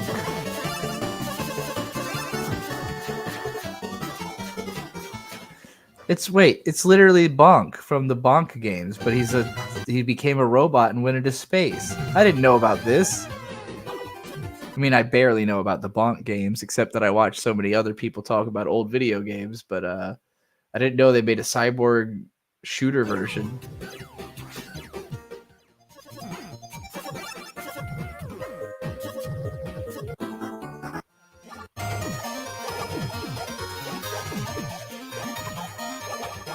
Okay, so I don't know if Magical Chase is related to Magical Poppin'. I think those are two similar games. This obviously looks fucking adorable, though. I'll definitely play this. Especially because it's got a witch. Another thing I've come to realize, I don't know why, but the cute 'em up genre has maybe the highest proportion of witch characters of any genre I've seen. You've got Cotton, you've got the girl from Magical Chase, you've got Hazelnut Hex for a newer game, Bullet Witch, which isn't like a bullet hell shooter, but is a shooter game. There's a lot of shooter games, cutesy shooter games with witches. Have sent money. Oh boy. Where? How? When? What? You sent it straight to me, straight to my face. Money straight up my face. Money going up my nose, money coming out my eyes and ears. It says I've got $3 in my How did it get there though? How did you do this? Here we go. From June. Check DM from Pocky on X. Okay, I can do that. Okay, let's find out what's happening here. Pocky. Like Pocky and Rocky with Becky. Does that count as a cute 'em up, you think? Oh. Arts. Okay. Okay, well, I love this. He's a fucking hamburger man. This is fucking awesome. I love this. The bottom bun is his pants. The top bun is like hair / like a helmet. Kind of like kind of feels like a Pokemon that would know headbutt, like type of a head.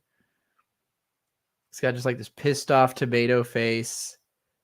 The lettuce is like a badass scarf, and the meat is the torso. Yeah, this is brilliant. I absolutely adore this character design.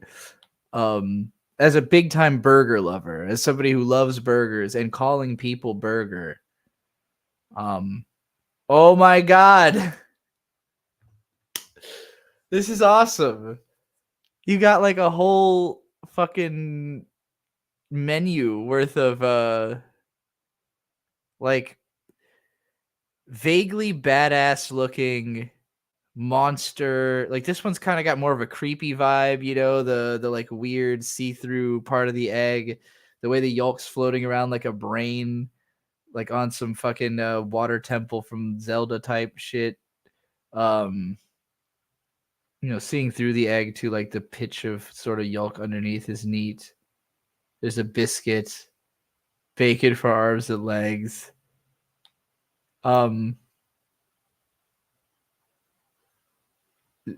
Yeah, I really like those. And then I guess this is a fucking like warped blueberry guy, and this looks like a heart to me. I'm guessing it's supposed to be cherries, like, or yeah, is this like a fucked up cherry man?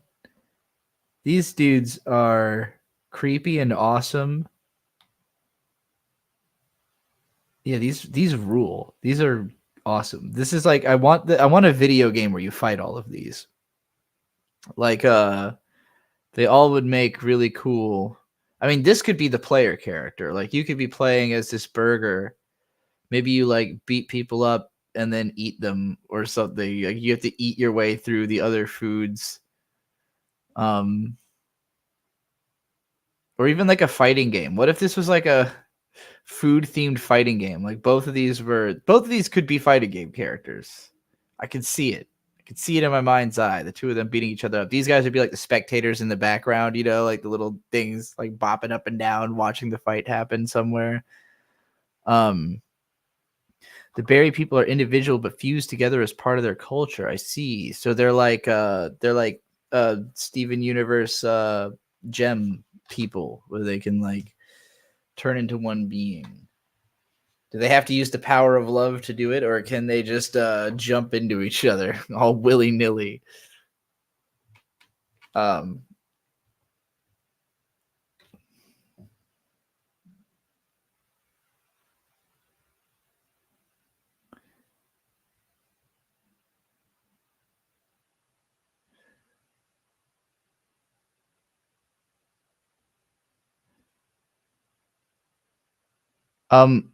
The Fane, do witches have to be women? Is that like a rule somewhere? Is there a reason you cannot be a boy witch? We've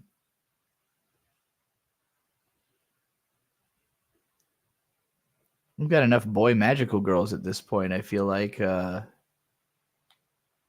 Why not?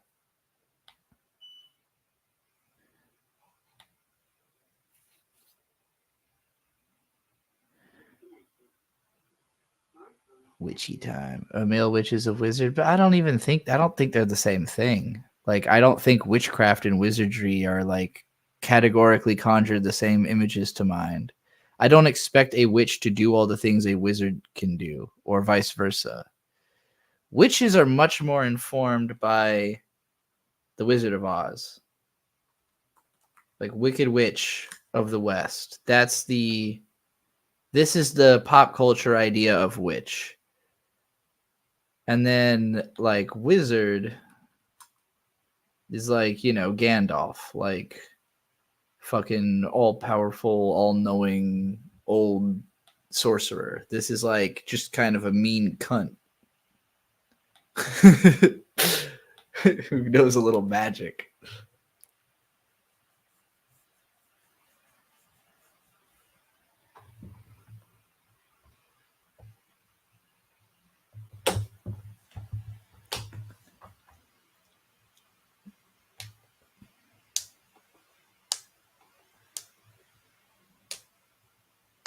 Flip Witch has a boy witch. Ooh, what is that? I've never heard of Flip Witch.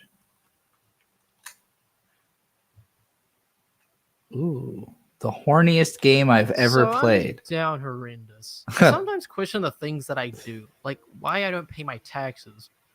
6-6. Now there's a string, but people, you found Jim with with the good things I have to say about this game. Starting with the gameplay. So it looks awesome. It looks like Momodora, or timing jumps with each but time sexy. You flip. This makes flipping come in handy in a lot of. Oh, I see. Key angel wings give you the ability to triple jump. Mermaid scales give you the ability to pass through waterfalls, which, if you ask, Thorn does, but it's in the game. Oh, so that's what it does. Can I? This doesn't look like it's at all the horniest game anybody should have ever. It doesn't look horny enough to be anyone's horniest game they've ever your played. Last save point in the matter of like 3 seconds. Is this from the same people who made fucking Wings of V? Because this looks like Wings of V. That game was harder than fuck. I could not get very far into it. Forbidden Sex Hex. What a title. God damn it.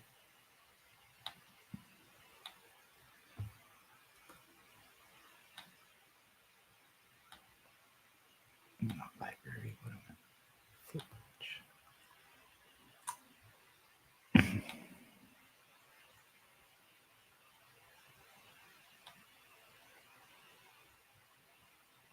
Looks like they just did Flipwitch. Oh, what is this? What is this furry sex game?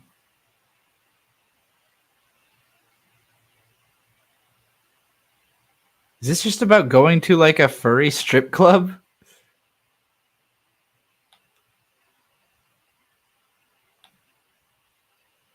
I mean, the girls are hot. They all kind of look like hot versions of the Star Fox girl. It's got a demo. It's literally just seems to be about going to a strip club full of furries. That's pretty funny.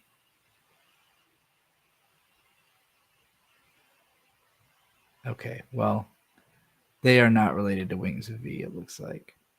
But it's got a similar kind of feel to it.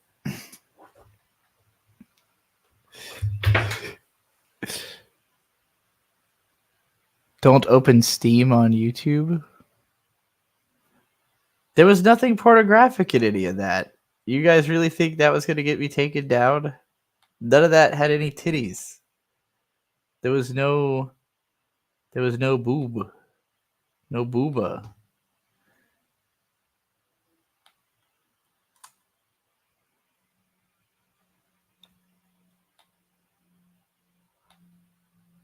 I might have gotten close. Well, you know. I don't know how this channel's still up. I feel like I've done everything in my power to make it not, but it's still there somehow. Despite it all. My YouTube channel is the anti-spiral of my life. It exists to constantly give me hope and then take that hope away. So it can never truly be gone because then I would just move on. But it has to be there. And June sent me more money. Okay, let me see this. All right, for rant request in chat. All right, rant request in chat. Let's see here. What's the most out there conspiracy you believe in? Reptile people, Bill Gates did COVID, Bush did 9/11, MK Ultra is still in effect. I don't believe that any conspiracy you would have heard about that much without it being proven true could be true. Like it either...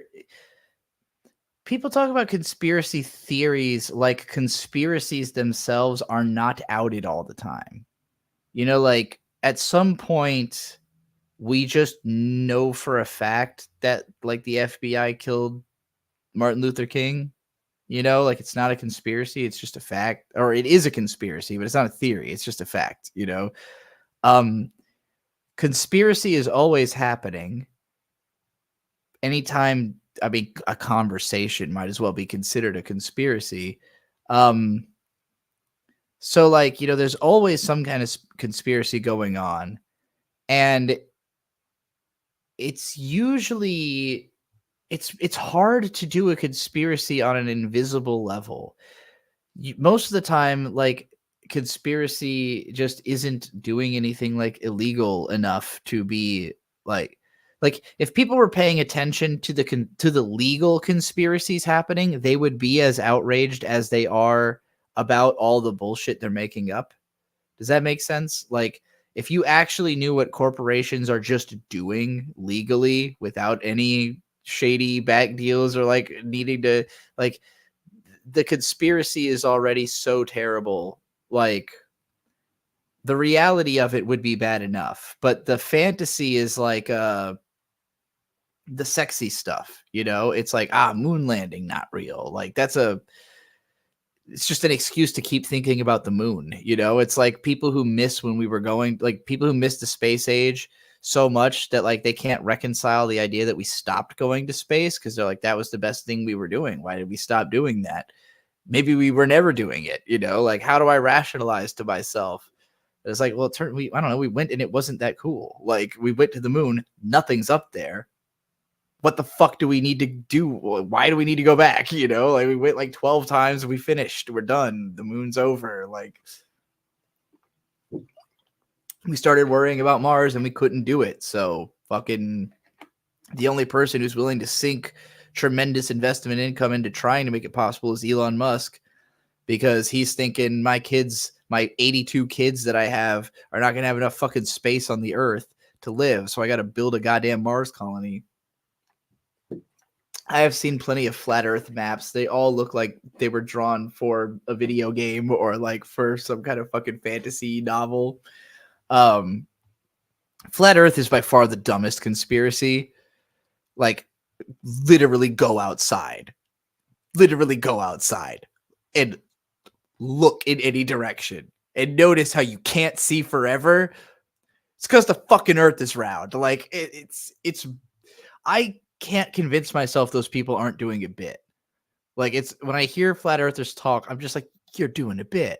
You're definitely, like, you are so committed to fucking with people, you've disappeared into a vacuum of like incomprehensibility. I almost respect it. It's a commitment I could never have to pretending to be wrong about something, you know? How can you know if you haven't gone up in space? You can just fucking literally, you can't see very far. Like, human beings can't see. I've driven a lot of open road, you know, so it's like you can see where the curvature of the earth just kind of makes it so no longer can you see any farther, you know? And then like you're driving and then, hey, here comes the top of a mountain. Oh, hey, here comes the rest of the mountain over the sky, over the horizon. It's like, it's very easy to watch the earth be round, you know? It actually seems pretty asinine to have not thought of it. Like, people act like it's something that was discovered. I think most people just knew. Like, I think there was a period of time where people started trying to say the earth was flat because they wanted to control the information. And then somebody else had to go prove that those people are idiots for the sake of everyone who knew the obvious fact. Like, you know, nobody ever felt the need to write down, by the way, the earth is round, because like, who the fuck would dispute that? Until somebody did, and they went, all right, I guess we gotta prove the earth is round, you know. I don't know, shoot a gun and see what happens to the, but yeah, it's so easy. It's so easy to notice that the earth is not flat.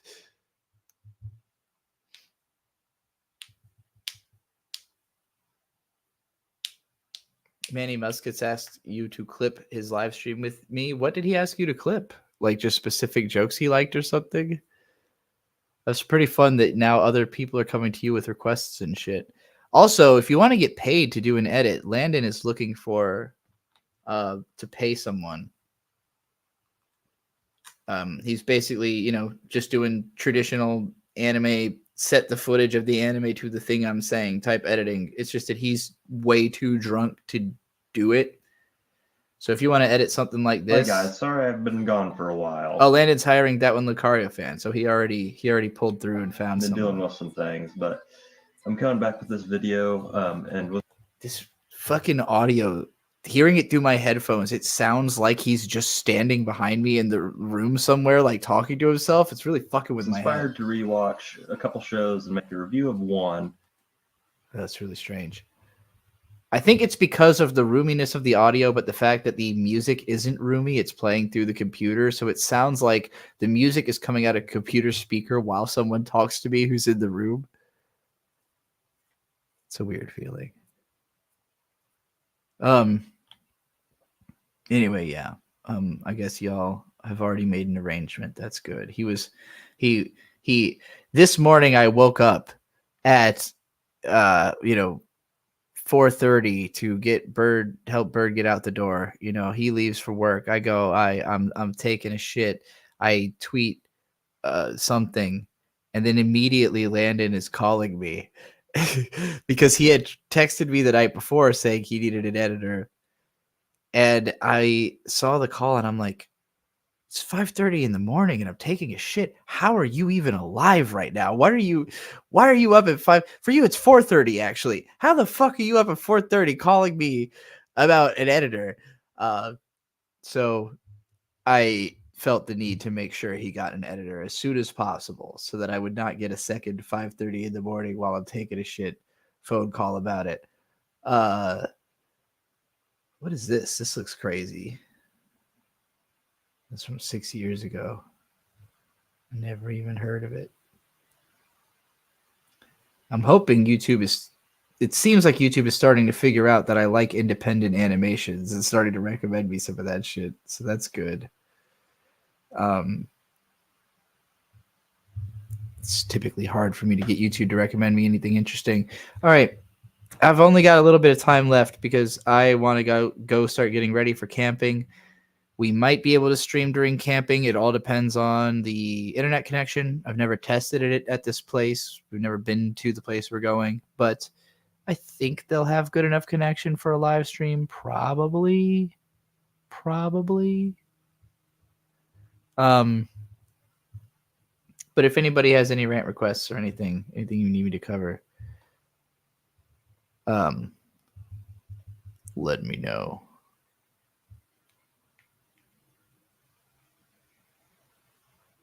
June says no. Rob Scallon is BPD1. I don't even know who this person is. I have never heard of them.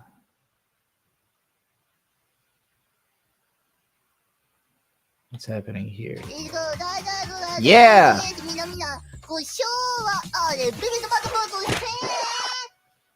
Wait, why am I not subscribed to too many snaps? What? ビビッとバッとブーとしたブドビタッチ変身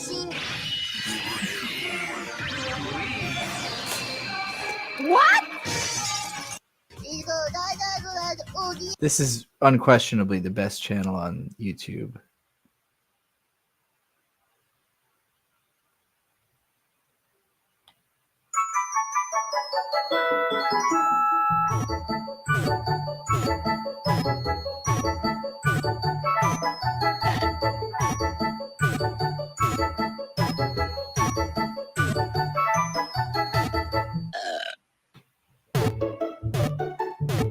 Enough Pokemons.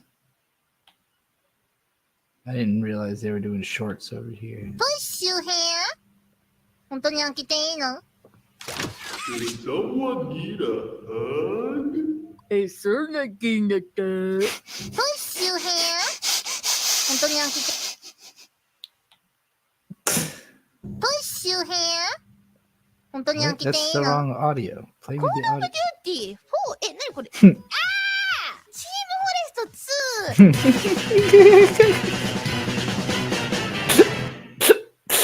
Call of Duty 4. え、なにこれ? Oh my god, this channel is so fucking good. No, give me the... God damn it. Red Reception. You do not want to mess with me.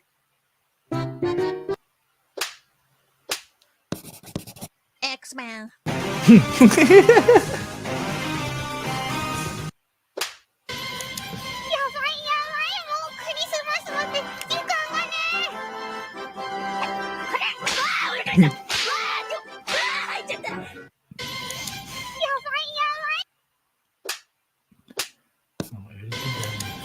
Oh, I guess I've seen them all. Damn. So fucking good. This is way better than actually watching VTubers. I highly agree. I mean, we can all watch Beef PC again. え、そのさ、ポルタトちょっと待って、なんていうのその、ポル Hey guys! What? ポルテト What? Potato PC, thank you. Potato PC, thank you.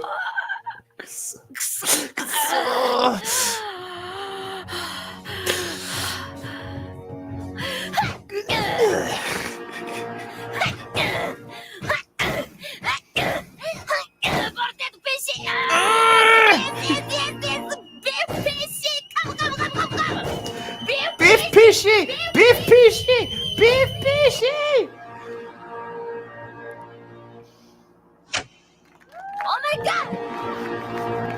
No hungry!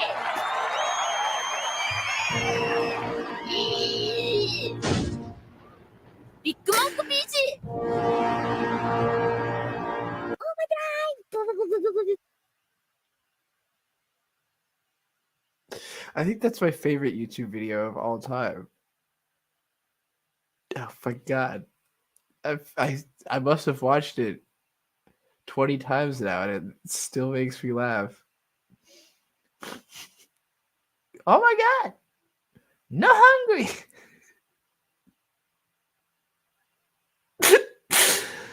Oh, Jesus Christ. You're gonna become a pumpkin now. Oh my god, you're right, Yellow and Red. Are humans not themselves beef PCs? No, huh?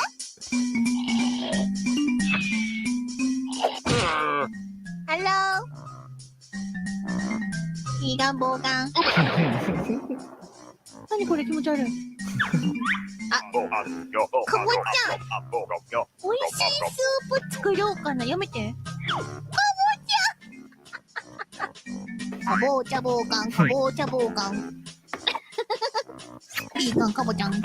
パンプキンボーカン。見て！なんか分かってきた、分かってきたよ、みんな。分かってきた。ああ！分かってきた。えI am the great mighty Pooh, and I'm going to throw my shit at you. Have I seen Dry Run by Felix Colgrave? I don't think so.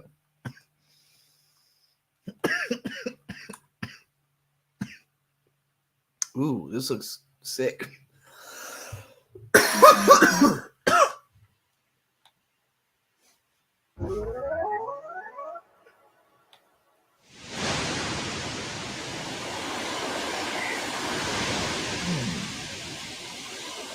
Interesting, the way the drops fall. I've never seen that done that way.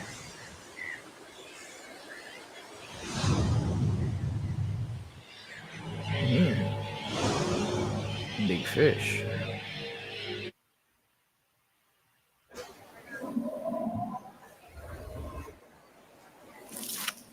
Oh, it's like a magical koi fish.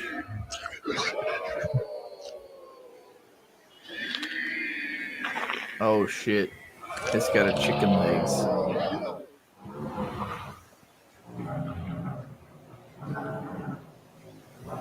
Something very Spirited Away about this to me.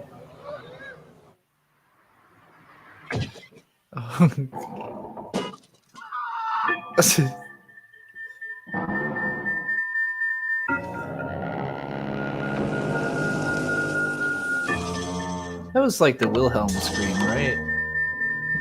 It's definitely a familiar scream.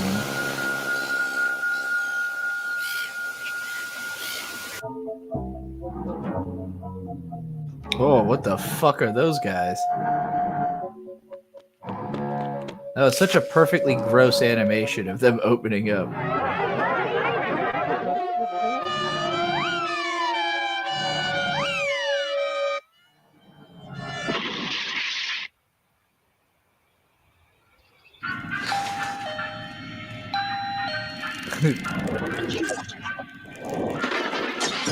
Raid the fridge.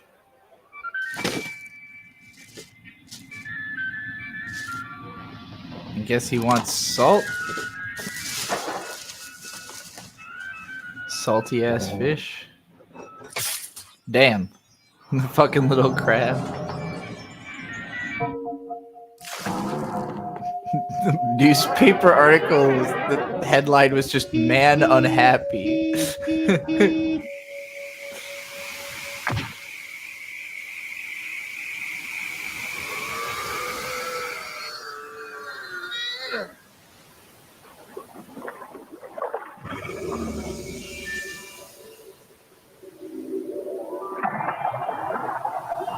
Did the humans actually contribute anything to that fish moving, or was it just slowly walking itself along? What the fuck did it need all that shit for? Fringe just immediately dies. That was weird. In terms of being a meta commentary about humanity or something, the best I could come up with is that it's like a metaphor for like a billionaire showing up on your block.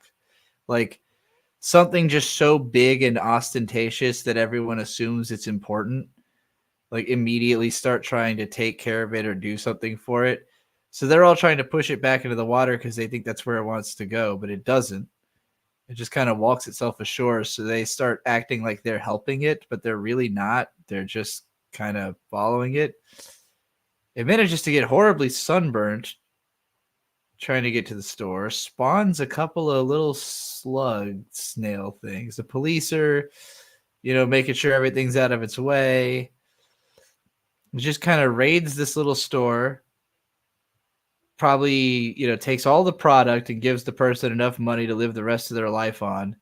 And then assumably does nothing with most of that product. Just simply walks into the ocean with it and lets it float up and kill some wildlife. Yeah, I can't think of much else that this could represent other than like a billionaire coming to town, pollution in vacation towns. Yeah, okay. For sure I could see that. Because being that I live in a vacation town or did for a lot of growing up, Virginia Beach is, for being a very safe place, very trashy. Like this part, if you were going down any kind of stretch of road where there's there's not like houses there, just like woods or whatever, there's just gonna be tons of trash in the road. The Atlantic Ocean is a disgusting place. Smacking bugs with the windshields while driving and thinking nothing of it. I always think of it. I think, wow, I'm killing a lot of bugs today.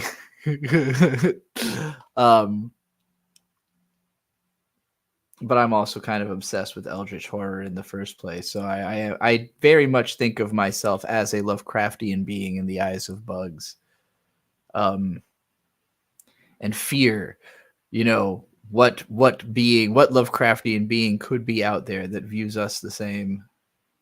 Look up a picture of Felix Colgrave. Okay. It's like a really cool. Oh. Nice. Very clean beard. You're sure this isn't Smooth McGroove? I'm pretty sure that's just Smooth McGroove.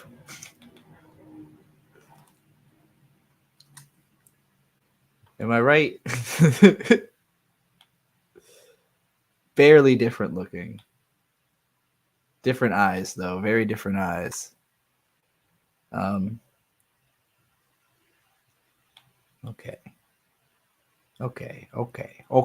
Anybody else got anything they want me to check out or anything that they think I should talk about? I've got a few things I've listed here.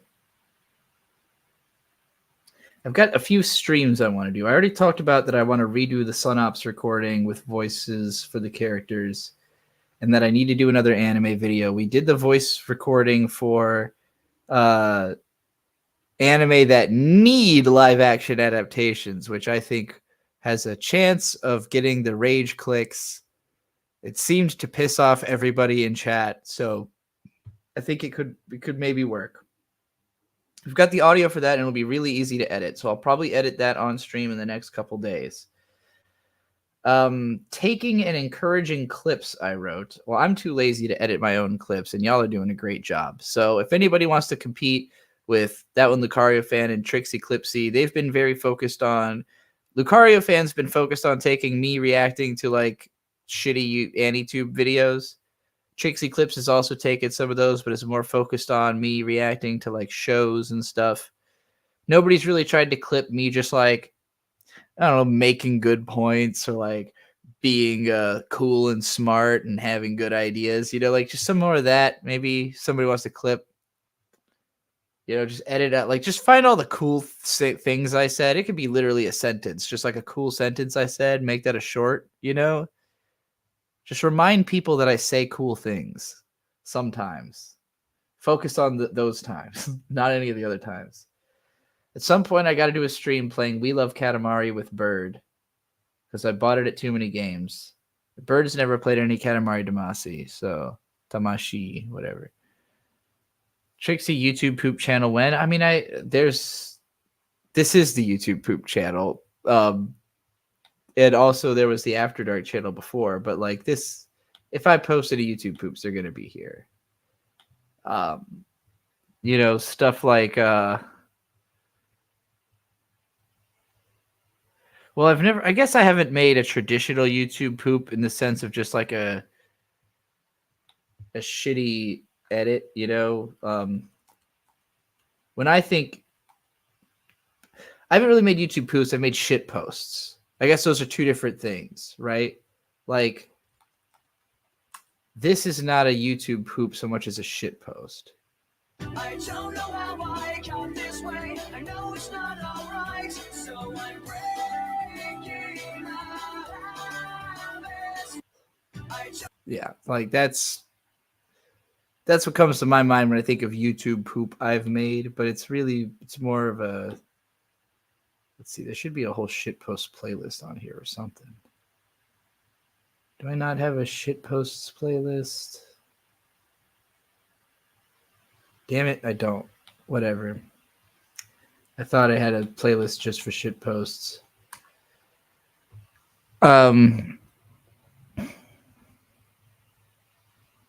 Yeah, I've never done like a Kajito-kun style YouTube poop.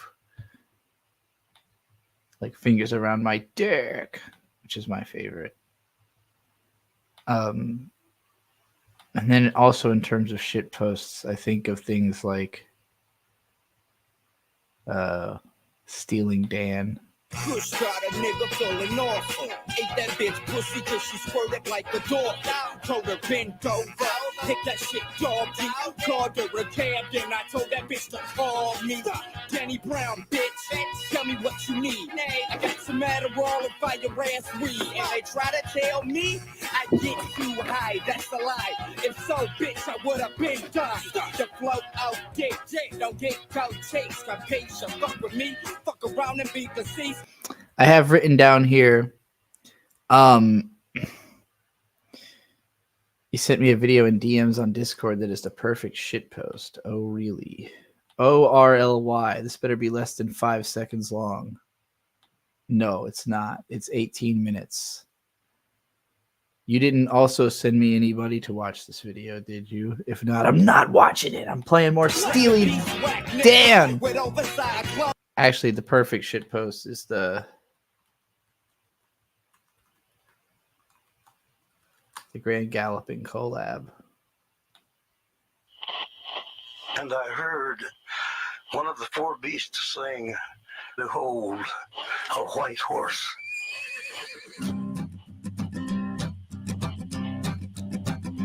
There's a golden chicken reaching down when the man comes around. Hear the trumpets, hear the pipers. Anyway, I have written down here I have to do a stream called the Secretly Interesting stream, which is going to be where I take calls. Like, I'm going to let anybody, I guess, who's watching the stream call in and talk to me about stuff. But we're not going to tell anybody that that's what the stream is. It's just going to be called the Secretly Interesting stream. You all know. Nobody else will know. It's secretly interesting. Anyway, and I also want to do a show about Cute-em-ups, and especially on the Nintendo Switch, because I bought a bunch of Cute-em-ups on the Nintendo Switch. Have I been banning people? No, I haven't banned or blocked one single person. As a matter of fact, after I unbanned and unblocked everybody, nobody said anything. Not one single person left a comment who had been previously banned or blocked. I suspect most people just haven't found out or never cared in the first place. or just know it would happen again. Let's see what comments have come lately that I haven't read yet. K-On! Is one of the very few pieces of media that actually made me cry. Seeing the friend group be torn apart just by graduating high school is just a bittersweet heartbreak, all topped off with a personal song from Yui to Azusa. I think you meant Azusa. That she'll be the one to keep the club going is probably the best ending you could have possibly gave this series. So that's a great comment. Wait a second. You're Jewish? Did I say that? I don't remember saying anything about being Jewish in here.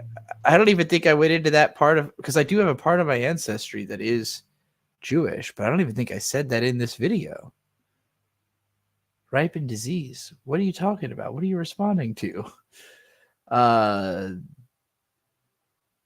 Trixie, can you remind me the name of that one AniTuber who does something similar to the anime alphabet? He also reviews anime reviews. I have no idea who they're talking about. Any of you could think of an AniTuber who does something similar to... No, this person is not like a newcomer. I've seen the name Ripened Disease before. This isn't like somebody randomly showing up to be like, make some weird, edgy joke. This person thinks I'm Jewish. I just don't know. I don't remember saying anything about that in that video. I do have Jewish heritage. I just don't remember talking about it in the video. Is it the AniTube Digest thing? Probably. They're probably talking about shaves. You're right. And what they mean by similar to anime alphabet is actually funny, if they mean what I think they mean. Because Shaves did the expedition of the Anime Encyclopedia, which was this massive project of reading and reacting to every article, entry in this book called the Anime Encyclopedia, mostly for the sake of ripping it to shreds, for the sake of eventually making a video just dissecting the book and its incredible level of wrongness, which I highly recommend if you haven't seen from Caribou-kun. I read the entire Anime Encyclopedia twice. This is a phenomenal video. I don't know why I don't have a like on it already. Probably because it's an hour and 20 minutes and I would have forgotten that I hadn't already done it by the end. But yeah, this is a thorough rebuke of this massive encyclopedia and all of its editions. So yeah, they're probably talking about Caribou-kun. I should probably respond to them in the actual comment text and not just in the live stream that they're not watching right now.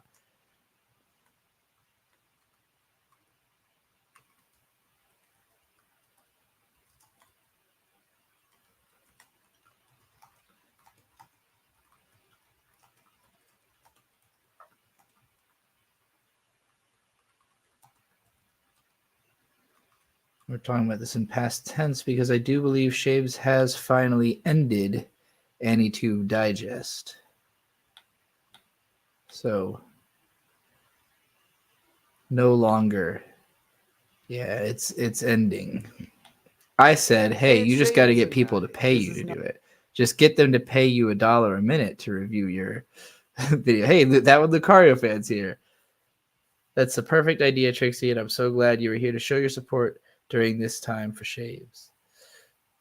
Hey, it's because Shaves is good at what he does. Okay, if no one else has any other requests and we're done looking at the comments, then I think I can go ahead and end this stream. I might see you all later tonight at camp. If I can get a stream running at camp, I probably can. Does that mean you got to pay me $18 to react to gold? Dang. Yeah, that's how it works. That's how the stream is. I can't go watch the stuff that I don't get paid to watch unless it's something that I absolutely don't think I will get paid to watch. Which luckily I know plenty of stuff that I enjoy watching that I could just throw on and have a time with if I'm out of things to rant about. But this has been a nearly 5-hour live stream. I think we've covered enough ground. I think this has been fine. All right. Maybe see you later, everybody, or maybe see you tomorrow. I don't know. We'll see what happens. Goodbye.